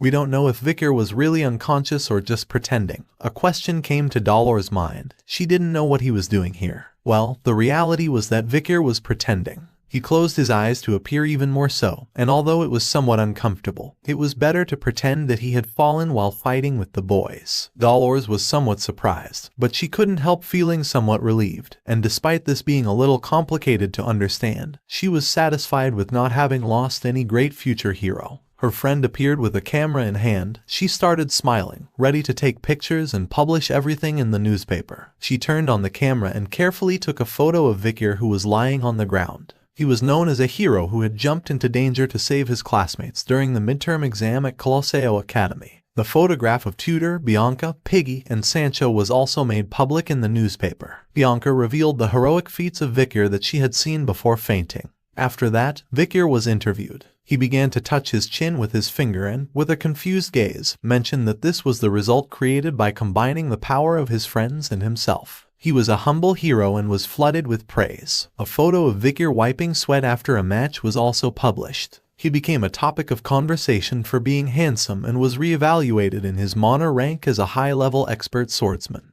The head of the Monster Research Center raised suspicion, saying it was impossible for a high-level expert swordsman to defeat an ant general. But Vikir explained that he knew killer ants had a vital point in their skulls. The very prince summoned Vikir, and because he had revealed the secret behind the killer ants, it was predicted that the mortality rate of imperial soldiers would decrease, and as a result, the crown prince awarded our boy a certificate. His expression showed that he did not want to be in this place. Vikir was named this year's hot star, but he wasn't very sure about it. Someone who was reading the newspaper tore it into pieces with their hands. It was nighttime, and this person was none other than Vikir. He was sitting on top of the academy roof, and while the moon illuminated the area, he began to gaze at the ground with a lost look and sighed. His eyes were full of concern since no one would have thought that his quiet student life would end up becoming so problematic. The baby madam appeared. She closed her eyes and with a smile began to jump for joy. But our boy told her that this was not something she should be celebrating. Despite the fact that everything had changed, he was happy that the others were out of danger. While he was distracted, an owl started flying toward them. Vikir couldn't help but feel tense and confused, while on the other hand, the baby madam got scared. Quickly, the little spider hid in Vikir's clothes. He extended his arm and the owl perched on it. His attention focused on the owl's leg, which had a note rolled around it. Our boy quickly realized it was Cindy regular report. He took the note and began to read carefully. She had acquired the vital training of the 10 elite corpses, but she needed time to analyze, at most a month. Regarding the Night Hound, imitators had appeared. One did it for glorification, and the intentions of the others were unknown. Osiris of the Baskerville family was far from the estate, and it was assumed that he was heading to the imperial capital. And last but not least, one of the first-year students at the academy was hiding their royal lineage. After delivering the message, the owl started flying away and little baby madam re-emerged from our boy's clothing. Our boy's gaze fixed on the paper, and his eyes widened with curiosity. He didn't know if she had found clues about the 10 elite corpses. Seeing that she was asking him to wait a month made it evident that she was approaching this matter cautiously. He began to remember when he had defeated the demon alongside Saintess Dolores. Better than anyone, he knew that he had defeated it easily thanks to borrowing the power of the Saintess.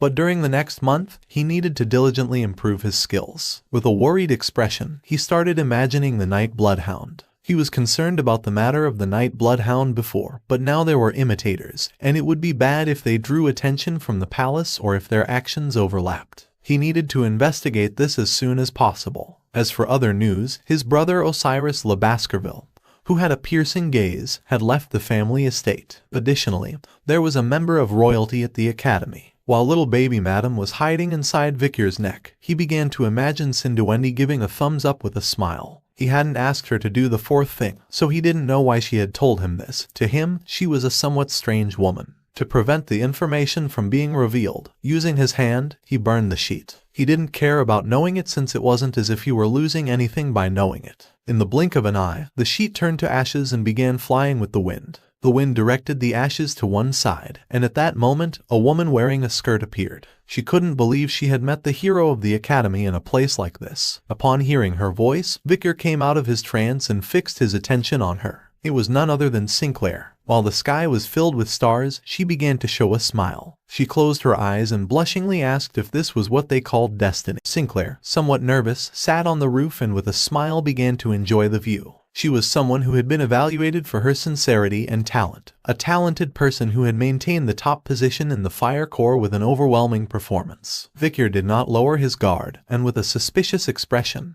began to observe her closely, not knowing what she was doing here at this hour of the night. The sky was beautiful and filled with stars. Sinclair decided to break the tension. She was somewhat surprised to find Vikir here at this time. This was her special place where she came to see the Milky Way when she felt depressed. The expression of our boy changed. He was speechless as he had misunderstood the situation. Sinclair turned her head towards him and her eyes filled with love, making her blush like a tomato. She hoped to find Vikir here again if she came to this place in the future. Vikir felt her gaze, and with a worried expression, began to stare at the ground. He knew it was better to change the place where he received messages from Cindy. With a kind smile, she extended her hand, revealing that lately at the academy everyone was talking about him. Vikir didn't even lift his head and with a cold gaze responded that this was something he didn't want to know about. But she commented that there was no reason to feel embarrassed since there was always public interest in extraordinary people. With a somewhat amused expression, she began counting on her fingers, revealing that if being number one wasn't enough, there were also 3 research articles that were going to revolutionize the academic world. He was an irregular of plebeian origin but whose aura was at the level of an expert. Victor's eyes widened with concern, making him sweat. Sinclair also commented that in many ways, he was someone who intimidated his peers. Our boy sighed and revealed that grades were nothing more than something useless, so he advised her not to worry too much about them. Sinclair tilted her head to one side, and her mind filled with confusion. She couldn't believe that grades didn't matter in an academy. Victor was more aware than anyone that money, power, honor would soon become useless things. When the era of destruction began, all existing order would collapse, giving rise to an era where the only thing that mattered was survival. With a smile, she admitted that Victor spoke as if he had lived a long time and seemed like an old man. This sparked curiosity in our boy. He was somewhat surprised to see this. According to him, she was someone intelligent. Sinclair decided to change the subject and with a curious gaze asked what Victor was going to do after midterms. In response, he started showing one finger and with a confident expression mentioned that he was going to train his back and lower body. She was somewhat confused, asking if he had just hit his head. She closed her eyes and sighed, while on the other side, our boy adjusted his glasses with his fingers. He remembered that she was also someone who hid many things just like him. Before returning, she had graduated as the top of her class without ever losing first place despite being of plebeian origin. And not long after, she disappeared from history, cutting off contact with everyone and no one heard from her again. While the moonlight was illuminating everything, little by little Sinclair began to open her eyes, and a smile appeared on her face. It was strange that she was of plebeian origin, and Victor didn't know if she could be a member of royalty disguised as a plebeian and hiding her identity. Remembering that Cindy Windy had mentioned that a member of royalty had entered the academy. The next day, the sun emerged at the academy. Tudor, who had just gotten up, began to stretch his arms and let out a sigh of exhaustion since he never thought the exam period would be so long. They put on their backpacks and started walking toward the academy with a smile. Tudor, who was stretching his arms, explained that with the attack test taking place today, midterm exams would come to an end. Sancho, who was walking beside him, turned around and with a serious gaze reminded everyone that due to injuries they had suffered in the accident during the defense exam, the exam schedule had been postponed, making it inevitable for the period to become longer. Victor and Piggy, who were in front, kept walking in silence. Tudor's eyes were full of hatred. He began to imagine the bastard Granduil. It was a bit disappointing that the bet with that guy had ended in a tie. He started massaging his shoulder, and his attention focused on one of them. With a cheerful and confident expression, he said that this time he had realized who was going to be his rival. For him,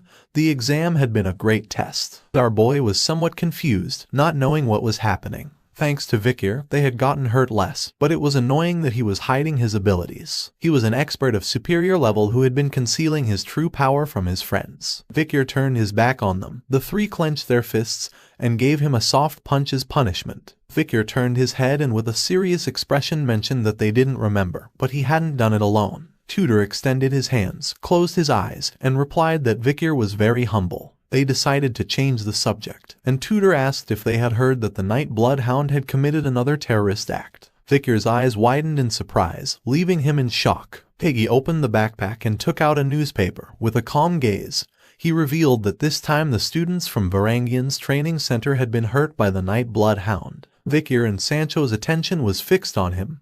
Both remained silently staring. Piggy opened the newspaper, and his eyes widened with seriousness. It was said that damage had occurred during the process in which the students had discovered and restrained the Night Bloodhound. According to the latest news, the Night Bloodhound had committed endless evil actions. He was the worst villain of all time. He had shown his fangs once again. Early last night, students from Varangian's training center who had come on an excursion to the Yellow Sea were attacked by the Night Bloodhound, suffering great damage. 10 people were slightly injured, and 10 people were seriously injured, among them being the head of Varangian's training center. They started talking among themselves. Sancho crossed his arms and asked if the scope of activity of the Night Bloodhound was not being expanded. Piggy, who was reading the newspaper, mentioned that nowadays there were people who supported someone like him. Tudor put his hand under his chin and couldn't help but wonder what the purpose of that guy was. Victor began to gaze at the ground with a lost expression and clenched his fist, realizing that his imitators had set things in motion. his eyes filled with rage. There were two imitators. One of them seemed to have become less active recently, while the other had been gradually increasing their activity. Everyone set off towards the academy. Sancho, Tutor, and Piggy were happy, while on the other hand, Vicar was tense. The problem was that surveillance against the Night Blood Hound had become stricter, and if things continued like this, a future assassination could also be thwarted. It was early in the morning and all the students were entering the academy. Vicar decided that once the exam ended, he would get rid of the imitators. Somewhere in the academy was the area where attack exams were conducted. Unlike the defense exam, which required teamwork and was carried out in groups of 4, the attack exam was a test where individual skill was most important. It was a one-to-one combat between professor versus student, where they would fight against the golems controlled by the professors, and one would earn points for valid hits, evasion, etc. The professor summoned a golem. It was Sancho's turn. He imbued his mana into the spear and attacked with force, striking hard against the barrier. By fighting against golems that mimicked the movements of professors who were masters of combat, the goal was for students to gain practical experience against strong opponents. Behind the golem stood Professor Morg, who crossed his arms in front of his chest while controlling the golem. The fatal flaw of the exam was that the number of students a professor could teach was limited to 50. Tutor clenched his teeth and his eyes filled with determination. Using all his strength, he attacked the golem, breaking it into pieces. The criteria for evaluating the students' tests changed depending on the fighting style of the professor in charge. He was very exhausted and began to stare at the golem, somewhat surprised to see that his attack had worked. Professor Morg's eyes were full of seriousness. He began to stare silently at Tutor, creating tension. He revealed that there was still a long way to go. At that moment, several green roots emerged from the ground, causing Tutor to tense up. The roots were fake, and while Tutor was distracted, the professor's golem appeared in front of him and prepared to strike with its fist. He gripped the spear tightly and soon realized that its speed had increased, not knowing if the professor had physically strengthened the golem. As the fist was slowly approaching, Tutor put his arms in front of his face to defend himself. But the reality was that the fist was also a feint. Now that Tutor had let his guard down, the golem launched a powerful kick, which landed squarely against his ribs, causing his eyes to fill with fear. Tutor's eyes turned white. He opened his mouth and began screaming in pain and shortly after collapsed on the ground, writhing in agony. The golem stood before him, and the professor mentioned that he shouldn't have thought he couldn't use fists and feet just because he was a mage. The golem gave Tutor a hand and helped him to stand up. The only purpose of a fight was victory. He had to remember that. Even as a mage, one must use their fists, feet, and teeth to win. Tutor thanked the professor. The total points were calculated, and all the students went to the stadium, and Tutor, who was somewhat exhausted, sat down. From Ice Corps Class A, Cadet Tutor La Mancha Don Quixote, evaluated by Professor Vency Morg, managed to land 12 attacks, execute 20 dodges, block 3 attacks, and score 0 critical hits, obtaining a total of 35 points. Bianca was in shock and somewhat confused. She extended her hand, unable to believe that Tutor had defeated her. From Ice Corps Class A, Cadet Bianca, evaluated by Professor Vency Morg, managed to land 7 attacks, execute 24 dodges, block 0 attacks, and score 0 critical hits, obtaining a total of 31 points. She became furious, stood up, and while pointing at Tutor with her finger, explained that all of this was the fault of how this test was set up. A one-on-one combat was disadvantageous for an archer. Tutor, who was sitting, turned towards her and with a confused expression responded that he didn't remember anything about fairness when she had taken all the individual points during the defense exam.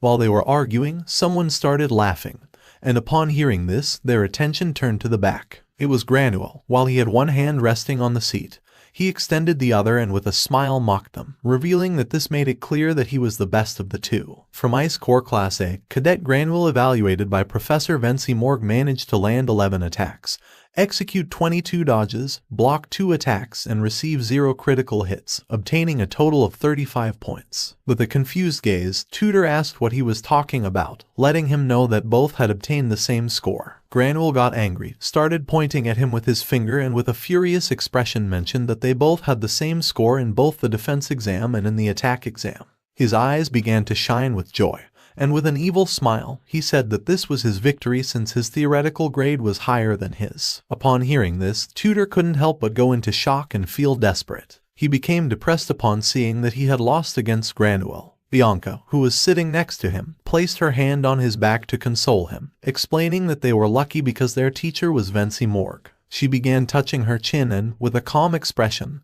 revealed that the others had Professor Sadie. Tutor's expression changed, and his eyes widened with curiosity. She began to imagine Professor Sadie smiling like a lunatic. Bianca couldn't help but feel fear and disgust since she was a pathetic and drunken teacher who had disappeared with the key of the magic wall. The older ones described her as strange and unprofessional. She was the #1 teacher students avoided. Tutor started looking at her and couldn't help but be somewhat confused. He panicked and asked how someone like her had become a professor at the academy. Bianca moved her hand away from her chin, and with an insecure gaze, mentioned that she was very skilled. So when she wasn't working as a teacher, she helped authorities catch criminals. She began to imagine the night bloodhound with the Beelzebub sword, revealing that she was in charge of helping capture criminals like the night bloodhound. Tutor's eyes filled with seriousness and concern.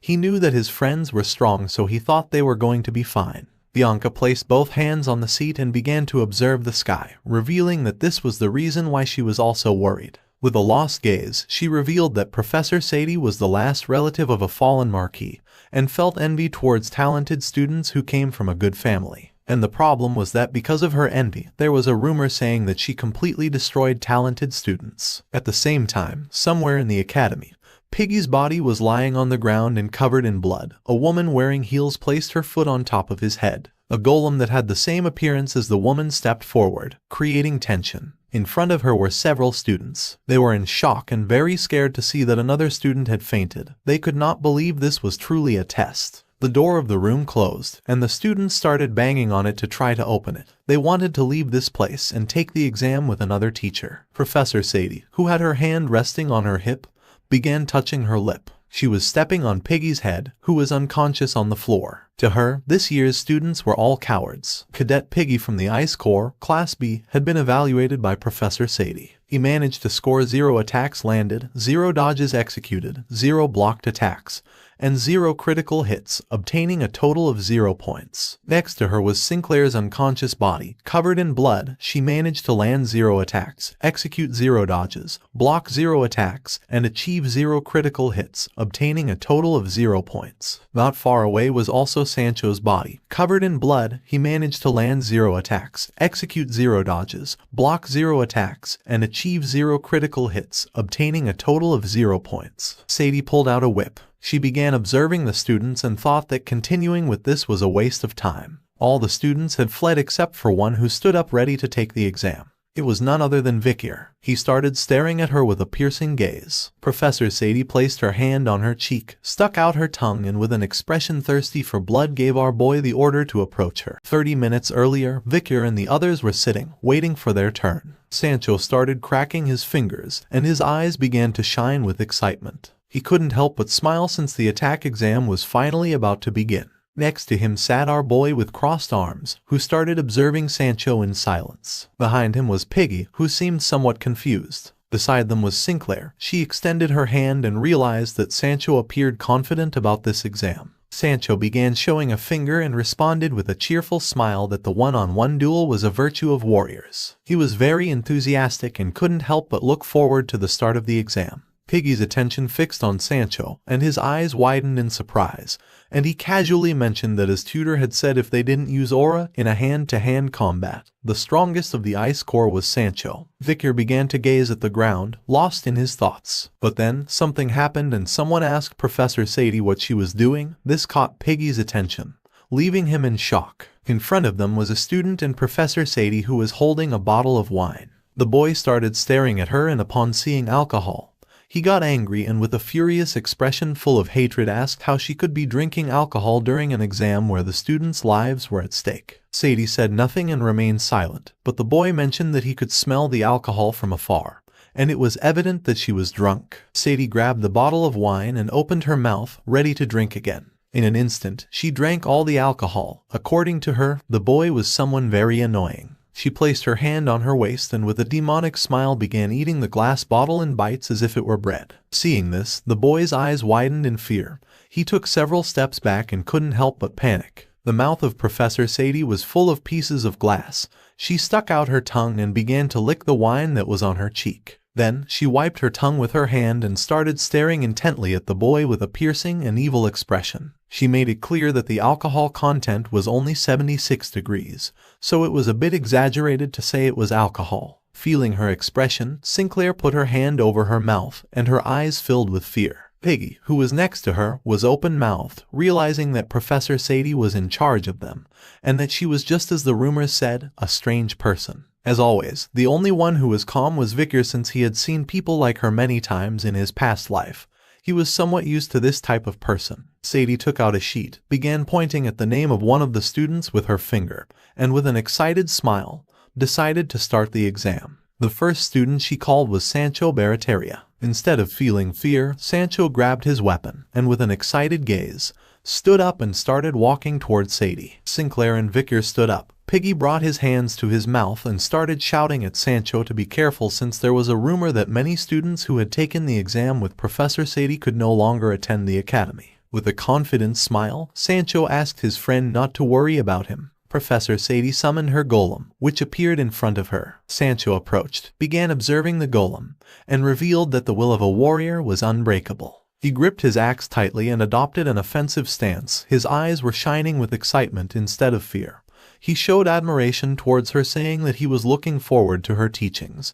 And then, the exam began. In an instant, Sancho leaped and started descending from the sky toward the golem at great speed, ready to attack. Professor Sadie began to gaze at the ground, and a smile appeared on her face. She stood still for several seconds and then started to show an evil smile, repeating Sancho's words, "The will of a warrior is unbreakable." Sancho attacked with all his strength, but then something happened. Sinclair put her hand over her mouth, and her eyes widened in surprise. She couldn't believe what her eyes were seeing. Piggy took several steps back. He was in shock and open-mouthed. Vickers, who despite being the calmest one, was also in shock. He had never seen anything like it before. The eyes of Sinclair and Piggy were full of confusion, and then they saw something horrible and could not avoid feeling a fear they had never felt before. Once the smoke curtain disappeared, Professor Sadie's golem could be seen standing and holding Sancho, who seemed to be unconscious and covered in blood by the neck. The students were paralyzed with fear. Her golem lifted Sancho by the neck. She couldn't help but feel somewhat disappointed to see that her toy had broken. She was controlling the golem using her hands and with the help of 2 magic circles. Her eyes were shining with malice. She began looking at the other students and, with a smile, asked if this meant that Sancho was disqualified as a warrior. Vickers' expression changed drastically. He began to observe Sadie with a serious gaze, not knowing what this girl was plotting. The golem released Sancho's body, causing him to fall on his back against the ground. His friends, who were somewhat worried, ran out to see if he was okay. Vickers and Piggy lifted Sancho's body, putting his shoulders on their own shoulders. Piggy asked Sancho to wake up. With an angry expression, Sinclair stood in front, extended her hand to one side, and asked the teacher what she was doing. Her gaze fixed on Sadie, she clenched her fist tightly, questioning how she dared to hit a student until they fainted during an exam. Sadie did not lose her composure and calmly responded that the purpose of this exam was to provide students with real-world experience. She began to raise a finger and with a confident smile made it clear that these were the words of the Academy's first president, asking if she was going to protest in a real fight. Sadie began pointing at Sinclair with her finger, revealing that she was the next to take the exam. She wanted to see the skills of the leader of the Ice Corps. Sinclair's eyes, who had clenched fists, were filled with confusion and fear, not knowing what Sadie was plotting. Just before she could make a decision, someone behind her suggested that she refuse the exam. Upon hearing this, she snapped out of her trance and, somewhat surprised, turned around. Behind her was Vickers, who had Sancho's shoulder resting on his own. Our boy's attention was fixed on her. With a sincere gaze he mentioned that Sadie's actions were clearly unfair, and that if she complained to the Academy, it might be possible for her to retake the exam. She began to gaze at the ground with a lost expression and thanked Vickers for worrying about her. Her eyes were shining with determination. She swore not to avoid the person who had hurt her friend. A silence took control of the situation. Sadie mocked her by asking why she was making such a pretty face, causing Sinclair's eyes to widen in hatred. She clenched her teeth and couldn't help but feel even angrier. Sadie's gaze fixed on her. With a confident smile, she decided to fix Sinclair's pretty face. The exam began. Sinclair adopted an offensive stance, and with an expression thirsty for revenge, used her power, making several circles appear around her body. She extended her hands toward the sky,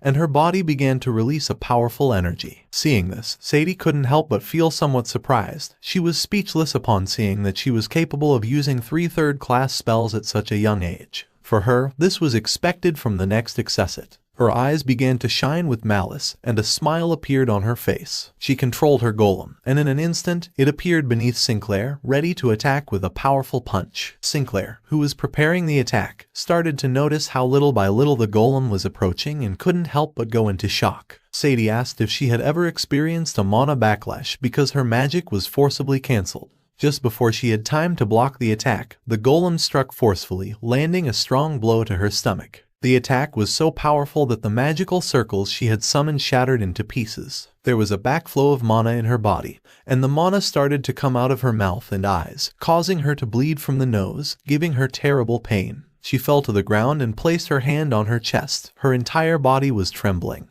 and she was drooling from the pain. The golem approached her and began observing closely. Sadie asked how it felt, realizing that it hurt much more than Sinclair had thought. Her attention fixed on Sinclair, and an evil smile spread across her face. If she was unlucky, she might not be able to use magic again. For her, it would be fun if the next accessit of the Ice Core could no longer use magic. The golem gave her a strong kick, making her body roll backward. She had to pray for that not to happen, since after all, she had worked hard to be the next accessit because she was a commoner. Seeing this, Piggy couldn't help but feel somewhat worried about her. He started running toward her to see if she was okay. Our boy began to gaze at her with a serious expression in silence. It was time for the next student to take the exam. It was none other than Piggy, who drew his sword, and despite showing a confident expression, his body was trembling with fear. Piggy grabbed his sword tightly. Sadie put her hand on her waist, extended the other one, and asked who this trash was who didn't even know how to hold a sword. He began to sweat profusely, but even so he did not lose his composure. His eyes were full of determination. He was not a coward, and he was not going to back down. Sadie's golem started walking toward Piggy. This trial was his opportunity to bring to light the courage hidden beneath his weak exterior. Just before Piggy could even prepare his attack, the golem moved quickly and struck with force, breaking the blade of the sword into pieces, making Piggy's eyes widen in surprise. The blade of the sword stuck in the ground several meters back. Piggy was in shock to see that the golem had broken his sword with a simple kick. Piggy's gaze fixed on his broken sword, and he couldn't help but feel fear and confusion. Just before he could understand what had just happened, the golem moved like lightning and gave him a strong kick under the jaw, sending his body flying into the air. While his body was in the air, the golem raised its foot and brought its heel closer to Piggy's head. Sadie mocked him, since no matter how much trash fought, in the end it remained trash. These words made Vicar angry, and veins appeared on his face. Piggy's body fell to the ground. Sadie approached and placed her heel on his head, which was full of blood. Seeing that another had fainted, the blonde-haired student couldn't help but be in shock, while on the other side, the black-haired student put his hand on his head. He couldn't believe this was a test. All the students who were going to take the test with Professor Sadie ran toward the door. They started banging on it, but the door didn't open.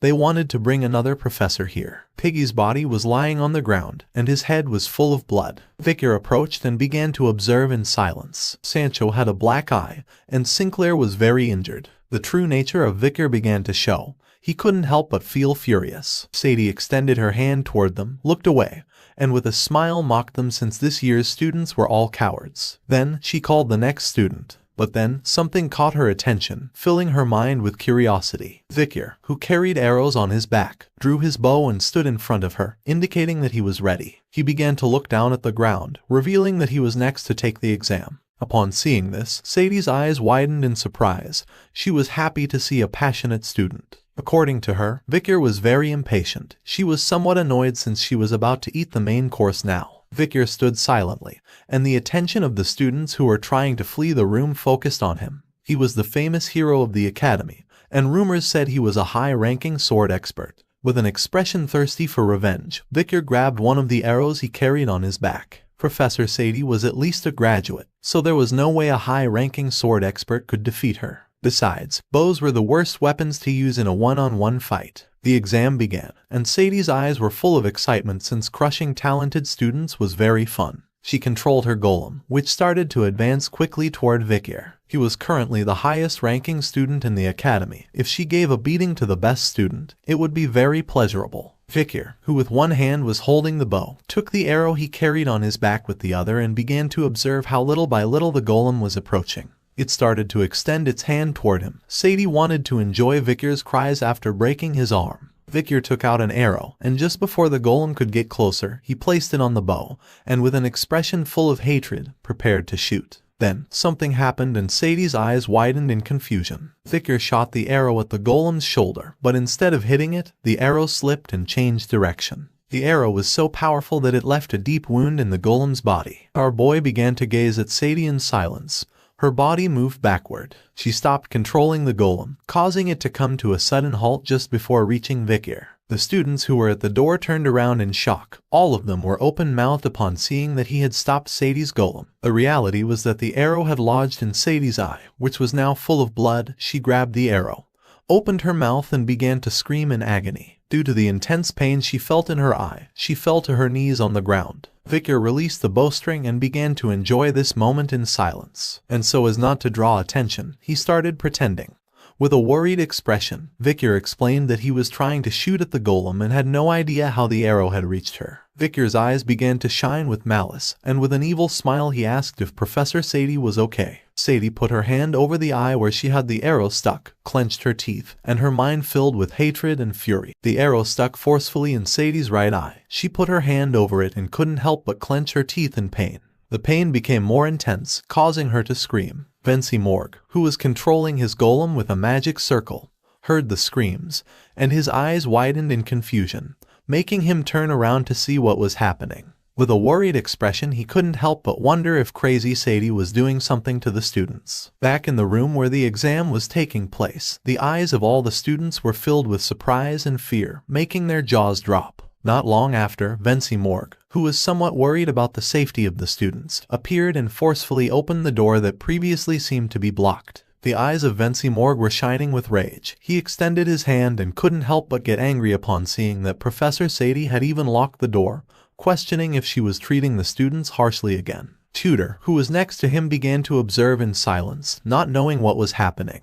Once Tutor, Bianca, Dolores, and Professor Vensy Morg entered the room, they saw Sadie kneeling on the ground with an arrow stuck in her eye, writhing in pain and rage. Upon seeing this scene, everyone froze without knowing what had happened. Vensy Morg's eyes widened in surprise, his attention fixed on Sadie. He couldn't believe she was bleeding and had no idea how on earth it had come to pass. The gaze of Tutor, who was behind him, filled with concern when he looked to one side and saw something terrifying. Not far from the area were the unconscious and blood-covered bodies of Sancho, Sinclair, and Piggy. Upon seeing this, Tutor did not hesitate for a second and started running toward them to see if they were okay. Professor Sadie was lying on the ground writhing in pain. Our boy, who was holding the bow, began walking toward them with a calm demeanor. Vensy Morg's attention fixed on him, he asked what had happened here. Professor Sadie's golem was standing behind them. Vikir turned around and with a sincere expression explained that during the exam, the golem had surprised him by charging at him, so he had shot an arrow that went through the golem and struck Professor Sadie in the eye. Vensy Morg, somewhat confused, turned around and began to observe the golem in silence. He was not very sure whether to believe Vikir. His attention focused on Professor Sadie. His eyes widened in surprise since he had seen many students get hurt. But this time it was the first time he saw a teacher get hurt. Sadie's eyes were shining with hatred. She clenched her teeth and started staring intently at Vikir. The injured teacher was Sadie, so Vensy Morg didn't know if this could be considered karma. Vikir clenched his fist and stood in front of Sadie, looking at her with an expression without remorse. The point compilation was completed. From Class B of the Ice Corps, Cadet number 256 Vikir managed to land 1 hit, 0 evasions, 0 defenses, and 1 critical hit, obtaining a total of 11 points. They gathered the injured and unconscious bodies of Sancho, Sinclair, and Piggy. Dolores knelt down, extended her hands and began using her power to heal them, making golden energy appear around their bodies. Her attention fixed on them, she began observing them with a worried expression in silence. Little by little, their wounds began to heal. After analyzing carefully, she realized that Sinclair had suffered internal injuries due to the reverse flow of mana. Sancho had bruises all over his body, and Piggy had an impact that had shattered his jaw. She focused even more on healing the wounds, making the golden energy grow more intense. She knew better than anyone that these were not injuries students taking an exam should have. With a worried expression, Tutor asked the Saintess if Sancho and the others were okay. Upon hearing his voice, Dolores turned toward him and with a sincere gaze mentioned that thanks to Tutor calling her quickly, everyone would recover from their injuries and would not have any after effects. Bianca, who was next to Tutor, remained silent. Tutor crouched down to observe them closely.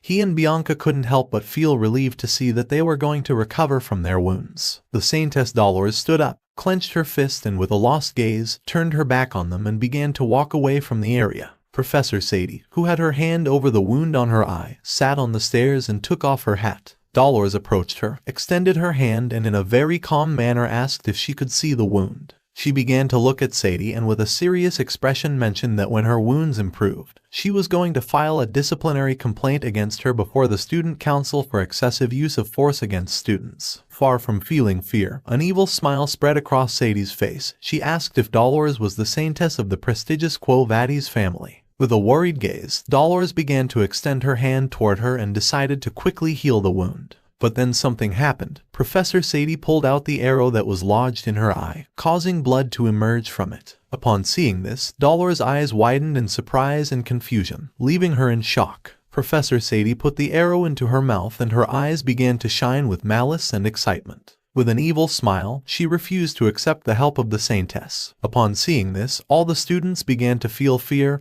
and repulsion, while on the other side, Vinci Morgue started staring at her with a furious expression and clenched his teeth. Professor Sadie stood up, and with her eye bleeding, turned her back to Dolores and as she was walking away, mentioned that if she was going to punish her for this, then she could do it, but advised her that it would be better to wait for the day when she lifted the punishment from her. Dolores began observing her in silence, not knowing what was happening. A smile appeared on Sadie's face since there were many things that amused her these days, including the night bloodhound that stirred up the night of the Empire. She passed by Vikir's side, raised her head, and with a cheerful smile asked if his name was Vikir. Our boy did not turn to her and with a lost expression, began to look at the ground in silence. She started to walk away from them and with an arrogant tone, promised to remember Vikir's name, vowing that they would meet again. Our boy raised his head, and his eyes began to shine with anticipation.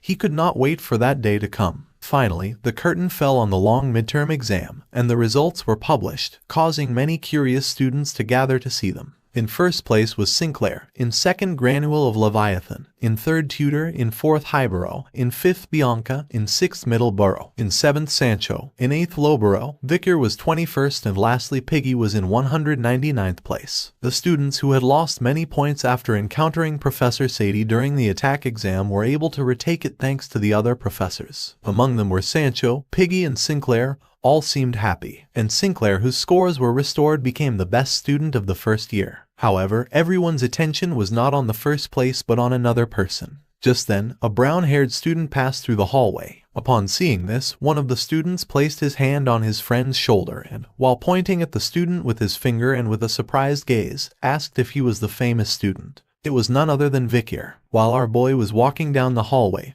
everyone's attention focused on him. Now he was the center of attention and liked by all the girls since he had been the only one who managed to land an effective hit on Professor Sadie. Not only that, but he had also destroyed one of her eyes. All the trauma they had received from Demon Sadie was now disappearing. Our boy was nicknamed the Eye Slayer and considered an authentic hero. Vikir, who was holding onto his backpack strap with one hand, showed no emotion because he knew this was the price for acting emotionally. Once he moved away from the students, he became serious and started imagining the night bloodhound. Life during the day existed only to continue his life at night, and for this reason, he tried not to get too involved in these matters. But when he had seen the kids being treated like trash, he had acted without realizing it. While our boy was distracted, a red-haired girl approached him and, while adjusting her hair, closed her eyes and with a nervous expression handed him a love letter. Upon hearing her voice, Vikir snapped out of his trance and fixed his gaze on the letter. At that moment, a student began running toward them.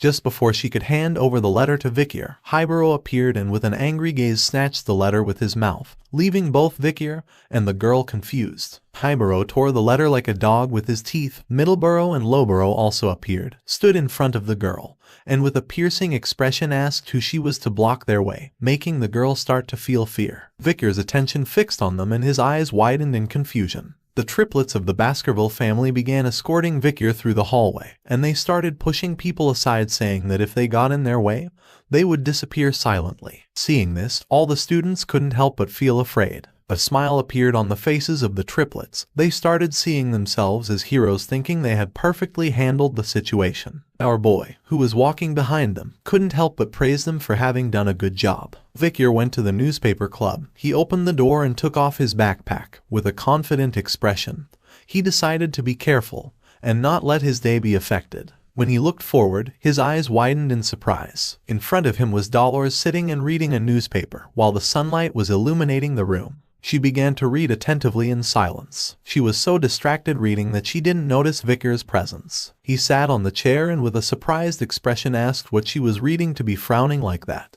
Upon hearing his voice, she came out of her trance and couldn't help but feel somewhat surprised and start blushing. She stopped reading the newspaper and with a curious gaze asked when Victor had entered. Our boy sat on the chair and calmly mentioned that just now she hadn't felt our boy's presence when he had entered. Victor asked if there was any article about the night hound. She left the newspaper on the table, rested her hands on top of it, and mentioned that he had destroyed the monument of the imperial capital, the central clock tower, and damaged the royal memorial, and it was said that everything had been done by the night hound. Her eyes were shining with sadness. She explained that there was no physical evidence, but they had claimed that all these cases had been committed by the night hound. The perception people had of him was strange. Upon hearing this, Victor became curious and his gaze fixed on her. The fact that there was someone who believed in him was more comforting than he had thought. He took the newspaper and with a calm expression began to read silently. The clock tower was a building that symbolized peace and order, and those who lived in the imperial capital looked at it at least once a day. Considering that they had destroyed the emblem of a city, our boy came to the conclusion that they held many grudges against society.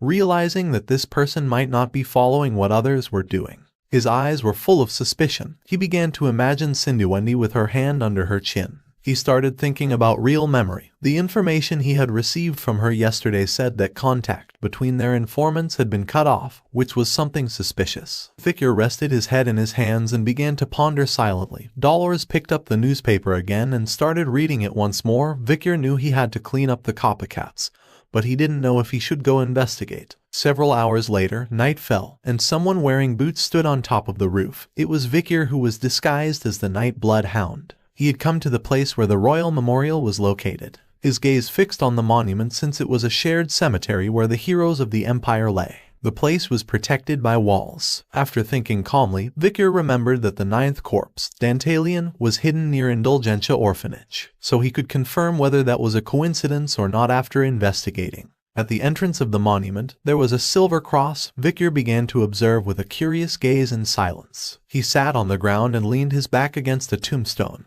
and while the moon was illuminating the area, he immediately realized why Cindy's informants had disappeared. The reality was that the cemetery was full of zombies, with a risk rating of C, size of 1.7m. These zombies inhabited the continent and were known as the Rotten One. They were common corpses that could be seen in places like graves, battlefields, abandoned houses, sewer systems, etc. One of the zombies opened its mouth and started to roar. Even though he was not very sure what these people had done when they were alive to become zombies, he knew that some of them were informants for Cindy.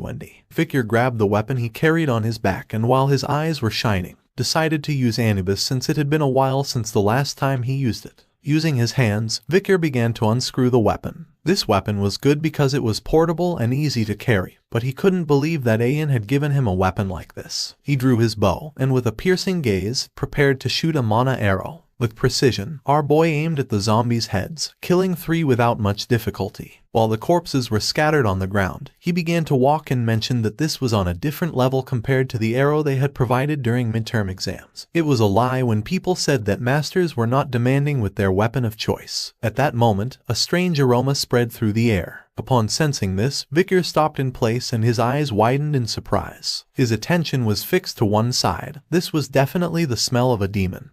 But compared to normal demons, the smell was very faint, as if its terribly unique stench were being diluted by something. Without wasting time, Victor began to follow the trail of the smell at full speed. The scent came from the direction of the Indulgentia Orphanage, so something was there. In the orphanage, someone invoked a magic circle on the ground. It was a woman wearing a skull mask. She extended her hand toward the magic circle and used her power, causing malignant energy to emerge from it. Just then, someone with red hair began to emerge from the magic circle. It was a woman. The woman wearing a mask extended her hand toward her and began to use her power again. The eyes of the red-haired girl were full of exhaustion. The masked woman could not believe that a petty thief had dared to steal from Dantalion. She hugged the girl and with a sincere gaze, apologized to Rose for losing her again. Her eyes began to shine with determination. She started whispering, promising not to let them take away her loved ones, vowing to annihilate hordes of cattle and beasts. She was Sayre, the 8th corpse. Sayre was on the 3rd floor of the orphanage dormitories. The entire building was cut in half from the battle that our boy had against the demon Dantalion.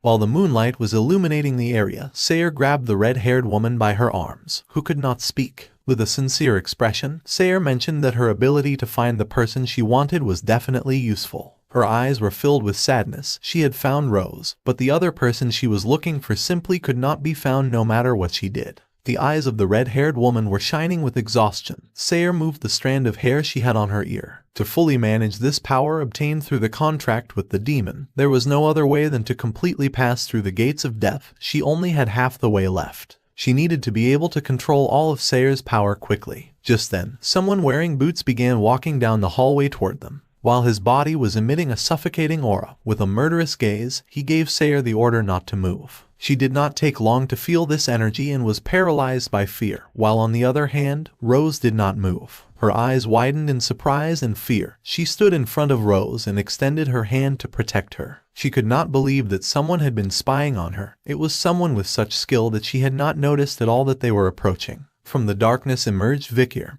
He drew the bow, and while his eyes were shining with hatred, he prepared a mana arrow and explained that from now on she only had to answer his questions. If she moved a single finger, she would die, and if she said something that was not the answer to his question, she would also die. He aimed the mana arrow at her. She smelled like a mix of human and demon, so he asked if she was human or demon. Sayre stood in front of Rose and with a calm expression explained that she was both human and demon. Vikir realized that Rose was Geronto, a subordinate of Dantalion. He was sure he had killed her, so he didn't know why she was still alive. Sayre's gaze fixed on Vikir, and with a serious expression, she explained that Rose was not one of Dantalion's subordinates.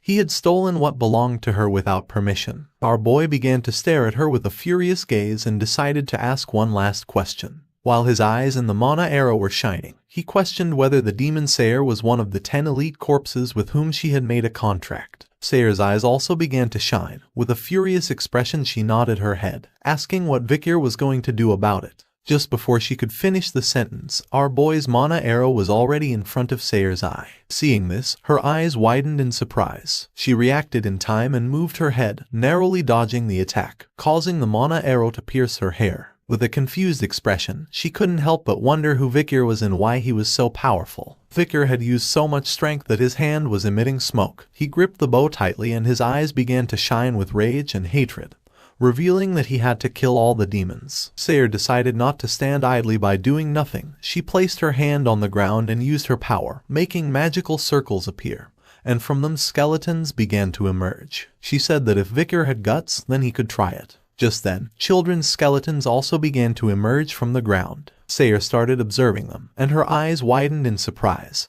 She couldn't believe that even the corpses of children had turned into undead. Vikir's gaze fixed on the skeletons, and his eyes also widened in surprise. With a cold expression, he prepared to shoot a mana arrow, apologizing to all the children. The skeletons began to charge at him, but our boy shot the mana arrow at them. The attack was so powerful that part of the building broke into pieces, creating a great explosion. The skeletons were not powerful enough, so many turned to ashes. Sayre decided not to waste this opportunity and, taking advantage of the explosion, grabbed Rose and jumped out of the building. But Vikir was not going to let this happen. With a leap, he appeared behind her, prepared to shoot another mana arrow, and with an arrogant gaze, he asked Rose not to think that she would be able to die peacefully. Upon hearing his voice, Sayre, who was in the air and holding on to Rose by the arm, turned around and couldn't help but go into shock. She embraced Rose, who seemed like a lifeless body. Sayre's eyes were filled with despair. She prepared to counterattack, asking Rose to hold on tight. Vikir attacked again, creating another small explosion in the air. Sayre blocked the attack, and part of her clothing was now torn.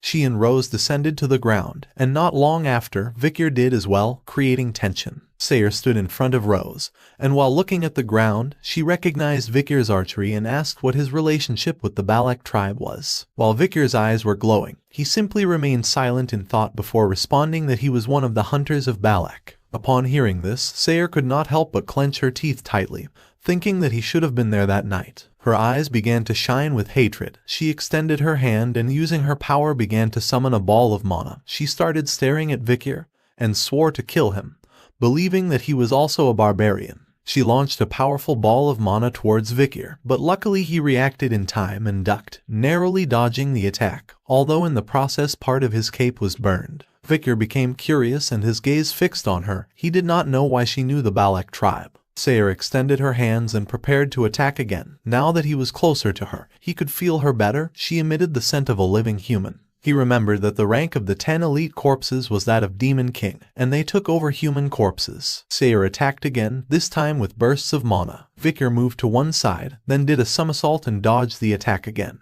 The bursts of mana struck the building, creating small explosions, and Victor descended to the ground. But once he stepped on the ground, spikes made of stone emerged from it and without giving him a chance to react, they pierced his chest. Sayer, who was standing in front of him, was controlling the spikes. With a gaze full of hatred, she said that Victor was a mere barbarian. The stone spikes pierced our boy's body, causing blood to start dripping from his hands. Sayer extended her hand, and her eyes began to shine with joy, making a smile appear on her face. She wanted to hear Victor's screams before killing him. But then, the stone spikes fell to the ground, and upon seeing this, Sayer's eyes widened in surprise and confusion. She did not know what was happening. The wounds that Victor had on his chest began to heal.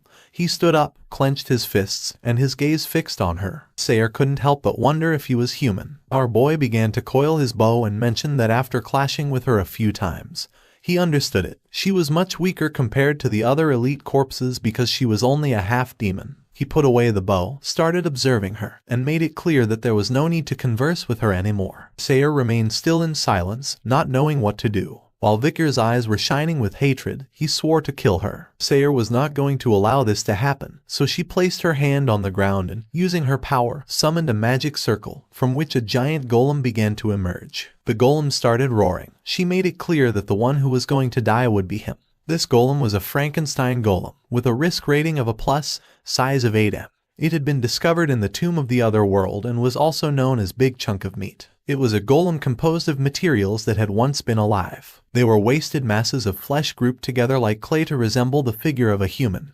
However, the original appearances of these masses had not been preserved at all. It was a filthy and ominous existence that was quite powerful. The golem clenched its fist and, while roaring, began charging toward Victor. Sayer extended her hand towards him and started gathering energy in the palm of her hand. Her eyes were shining with confidence since the golem was nothing more than a distraction. She planned to kill him with fire magic. Victor was not going to sit idly by, so he drew the Beelzebub sword, and just before the golem could approach, he adopted an offensive stance and attacked with a powerful slash, which cut the golem's body in half as if it were clay. Our boy began to stare at her intently with a bloodthirsty expression. Sayer's eyes, who was preparing a fire magic attack, widened in surprise upon realizing that Victor's red aura was similar to those of Baskerville. She prepared a powerful fireball, and Victor began advancing toward her, and upon seeing this, she asked him to wait. Our boy appeared on top of her, and while his eyes were shining, he used the 7th Baskerville technique and swung the sword with precision. Both began to look into each other's eyes, and Sayer was in shock, not knowing why he had the aura of the Baskervilles. Victor attacked the fireball with a powerful slash, creating a great explosion in the area, which destroyed everything in its path. Once the smoke curtain created by the explosion began to disappear, it could be seen that there was a large crater in the ground, and in the middle stood Victor on his feet, with Sayer lying on her knees on the ground. Our boy was standing but injured and had his hand over the wound on his arm.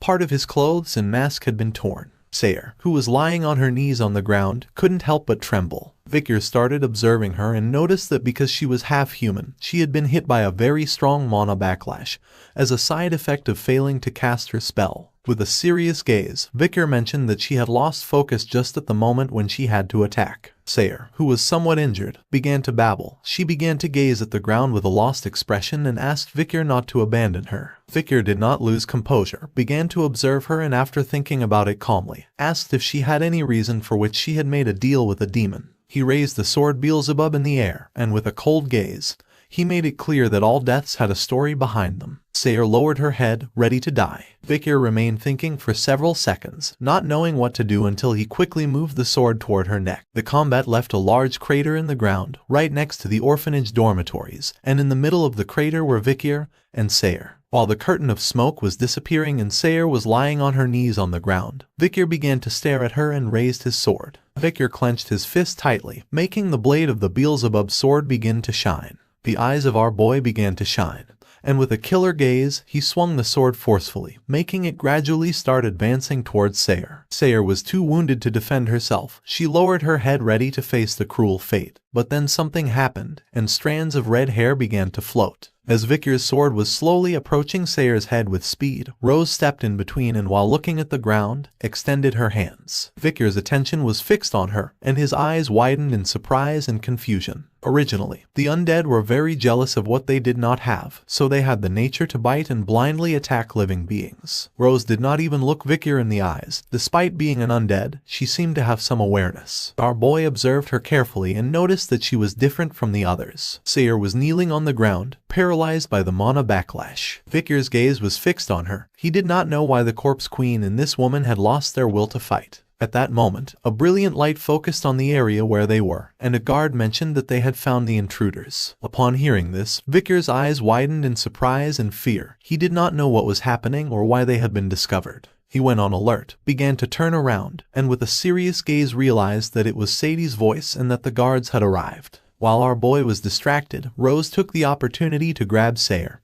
who had lost consciousness. She extended her hand toward the sky and activated a spell, making blue energy appear around them. Feeling this, Victor's eyes began to shine with hatred and rage. He knew he could not waste any more time. With a furious gaze, he turned around and, while staring intently at Rose with a determined expression, clenched his fist and prepared to finish her off, knowing that he could not let them escape. Victor's attention was not to attack Rose but Sayer, precisely swinging the Beelzebub sword, and the blade of the sword began to advance towards Sayer. But just before the attack could reach her, Rose embraced Sayer and placed herself in between, causing Victor's sword to pierce her back. The attack was so powerful that blood began to emerge from her mouth, and little by little she started to lose consciousness. But this was more than enough since the spell fully activated and both disappeared from the place. Victor began to observe the trace of energy and could not help but feel furious. Someone wearing heels stomped the ground forcefully. It was Professor Sadie and the armed guards. While the light was focusing on Victor, she placed one foot on the ground, started touching her head, and with a smile, asked the Night Bloodhound to show himself. It was already midnight when Sadie and the armed guards arrived at the area where the crater was, but Victor had been quick and disappeared from the place. She put her hands on her waist and mentioned that there was no one here. She began to gaze at the ground and murmured, calling Victor a pig. The attention of one of the guards standing beside her focused on her. He started observing her and couldn't help but fall into confusion. Sadie lost her composure, clenched her teeth,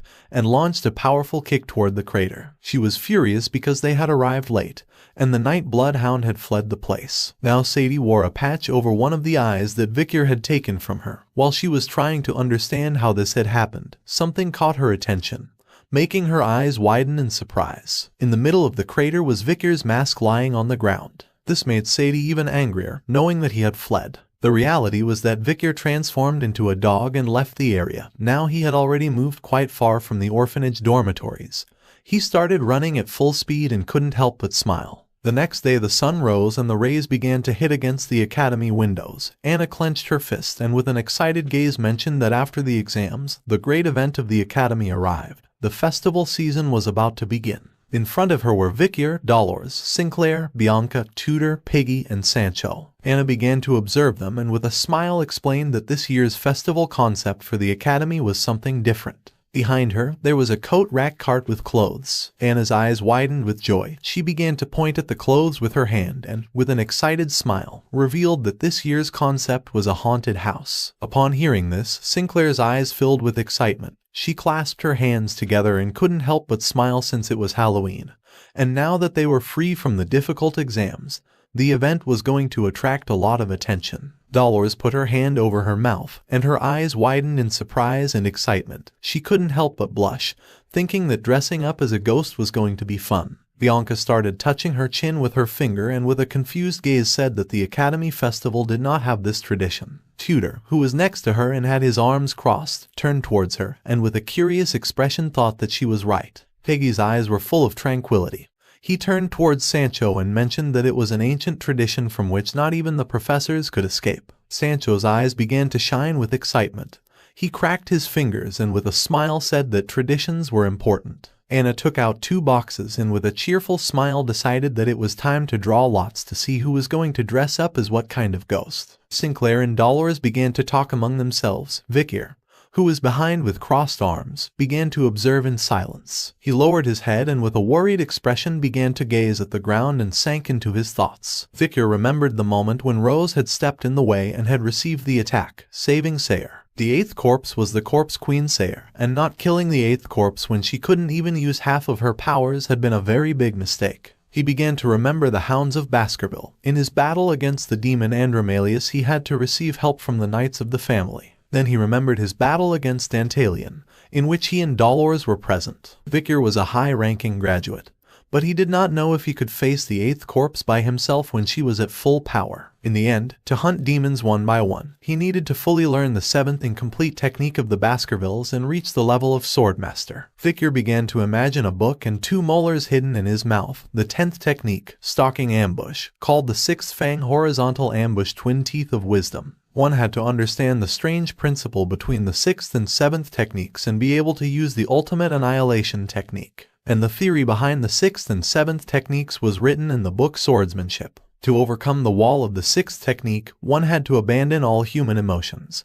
And to learn the 7th technique, one had to recover their human emotions. In his past life, Vicar's body was full of scars, yet he still did not understand why one needed to recover emotions that had just been abandoned. Realizing that this required a completely different approach compared to the training methods of basic level graduates, where one learned to kill emotions and become hounds. Vicar placed his hand under his jaw and began imagining his father, Hugo, unsheathing his sword and surrounded by powerful mana. The mind of our boy filled with confusion. He did not know how Hugo had become a swordmaster. While he was distracted, Dolores approached Anna and took out a drawing lot. Her attention was fixed on it and her eyes expanded in surprise. Vicar came out of his trance, turned to her, and couldn't help but become curious. Dolores brought the drawing lot closer, began to observe it, and revealed that she had to dress up as Night Hound. Anna put her hand over her mouth and her eyes widened with concern upon remembering that the Night Bloodhound had recently attacked the Quo Vadis family's orphanage. With a sad expression, she apologized, saying it was her fault. But to her surprise, Dolores said there was no problem and that she was going to do it. She put the drawing lot on her chest, closed her eyes,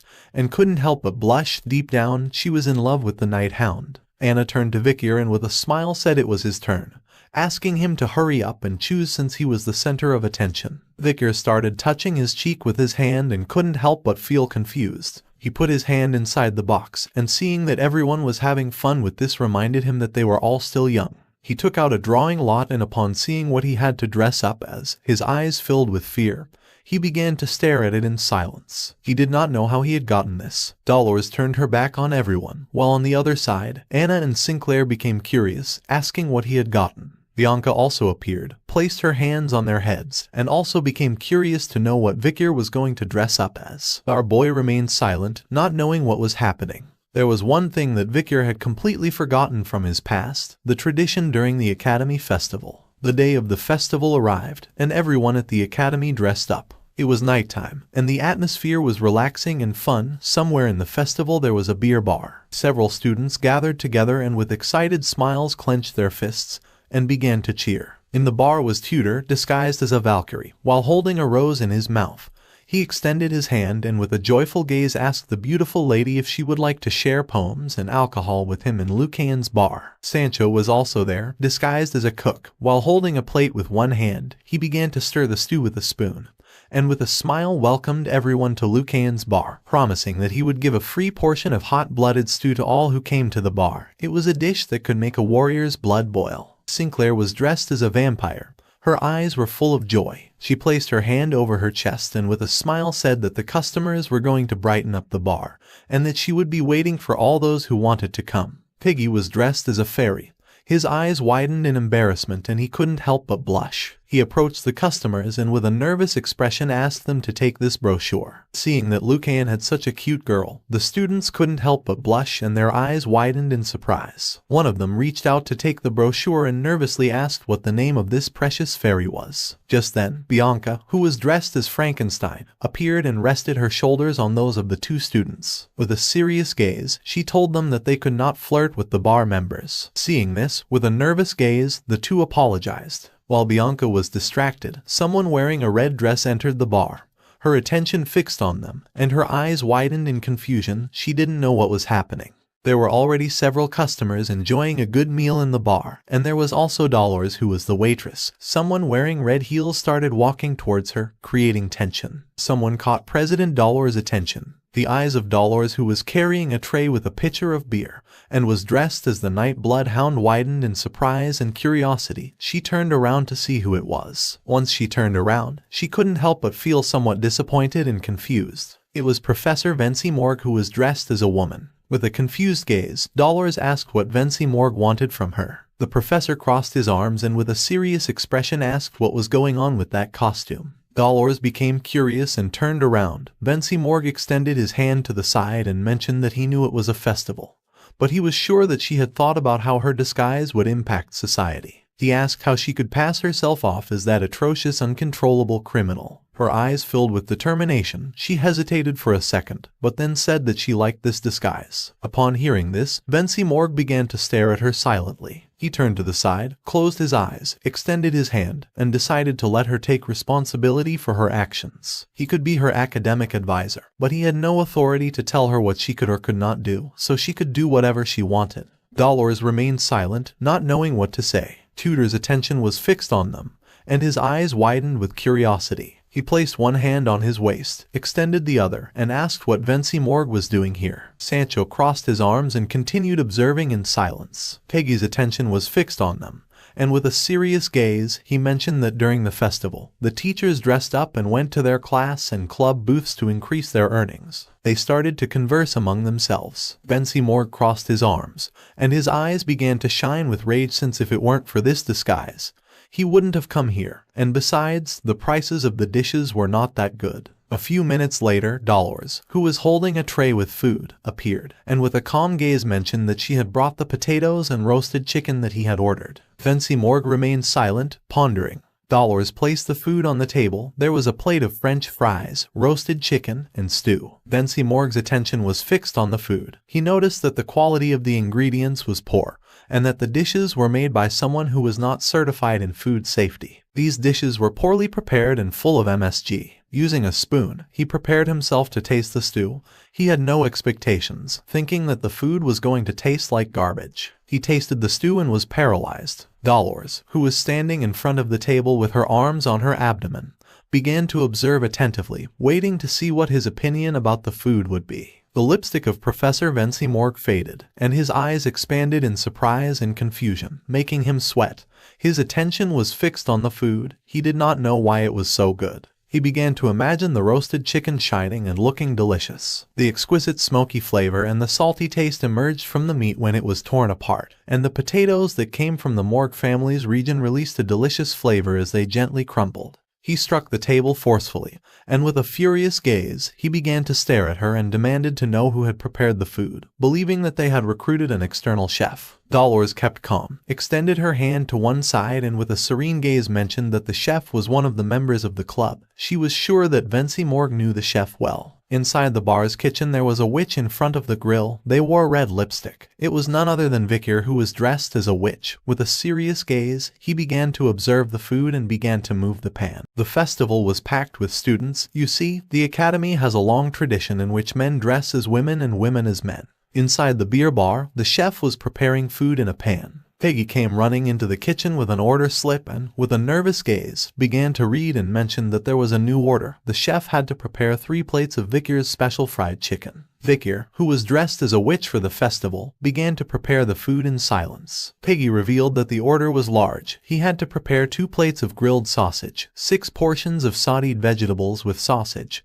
and 5 portions of rice balls. The eyes of our boy began to shine with determination. While holding the spatula with one hand, he turned around and with a calm gaze said that the order would be ready in less than 5 minutes. Their bar was packed with customers. There were so many that they were crushing poor Tudor.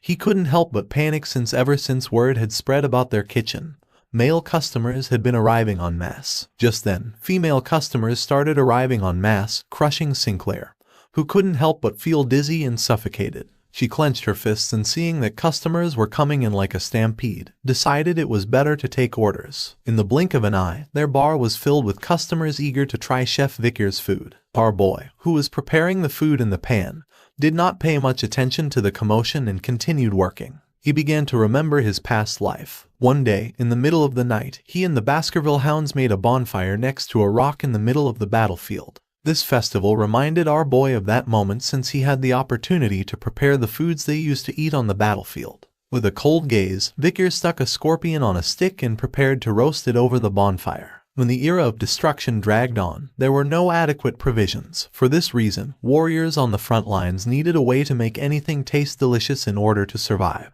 Vikir stood up and placed his hands on his waist. Behind him were the corpses of the Hounds of Baskerville. He knew that ingredients had to be prepared in a way that made them edible. He had discovered which parts of poisonous vegetables needed to be removed and how to restore the freshness of spoiled meat. And in the process, he had no choice but to conduct research with his own comrades. Back in the present, Vikir took out a potato and, using a knife, began cutting it into small pieces. The potatoes grown in morgue had a strong earthy smell and no flavor. Moreover, their texture was like chewing sand. But our boy knew a trick. After cutting the potatoes into small pieces, Vikir seasoned them with salt and vinegar. Then he put them in the pan to fry over high heat and added mandrake leaves and fruits from the sabak tree. In the blink of an eye, our boy prepared a delicious plate of French fries, and his eyes began to shine with determination. He showed the plate to the customers since, thanks to his research, he knew how to make the earthy smell of the potatoes disappear completely, and in the process improve their sweetness and texture. The attention of Vinci Morgue and Dolores was fixed on the plate of French fries. Their eyes widened in surprise and admiration, leaving them speechless and making them blush. Vinci Morgue put his hand over his mouth and looked away. Dolores stopped looking at Vikir's plate and started to gaze at the ground. Due to the fact that our boy was wearing a costume as profane as that of a witch, Vinci Morgue had lost his mind for a moment. While Chef Vikir was distracted preparing the food, Bianca, who was wearing the Frankenstein costume, came running to the kitchen and with a confused gaze asked why Vikir was in the kitchen. Her eyes filled with fury. She began pointing at our boy with her finger and with a furious gaze made it clear that Vikir was not a person who should rot in the kitchen. He had to go out and attract customers. Vikir snapped out of his thoughts, turned to her, and with a serene expression promised to stop cooking and go out to attract customers. Just before Bianca could finish the sentence, Tudor appeared, and with a sincere expression explained that Vikir could not leave the kitchen since without Vikir's food, the kitchen would be ruined. Upon hearing this, Bianca's attention fixed on him and her eyes widened in confusion. Bianca did not agree with him. Tudor approached her, extended his hands and argued that Vikir was an indispensable talent in the kitchen and also revealed that many people were in love with the taste of Vikir's cooking. Bianca clenched her fist and with a furious expression thought that Tudor was making fun of her. According to her, if Vikir went out to look for customers with his beauty, sales would double. While they were arguing, at some table in the bar there was a man wearing a cap and a mask, sitting and enjoying the food. He wiped the remnants of the food with a napkin and fixed his attention on Tudor and Bianca, making his eyes start to shine, causing a smile to appear on his face. He had had a hunch, and it had turned out to be true. The man left the knife on the table and began to release mana. Despite being inside the kitchen, Vikir felt the mana, and his eyes started to shine with fear, putting him on alert. His eyes widened in surprise and terror. He began to follow the trail of mana and turned around. While Tudor and Bianca were arguing, the man started to release even more mana. It was none other than Osiris Le Baskerville. He grabbed the knife again, and while his eyes were shining with excitement, he took off his mask and began to observe Vikir in silence. Our boy became confused and curious since he did not know what Osiris was doing here. A while later, Vikir left the kitchen and met Osiris behind the bar. Osiris began to observe our boy, and with a smile mentioned that it had been a long time since he had come to this festival, revealing that he had also worn the woman's costume when he attended the academy. But he did not think his costume had been as beautiful as Vikir's. Vikir's eyes widened in confusion. He called Osiris brother and asked what he was doing here. Osiris crossed his arms and with a sincere expression mentioned that it was the duty of an older brother to come to the rescue when his younger brother was in trouble. Vikir remained silent, not knowing what Osiris meant. A smile appeared on Osiris' face. At that moment, his cape began to move. He started observing Vikir and revealed that someone desperately wanted to see him. Something emerged from Osiris' cloak and jumped. It was someone wearing a rabbit costume, who quickly gave Vikir a hug. Seeing this, his eyes widened in surprise. It was Palmyrian, dressed as a rabbit. She hugged Vikir and her eyes filled with tears as she had missed her uncle. Palmyrian got angry and started hitting Vikir on the shoulder since she didn't know why he hadn't returned home. While our boy was trying to calm her down, Osiris' eyes filled with joy and he couldn't help but smile, revealing that Palmyrian had missed Vikir very much. With a cheerful gaze, he explained that father had given him free time to bring Palmyrian here to the academy. Vikir took Palmyrian in his arms and soon realized that she had used the vice patriarch as her escort. Osiris revealed that recently, she had been holding all the authority within the house. Last month, she got on Hugo's shoulders and they went to a chocolate bean field. She started pointing at the trees and mentioned that she liked blood bean chocolate. So Hugo destroyed the monster region on the western front line and made a cocoa farm there. Upon arriving home, Palmyrian threw herself to the ground and began to cry, protesting as she missed Vikir, swearing not to eat until visiting him. Hugo's eyes were full of exhaustion. He began to sweat and at the end of Palmyrian's hunger strike, which lasted a long time of 2 meals, Hugo allowed Osiris to visit Vikir. Back in the present, Palmyrian hugged Vikir and her eyes filled with joy as everything had turned out just as she had planned.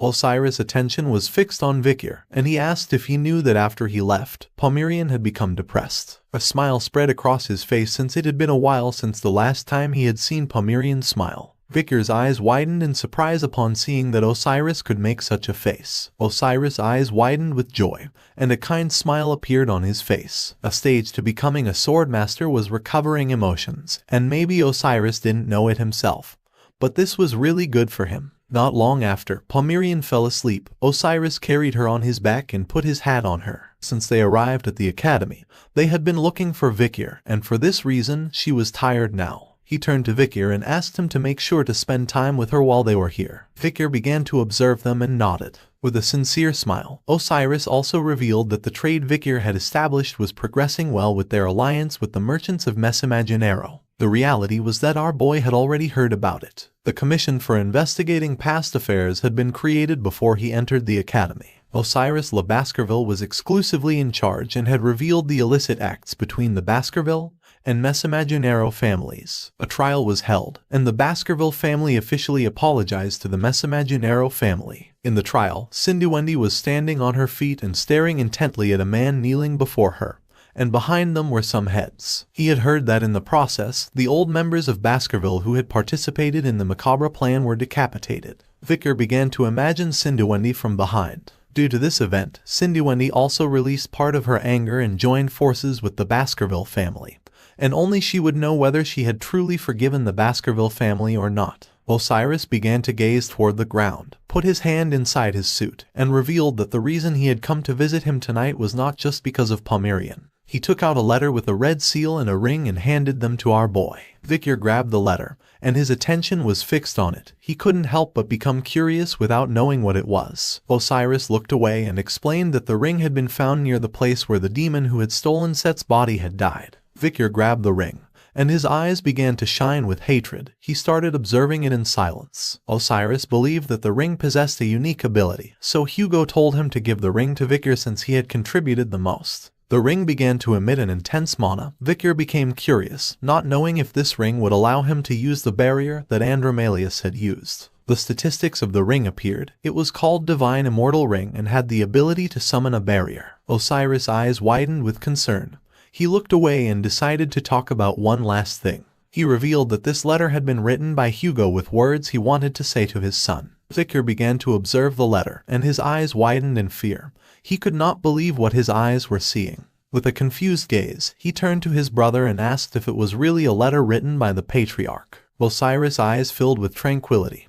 He began to smile and mentioned that he knew Vikir was surprised and asked him not to worry since he had also received a letter from father. He started walking, waved goodbye to Vikir with his hand and decided to leave, asking him to take his time to read the letter. Our boy kept the letter, and with a curious and confused expression, he began to say goodbye to his brother with his hand. The attention of all the men was fixed on him. They could not help but blush since they had never seen a woman as beautiful as him. Curiosity consumed our boy's mind. He opened the letter without knowing what Hugo wanted to tell him. While the people were enjoying the festival, Vikir opened the letter and decided to read it. Hugo knew that by the time Vikir read the letter, he should be thinking about becoming a swordmaster just like his brother Osiris. Vikir's attention was fixed on the letter, and his eyes widened in surprise and confusion. He began to imagine Hugo staring at him. He couldn't believe that Hugo had realized that his level was that of a top-ranking graduator. A few days ago, Hugo sat in his office and, with a penetrating gaze, began to write the letter for Vikir. He knew that his son must be stuck in the 7th Fang at this moment since he was still a top-ranking graduator. He explained that to execute the 7th technique perfectly, he had to reach the level of swordmaster, so he had written down the process he went through on his journey to achieve that level. Upon reading this, Vikir did not take long to realize that Hugo was telling him how to become a swordmaster. At first, he was paralyzed, but then he crumpled the letter. His eyes began to shine with hatred. He clenched his fist and gritted his teeth upon seeing that this was the process to become a swordmaster. While people were enjoying the festival, near the entrance of the bar sat Bianca with her head resting on her hand. She closed her eyes and sighed since she had to tout herself again. Just then, someone with long hair passed in front of her. Seeing this, her eyes widened in surprise, and her attention was fixed on the hair. She began to observe the hair and couldn't help but blush and feel jealous. She didn't know what was happening. They were two women, one with red hair and the other with blue and red hair. They were Sayer and Rose. Sayer clenched her fist and, with a serious gaze, began walking through the festival, while on the other side, Rose became curious and started observing the surroundings. Despite wearing a mask, Bianca knew that she was beautiful. Sayer's body began to release mana, and all the men's attention was fixed on her. The festival was packed with people enjoying the night. People wore their favorite costumes, while some dressed up as superheroes, others dressed up as animals. Sayer and Rose approached a food stand without drawing attention and ordered the food they wanted to try. Rose ordered a fruit skewer and a cake filled with cream and strawberries, her gaze fixed on the delicious food and her mouth watered, as she had never seen such delicious food. She took a bite of the fruit skewer and the cake. Seeing this, Sayer's eyes widened with joy. She began to stroke her head and, with a smile, asked if the food was delicious. Rose closed her eyes and nodded. Sayer turned around, and her gaze fixed on the others. Her eyes widened with curiosity as she remembered that this was a Halloween festival. While Rose was enjoying the food, Sayer began to observe the others in silence. She didn't know what would have happened if that incident had never occurred or if she had never made a contract with a demon. She began to imagine herself cheerfully chatting with Osiris, realizing that without the demon's help she would not have been able to enter the academy alongside Osiris. With a lost gaze, she began to look at the ground, her eyes filled with sadness, but she decided to stop thinking about the matter since she had to verify it. She began to imagine Vikir staring at her with a murderous gaze. Our boy asked if the name of the demon with whom she had made a contract was Sayer, one of the 10 elite corpses. Her eyes began to shine and with a curious and suspicious expression, she asked how Vikir knew this. For her, the Night Bloodhound was an unprecedented villain who had recently been painting fear into the city's nights. She could not believe that he knew about the existence of the 10 elite corpses. While the people were enjoying the festival, Sayer's gaze fixed on them. She began to observe in silence, and despite not knowing the reason, she was sure that the Night Bloodhound was obsessed with the demon Sayer that was inside her. So she knew that if she appeared in a place full of people like this, the Night Hound would appear. She placed her hand over her chest and couldn't help but feel fear when remembering our boy's swordsmanship. In the battle against Vikir, she tried to attack using a golem, but our boy cut it in half with a single strike with the help of the Beelzebub sword. In the past, when that incident occurred in the forest, she was saved by her uncle. The swordsmanship and the red aura that she had seen in her battle against Vikir had been similar to what she had seen in the battle of that night. To know if her instinct was correct, she had to remove the mask from the Night Bloodhound. She placed her hand over her chest and with a lost expression began to think of the worst. She did not know what would happen if the Night Bloodhound was really that boy. She did not know what that boy would say if he saw her now nor how he might have changed. Upon seeing her attitude, the attention of one of the men who was walking around the area focused on her. His eyes filled with confusion as he did not know what was happening. Camus could not help but get excited as she really wanted to see that boy. But just then, a voice interrupted her thoughts, asking her to stop thinking about that. A blue-haired woman wearing a hood appeared and began to whisper, advising her to stop thinking about those feelings that caused her a headache. promising that she would take care of everything. Upon hearing this, Camus came out of her thoughts and her eyes widened in surprise and fear. It was night, and the moon was high in the sky. The hooded woman with blue hair had angel wings. She began to gaze at Camus in silence, and it did not take her long to realize that she was the demon sayer. Time was frozen, and apart from the demon sayer and Camus, no one could move. The demon began to observe Camus in silence. Camus placed her hand on her chest and sank into her thoughts. She raised her head and with a furious gaze asked if this was not a clear breach of contract. The demon sayer became curious and said nothing. Camus reminded her that the contract they had made stated that in exchange for borrowing her strength, when she died, she would give Sayer her body. She revealed that the moment the demon sayer desired it, she could take control of her body for only 1 hour. The demon sayer remained watching Camus in silence, not knowing what to say. Camus' eyes began to shine with seriousness. She turned her back on the demon and asked her to leave here, and also advised her to stop deluding herself into thinking she could control her as she wanted. The gaze of the demon sayer fixed on her. She sank into her thoughts and couldn't help but go into shock. Then her eyes began to shine with evil, and a demonic smile spread across her face, showing her true nature. She got rid of the disguise she was wearing and began to transform. The angel wings disappeared, making a demon tail appear. Her hair turned blue and long, and horns grew on her head. Sayer was a demon with 3 eyes. She approached Camus, placed her hands on her shoulders, and while her eyes were shining with evil, with a smile, she asked what she could do alone, reminding her that her loved ones were gone and she had not been able to do anything to save them. Camus' eyes were full of determination. She clenched her fists and did not fall into the demon's trap. Sayer's eyes widened with malice, and with a smile, she reminded Camus that she had stabbed the heart of her uncle who took care of her, and everything she had done on her own had been a disaster. Camus tried not to lose composure and with a lost expression began to gaze at the ground. Time had stopped just before Rose could eat the fruit skewer. Sayer made it clear that thanks to her, Camus had been able to find her little sister, revealing that her ability allowed Camus to see the person she wanted to meet. Camus put her hand on her shoulder to remove Sayer's hands, clenched her fist, and asked why she had not been able to find the most important person. Sayer moved away from her, and her eyes filled with confusion and surprise. Camus did not raise her head and explained that the main reason she had made a contract with Sayer had been to find that boy's corpse. Sayer placed her hands on her shoulders again and became curious. Camus mentioned that she had not been able to find that boy, even though she had searched in the waters of the Red and Black Mountain for the last 2 years. Camus' eyes began to shine with hatred. She turned towards the demon and, with a suffocating gaze, ordered her not to stand in her way since she had finally found a clue that could allow her to see that person again. Camus began to concentrate to avoid falling into Sayer's trap, and little by little, time resumed its course. Camus began to pant heavily because she was exhausted. Sayer's gaze fixed on her, and her eyes filled with hatred. She was furious to see that Camus' mind was strong and had not yet been completely destroyed. Just then, the demon Sayer turned around, and her eyes began to shine with curiosity. Her attention was fixed on one of the stalls. She could smell the blood of a demon. She felt someone ominous from that stall. Sayer wiped her chin with her hand and with an unpleasant expression, advised Camus to flee since the air reeked of that disgusting aura that was unique to a demon hunter. Upon hearing this, Camus's eyes widened in surprise, leaving her in shock. Then, she clenched her teeth tightly and couldn't help but feel furious. Without losing another second, she started running towards the stall, knowing that person was there. The eyes of the demon Sayer filled with confusion. She could not believe that instead of fleeing, Camus wanted to go to the stall from where the aura of the demon hunter came.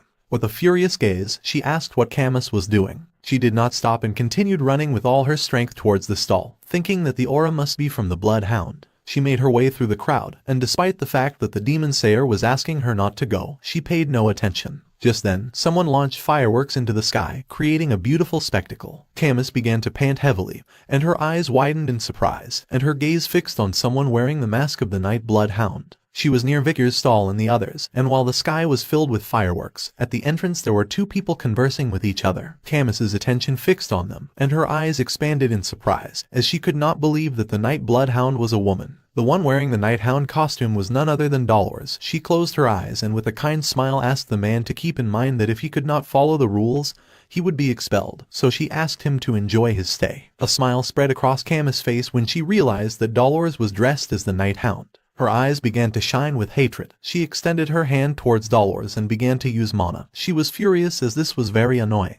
Without hesitating for a second, she raised her hand to the sky and, consumed by rage, placed it on the ground, causing her mana to begin spreading across the floor, creating a powerful magic circle. The spell was so powerful that a giant circle expanded through the area, and not long after, skeletons began to emerge from the ground. Dolores' gaze fixed on them, and her eyes widened in confusion as she did not know what was happening. In an instant, several skeletons emerged from the ground and surrounded Sancho and Piggy, who clenched their fists without knowing what was happening. A horde of skeletons started chasing the people, who could not help but cry and feel fear, knowing that they were undead. The skeletons began to approach Bianca and Tudor. He clenched his fists, and with a confused expression asked if the woman wearing a mask had summoned these undead soldiers. Bianca took a defensive stance and mentioned that black magic was strictly controlled by the Empire, and was considered taboo. Upon hearing this, Tudor quickly realized that this woman was a villain. Little by little, more skeletons began to emerge from the ground, ready to attack. But just then, someone used divine power and purified the undead soldiers. It was Dolores. She extended her hand toward the sky, and while her body was releasing sacred light, with a determined gaze, she asked all the members of Lucan to assist her in keeping the stall's customers safe. Upon hearing this, Tudor, Sancho, and Piggy's eyes began to shine with seriousness. Anna was hiding behind the sign. Dolores' gaze fixed on her and she asked Anna to go find a professor. Upon hearing this, Anna started sweating and with a confused gaze asked what she intended to do. Dolores asked her not to worry about it. She joined her hands and her eyes began to shine with confidence since her specialty was fighting against the undead. Camus' jaw dropped upon seeing divine power, realizing that this was going to be annoying. With a furious gaze, she gave the order to Dolores not to get in her way since she had to meet the true Night Hound. Dolores joined her hands and while releasing divine power, asked why she wanted to meet the Night Hound. Camus stood up and asked what relationship she had with the Night Blood Hound. Upon hearing this, Dolores' eyes began to shine with determination. She concentrated and started staring at Camus in silence. With a confident expression, she revealed that she and the Night Hound were soulmates. Camus began to imagine Victor and Dolores together and happy. Her eyes started to shine with hatred, and she couldn't help but get angry. She reached out toward Dolores and swore to shatter her soul until turning her into an undead soldier. She commanded the soldiers, making a horde of skeletons start charging toward her. Dolores extended her hands toward the skeletons and used her divine power. With a confident gaze, she swore not to lose against them. Just before the skeletons could take another step, someone attacked with a powerful wave of mana, breaking them into pieces. Dolores put her arms in front of her face, and her eyes widened in surprise and confusion. The person who had attacked was none other than Sinclair. She was holding a magic staff, and her eyes were glowing with seriousness. Dolores panicked, reached out to the side, and with a worried expression asked her to flee to a safe place since this was dangerous. Sinclair stood in front of her and refused, asking her not to worry about her. Sinclair's eyes began to shine with determination, and her gaze fixed on Camus. She revealed that she didn't know why, but her instinct told her that she had to fight. Camus lost composure and attacked, creating a powerful burst of mana in front of them. Dolores and Sinclair panicked, not knowing what was happening. Just before the attack could hit, Sinclair used her powers and summoned a barrier, protecting herself and Dolores from the attack. Camus extended her hand toward them and began to release more mana. Her eyes widened with hatred, making it clear that the only thing she wanted to do was see the Night Hound, advising that if they did not want to die then they should call him and ask him to come here. Dolores extended her hands to assist Sinclair. Sinclair, who was blocking the attack, couldn't help but clench her teeth upon seeing that Camus could summon undead and on top of that use fire magic of this caliber. She didn't know how much mana she had. Just then, the barrier she had invoked to block the attack began to crack. The attention of both was fixed on it, and their eyes widened in surprise and fear. Someone wearing boots appeared. Camus continued attacking, and little by little they began to approach her. Her eyes expanded in surprise, making her jaw drop. She couldn't help but be in shock. Her strands of hair began to float, and then the real Night Hound appeared and with a penetrating gaze attacked Camus. She put her arms in front of her chest and blocked the attack. Her eyes expanded with joy, and a smile appeared on her face upon seeing that he had come. Just before she could finish the sentence, Victor began to extend his hand toward her with a murderous look. Our boy grabbed her by the neck and threw her backward, making her body shoot out, crashing into the stalls and destroying everything in its path. Camus Morg's body was thrown, destroying everything in its path from the festival stalls to buildings. Dolores was wearing the Night Hound costume. She began to observe the rubble in silence, not knowing what was happening or where someone as powerful as Camus Morg had come from, capable of summoning the undead. The people were somewhat surprised and everyone began to talk among themselves. With a surprised expression, a man started pointing at the rubble with his finger and asked his friend if she had seen the Night Hound. The friend turned towards him and with a confused look nodded her head. Among the crowd was Rose. With a smile, she took a bite of the fruit skewer and her eyes began to shine with satisfaction. Dolores approached the wall that was destroyed and began to inspect carefully. The man who was behind Rose became somewhat confused, turned to his friend, and asked why it smelled like a decomposing corpse. At first, the friend felt somewhat surprised but then said she didn't know. Dolores took off the Night Bloodhound mask, and her eyes widened with concern. After thinking calmly, her jaw dropped in surprise, realizing that the Night Hound had taken Camus Morgue somewhere else to avoid hurting the people at the festival. She clasped her hands together, closed her eyes, and with a sad expression, concentrated. She began to pray for everything to go well and for the Night Hound not to be hurt. Victor's attack was so powerful that Camus Morgue's body was sent flying from the festival until it reached a nearby forest, destroying the trees in the area and creating a great curtain of smoke. Several seconds later, Camus Morgue stood up, clenched her fists, and her eyes widened with joy as an excited smile spread across her face because she was happy to have encountered the Night Bloodhound again. While Victor's eyes were shining with hatred, he began staring at her and walking toward her. With a furious gaze, he decided it was time to say goodbye. Upon hearing this, Camus Morgue started sweating and panicked, asking him to wait a moment since she wanted to talk to him. Victor did not lose a second and drew the Beelzebub sword. The blade began to release a powerful mana, and our boy made it clear that he was not going to show any weakness like last time. Victor started walking towards her, ready to finish her off once and for all, but just before he could take another step, someone shouted that they were in the area. Upon hearing this, Camus Morgue turned around and both she and Victor went into panic and confusion. It was a group of knights armed with spears. Seeing this, Camus Morgue suggested going somewhere else, but Victor began to show the purple ring he wore on his finger and with a confident expression explained that there was no need for that. Victor's eyes began to shine with confidence.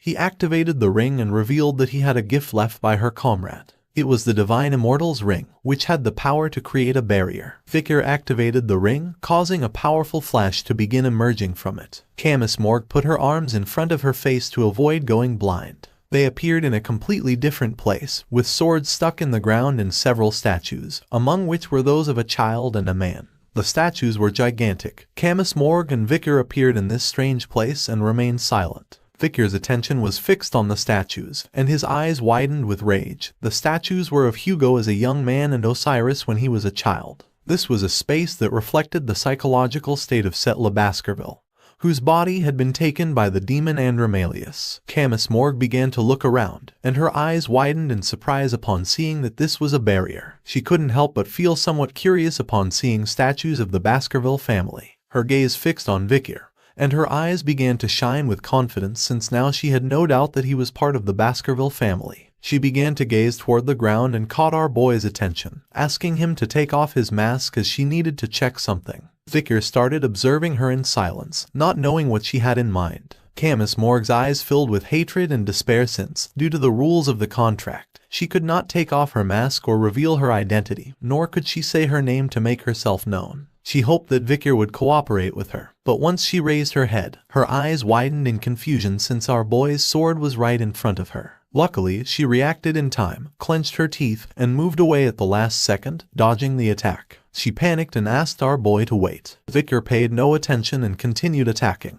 He started attacking her using the sword, but she summoned a barrier and began blocking the attacks. Victor's eyes began to shine with determination since he was not willing to leave her alive this time. Upon seeing our boy's expression, Camus Morgue couldn't help but clench her teeth, and her eyes widened with concern, realizing that this was not good. With a piercing gaze, Victor lunged at her, ready to attack again. From her perspective, Victor was a monster. She couldn't keep up with him and would never have thought he had become this strong. Victor swung the sword forcefully, breaking the barrier she had summoned. Camus Morgue put her arms in front of her head, and in the process, our boy's sword caused several cuts on her arms. Blood began to emerge from the wounds. She clenched her teeth tightly and could not help but feel somewhat furious. Her eyes began to shine with hatred, and her gaze fixed on Victor. She asked the demon Sayer to let her borrow her power. Sayer emerged, began to touch her lip with her finger, and with a curious expression asked how much power she needed. Without hesitating for even a second, Camus Morgue said half, and upon hearing this, a wicked smile spread across Sayer's face. Sayer's eyes began to shine with joy, and with a smile, she said that in exchange she wanted half a day. Camus Morgue started staring at Victor with an enraged expression and accepted without hesitation. They made a deal, and Camus Morgue received half of Sayer's power. She extended her hand toward Victor, and just before he could take another step, hands emerged from the ground and captured his legs. Our boy looked at the ground and couldn't help but fall into confusion. At that moment, a powerful magic circle appeared under his feet, and from it, the undead began to emerge. Our boy started staring silently at Camus Morgue. She used Sayer's power to summon a powerful giant monster with 2 heads behind her. She extended her hand toward Vikir, and with a furious gaze, she made it clear that if he did not remove the mask, then she had no choice but to forcibly take it off. She commanded the monsters, who began to charge at our boy with ferocity. But just before they could take another step, time stopped and Vikir attacked. He freed himself from the undead that had grabbed onto his legs, and with a murderous expression, he moved quickly, and using the Beelzebub sword, cut the monsters into pieces. And while they were falling to the ground, our boy started staring intently at Camus Morg, making it clear that he was not going to give up so easily. Camus Morg's eyes widened in surprise and fear. She panicked upon seeing that not even half of Sayer's power was enough to stop Vikir.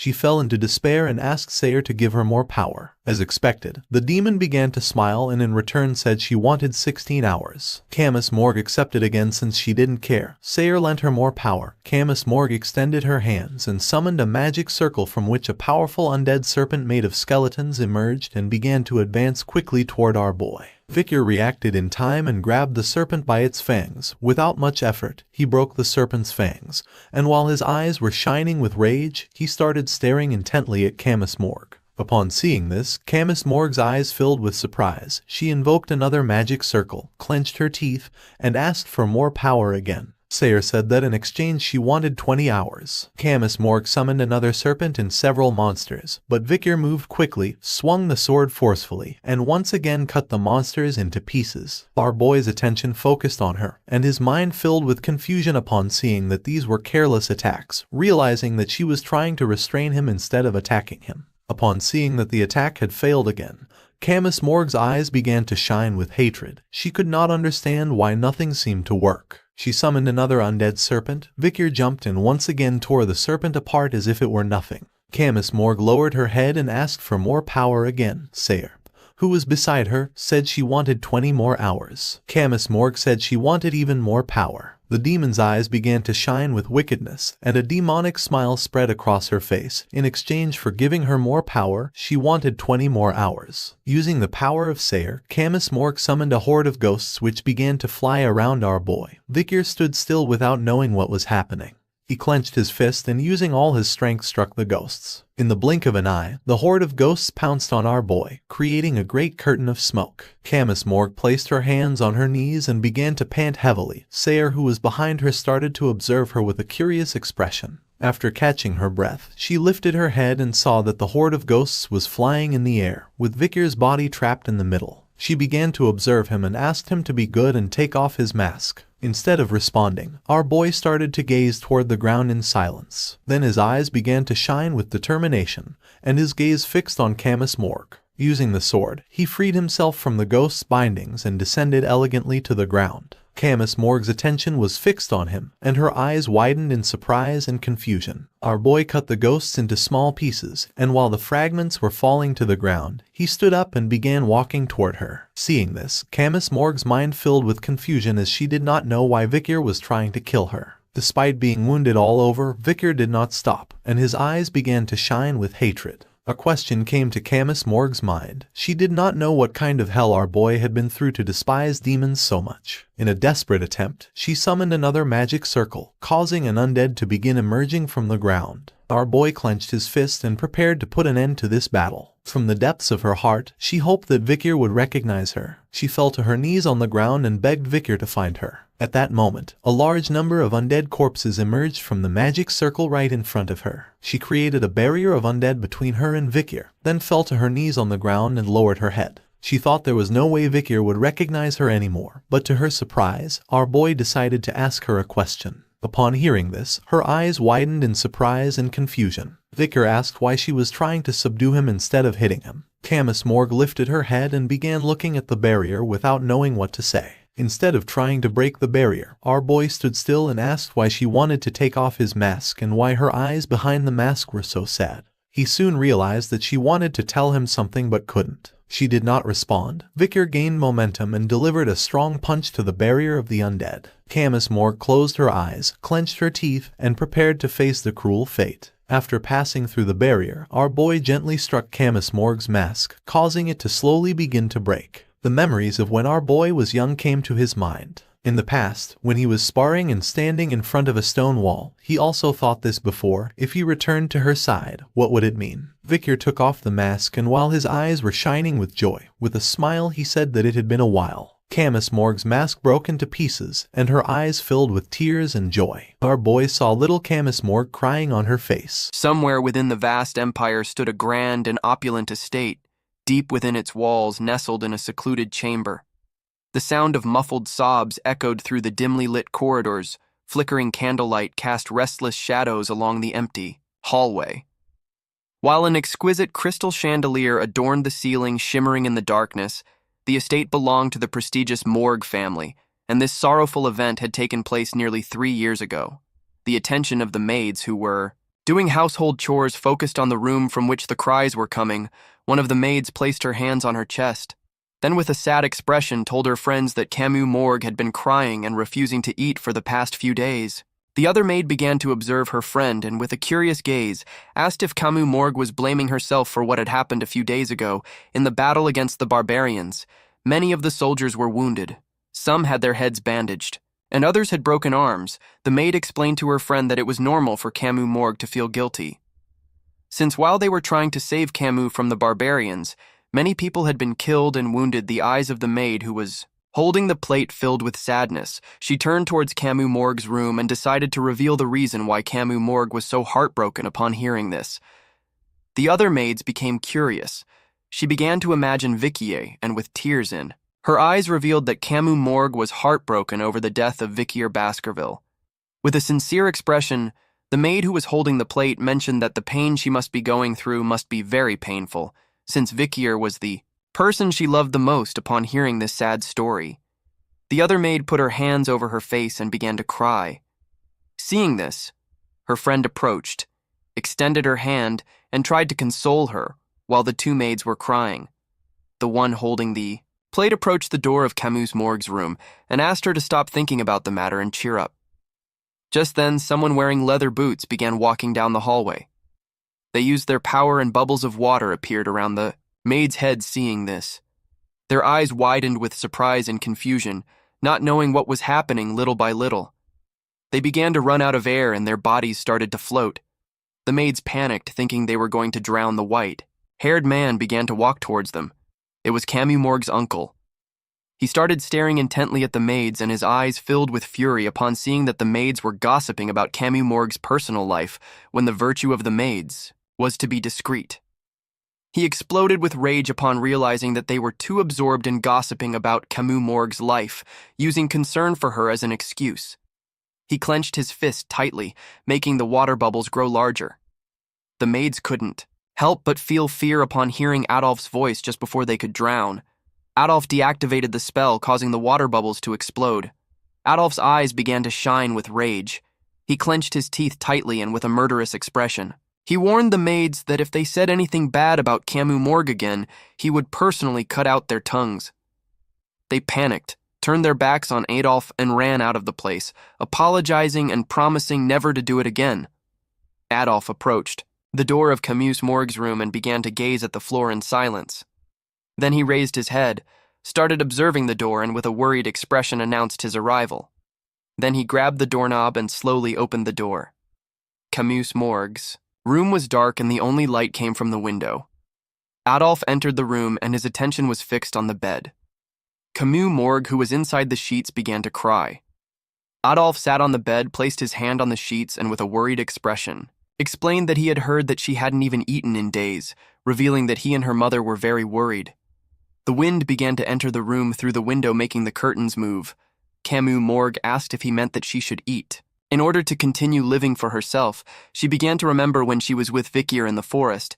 A barbarian who was riding a wolf grabbed her on his shoulders and ran away. Vikier clenched his teeth and his eyes widened with fury. Then she began to recall the fun moments she had spent with Vikier. She placed her hand on his shoulder and with a joyful expression started talking with him when remembering these memories. She felt guilty because if she hadn't been stupid, the barbarians wouldn't have caught her, and if she had stopped Vikier, so that he wouldn't fight alone against that monster, one of this would have happened. She clenched her teeth tightly and her eyes filled with tears, since now because of her Vikier and Rose were dead. She took off the sheets, grabbed her arm tightly, and with a sad and guilt-ridden expression, began to cry, even more unable to hold back the tears, thinking that it was all her fault. Adolf turned towards her, and his attention fixed on her, and upon seeing her expression, his eyes began to shine with sadness. Without hesitating for a second, he gave Camise Morgue a hug, and while the moonlight was illuminating the room, he asked her not to give up. He hugged her tightly to try to console her, closed his eyes, and with a sincere tone explained that the value of their lives had now been added to hers, so now her life had become even more valuable. He explained that it was the duty of the living to live and continue the lives of the dead. Upon hearing this, Camus Morgue's eyes widened in surprise, with a curious expression. She asked if she should live instead of them. Adolf opened his eyes and explained that Rose and Vikier would be very upset if they saw her in this state. Camus Morgue's eyes filled with emotion, and a light of hope began to shine in her eyes. Without wasting another second, she got out of bed and with a smile opened one of the drawers. Believing there was still a way, seeing her behavior, Adolf's eyes widened in surprise and confusion. She took out a sheet with a magic circle, and using a pen began to draw a triangle, explaining that if the thermodynamic function of the person was the same, then it was possible the ground was full of sheets. She crouched down and began to write, mentioning that magic consisted of calculating that value. Then if she changed the order and the formulas a little, she assumed she could obtain a different result. Adolf stood up, approached her, and with a confused expression asked what she was doing. Camus Morgue began to observe the sheets, and a light of hope appeared in her eyes. With a smile, she thought that if she could get closer to the dimension of negative energy, then she could bring the entropy from that dimension to later replace the portion of the positive energy dimension, and the rest through an equivalent exchange. Then she put her hands on top of her head and started going crazy. She couldn't think properly since she had no energy, had Ulf's attention fixed on her, making his jaw drop, while the moon was illuminating the room.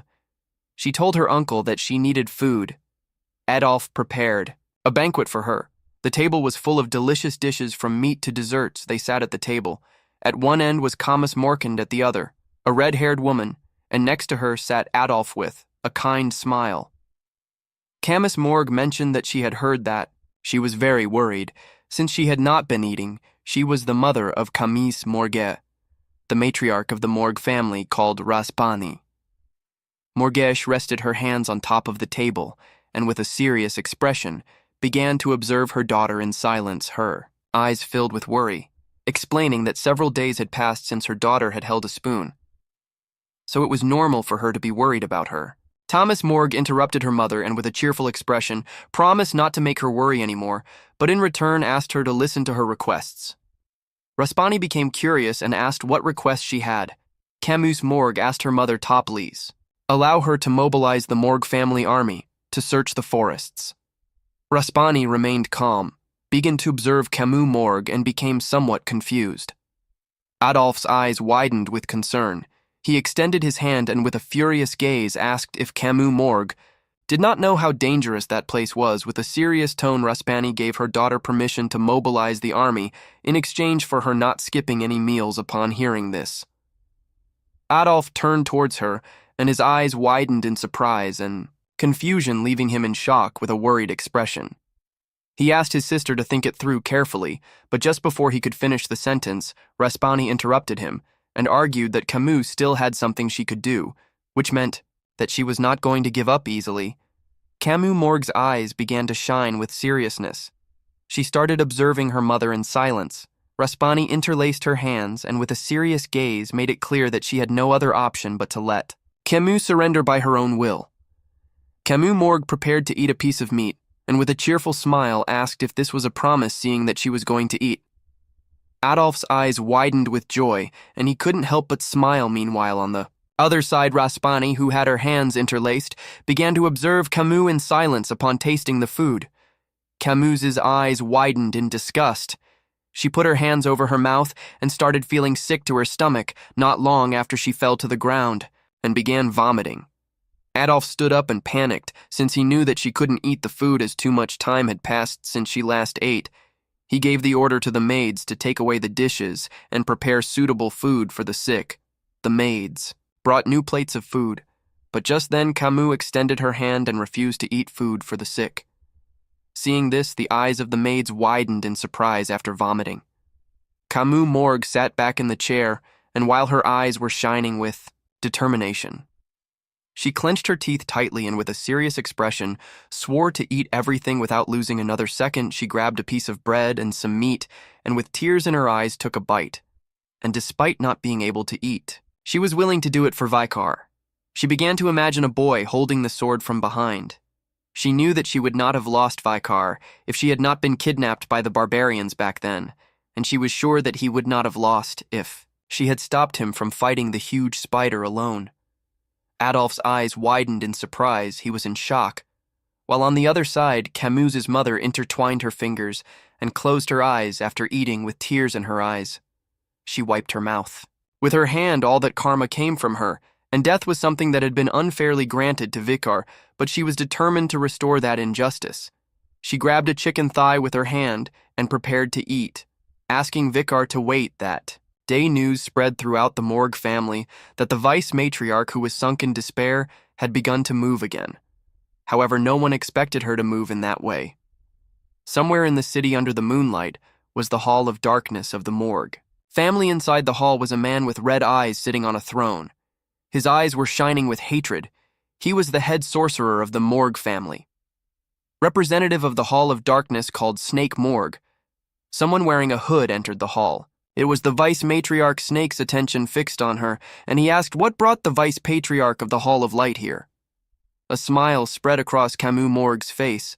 As she did not expect Snake to recognize her, Camus Morgue took off the hood. She had dark circles under her eyes, and her eyes were shining with malice. With a smile, she revealed that she wanted to defect from the Hall of Light and enter the Hall of Darkness. Snake's eyes widened in surprise. He began to observe Camus Morgue in silence, not knowing what was happening. Adolphe and Snake were brothers.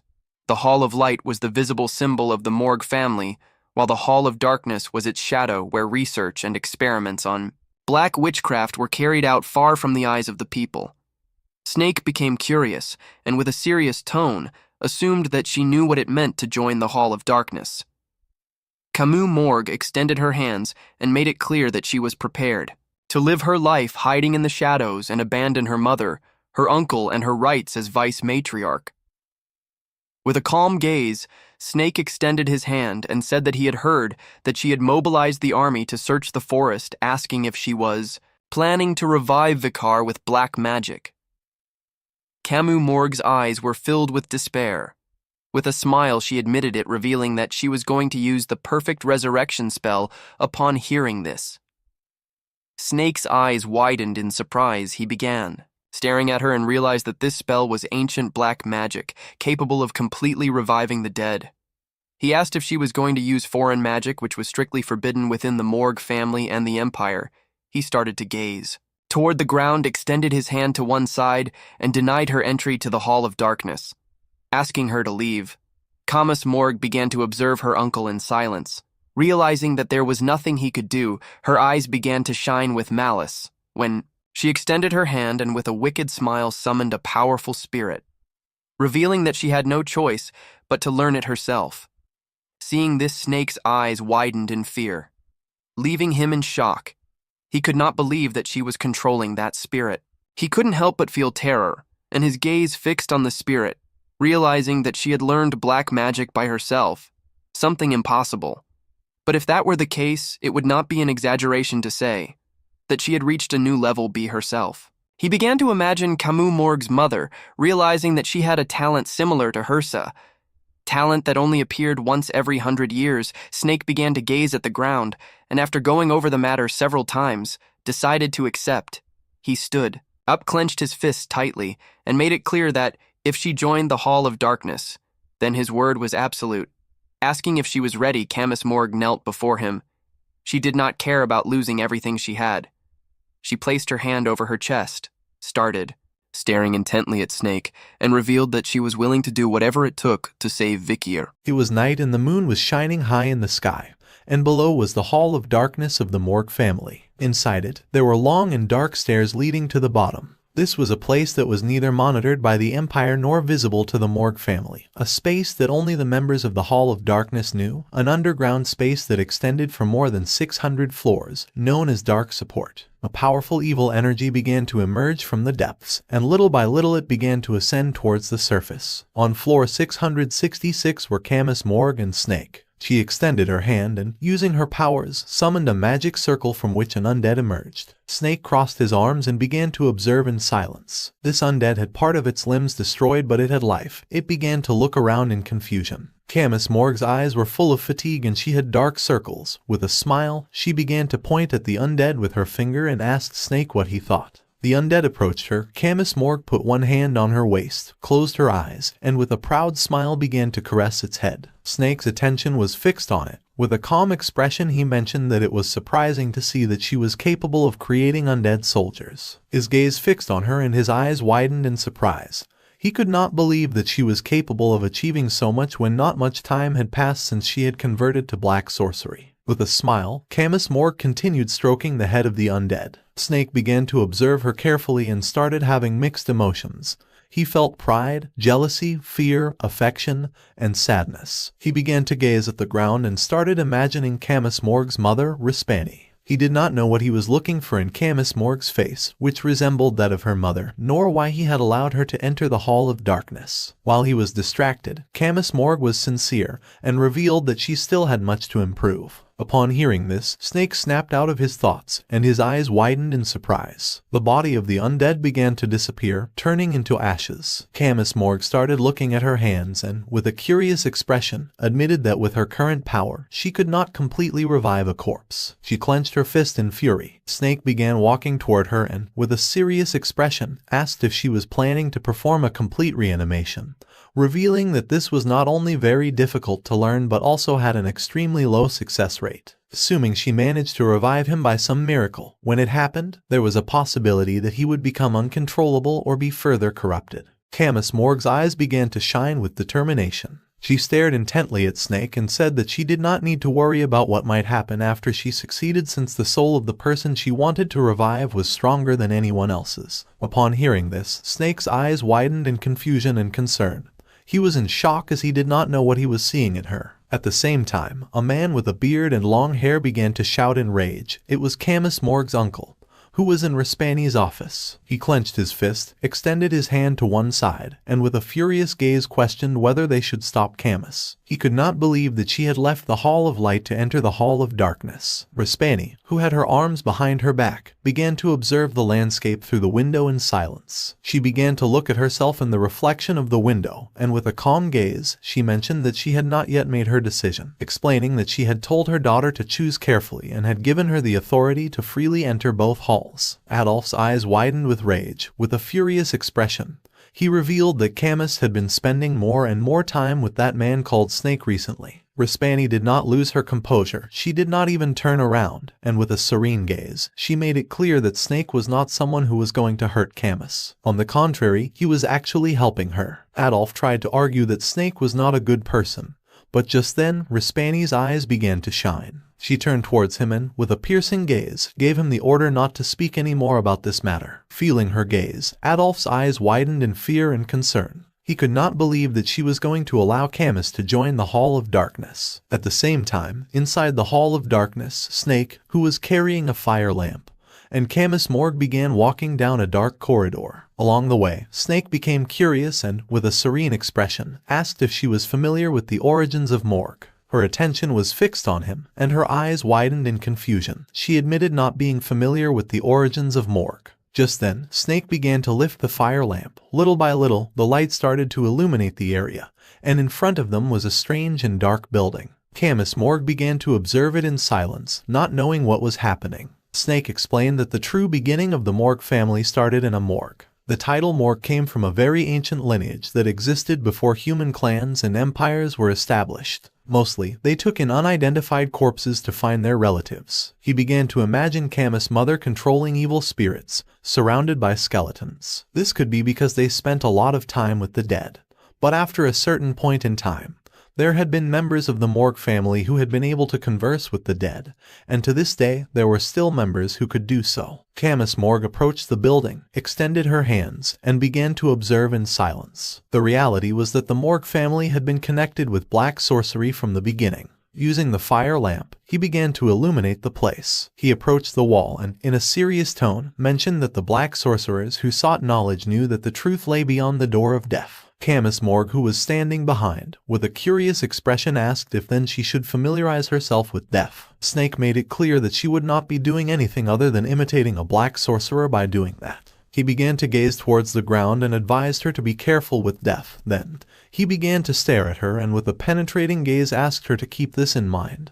The black mages were entities that kept death at an arm's length. Camus Morgue's eyes filled with seriousness. She remained listening in silence without interrupting. Before understanding and familiarizing herself with death, first she had to understand and familiarize herself with life. The ground was full of human skeletons. Snake began to illuminate the ground with the fire lamp, explaining that a true black mage loved living beings more than anyone and took pity on those who were dying. The black mages were those who had a deep understanding of death. With a lost gaze, Camus Morgue began to look at the ground, realizing that unlike how the world saw the black mages, they could actually be considered wise or elders. Snake began to walk around the area. Camus Morgue extended her hand toward him, and with a curious look asked if she could ask him something. She wanted to know the reason why Snake had entered the Hall of Darkness. Upon hearing this, Snake's eyes began to shine with surprise. He did not know why she wanted to know this. Then he began to gaze at the ground, and his eyes expanded with sadness as he imagined Adolf and Rispani. He turned his back on her and, with a cold expression, revealed that in this world there was light and shadow. If one of them disappeared, the balance would be ruined. Camus Morgue turned around and, with a confused expression, mentioned that he was speaking in riddles again. A few days later, during the night while Snake was on the 666th floor with his arms behind his back, Camus Morgue came running and caught his attention. Her eyes began to shine with joy.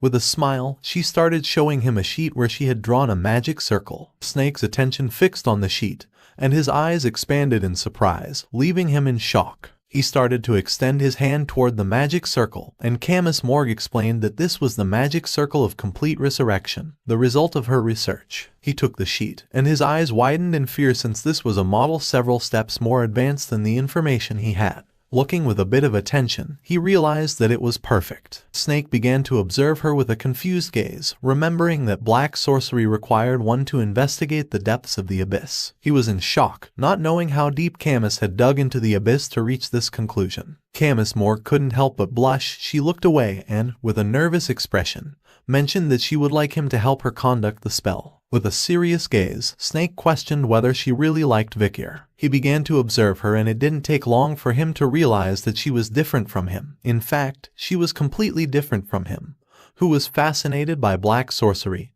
and whose heart was as dark as the abyss. Camus Morgue closed her eyes and while blushing, she began to show a joyful smile, admitting that she liked Vikir. She had not been eroded by the abyss at all and wore her heart on her sleeve. Snake began to gaze toward the ground and a smile spread across his face, realizing that she was better than him. He took a step forward and decided to do this together. They gathered a lot of materials. Among them there was a bucket of water and small wooden barrels. Snake's attention, who had his arms crossed, was fixed on the barrels. With a calm gaze, he remembered that the person she was trying to save was not harmless. Camus Morgue, who had dark circles under her eyes, began to observe the barrels, extended her hand, explaining that she had received support from the Baskerville clan and collected some of Vikir's blood and strands of hair. She took out a sphere that contained spirits. She had also gathered all the dead spirits she had found in the forest. Snake understood it. If there was a part of Vikir's physical body, then a fragment of his soul would react, and when that happened, she only had to sort through them. Using a pen, Snake crouched down and began to draw the magic circle, then turned to Camus Morgue and asked if she knew the paradox of Theseus' ship.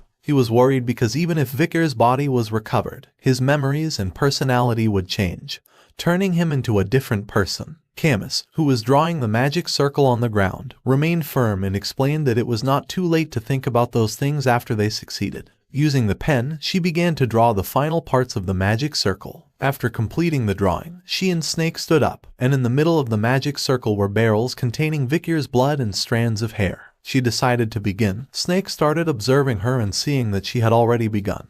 He asked if she wasn't being too hasty. She extended her hands and with a sincere expression mentioned that she had waited long enough. Her eyes began to shine with hope, and mana began to emerge from her body. With a serious gaze, she asked her master to please help her. Her mana began to expand throughout the room, and Snake's attention fixed on her. He started observing her in silence. Then, he also extended his hand, and his body began to release mana. Both used their powers, causing the magic circle to start reacting. Thunder and evil energy began to emerge from it. The evil energy started expanding everywhere. Camus Morgue, who had her hand extended, put her arm in front of her face and couldn't help but clench her teeth tightly. Snake's eyes filled with surprise, realizing that the magic circle itself was perfect, not knowing if the world of black witchcraft was finally having its first breakthrough. Evil energy began to gather in the magic circle, and several seconds later, Vickers' figure appeared. With a murderous gaze, he turned towards Camus Morgue. Upon seeing Vickers' figure, her eyes widened with joy. She could not believe that this had worked. With tears in her eyes, she started running towards Vickers, but once she took another step, more energy began to emerge from the magic circle. Not long after, Vickers' body exploded into pieces, destroying the ground and sending debris flying into the air. The explosion also affected Camus Morgue, who began to feel a strange flow of mana in her body. She opened her mouth and started coughing up blood. Snake put his arm in front, and upon seeing that Camus Morgue was injured, his eyes began to shine with concern. As the energy was disappearing, little by little Camus Morgue's body began to fall toward the ground. She was losing more and more blood, and as her eyes were closing, her attention fixed on Snake, realizing that this was a rebound caused by the backflow of mana. She couldn't believe she had failed. Then, little by little, she began to open her eyes, and the first thing she saw was a door. She was in a different place. She began to observe the door without knowing if she had also died. Light was entering through the door. She did not know why her magic had failed. She thought it was perfect, without knowing if it was because Vickers' body fragments were too old or his soul was not in the forest. She thought that perhaps he had already reached enlightenment and had turned his back on this world full of resentment. Her eyes began to shine with sadness, without knowing what meaning her struggles had. She began to cry, believing that it would be better if she also died. But just then, someone wiped her tears. Seeing this, her eyes widened in surprise. It was Snake. He began to caress her cheek, revealing the truth. He had not entered the Hall of Darkness because he wanted to. It was because he could not be with his sister, because he could not be in the light. He could only live in the shadows. Camus Morgue's eyes began to shine with confusion. She did not know what was happening. With a kind smile, Snake said that this had come to his mind when he saw her wear her heart on her sleeve. He placed his hand on her shoulder and, with a sincere expression, said that if only he had been honest and had the courage to defy the impossible, things would be different now. He pushed her, asking her not to lose hope. She began to fall backward and her eyes widened with curiosity. Her body fell into the water and Snake said he hoped she could reunite with her beloved. Camus Morgue submerged in the water. Snake turned his back on her and began to move toward the door. She extended her hands and tried to reach Snake, but little by little her body began to sink more and more. Her body was lying on the floor and next to it was Snake's corpse, crushed and covered in blood. He had lost a lot of blood trying to deactivate the magic circle. Several seconds later, Camus Morgue regained consciousness and upon seeing Snake's corpse, her eyes filled with fear and sadness, leaving her in shock.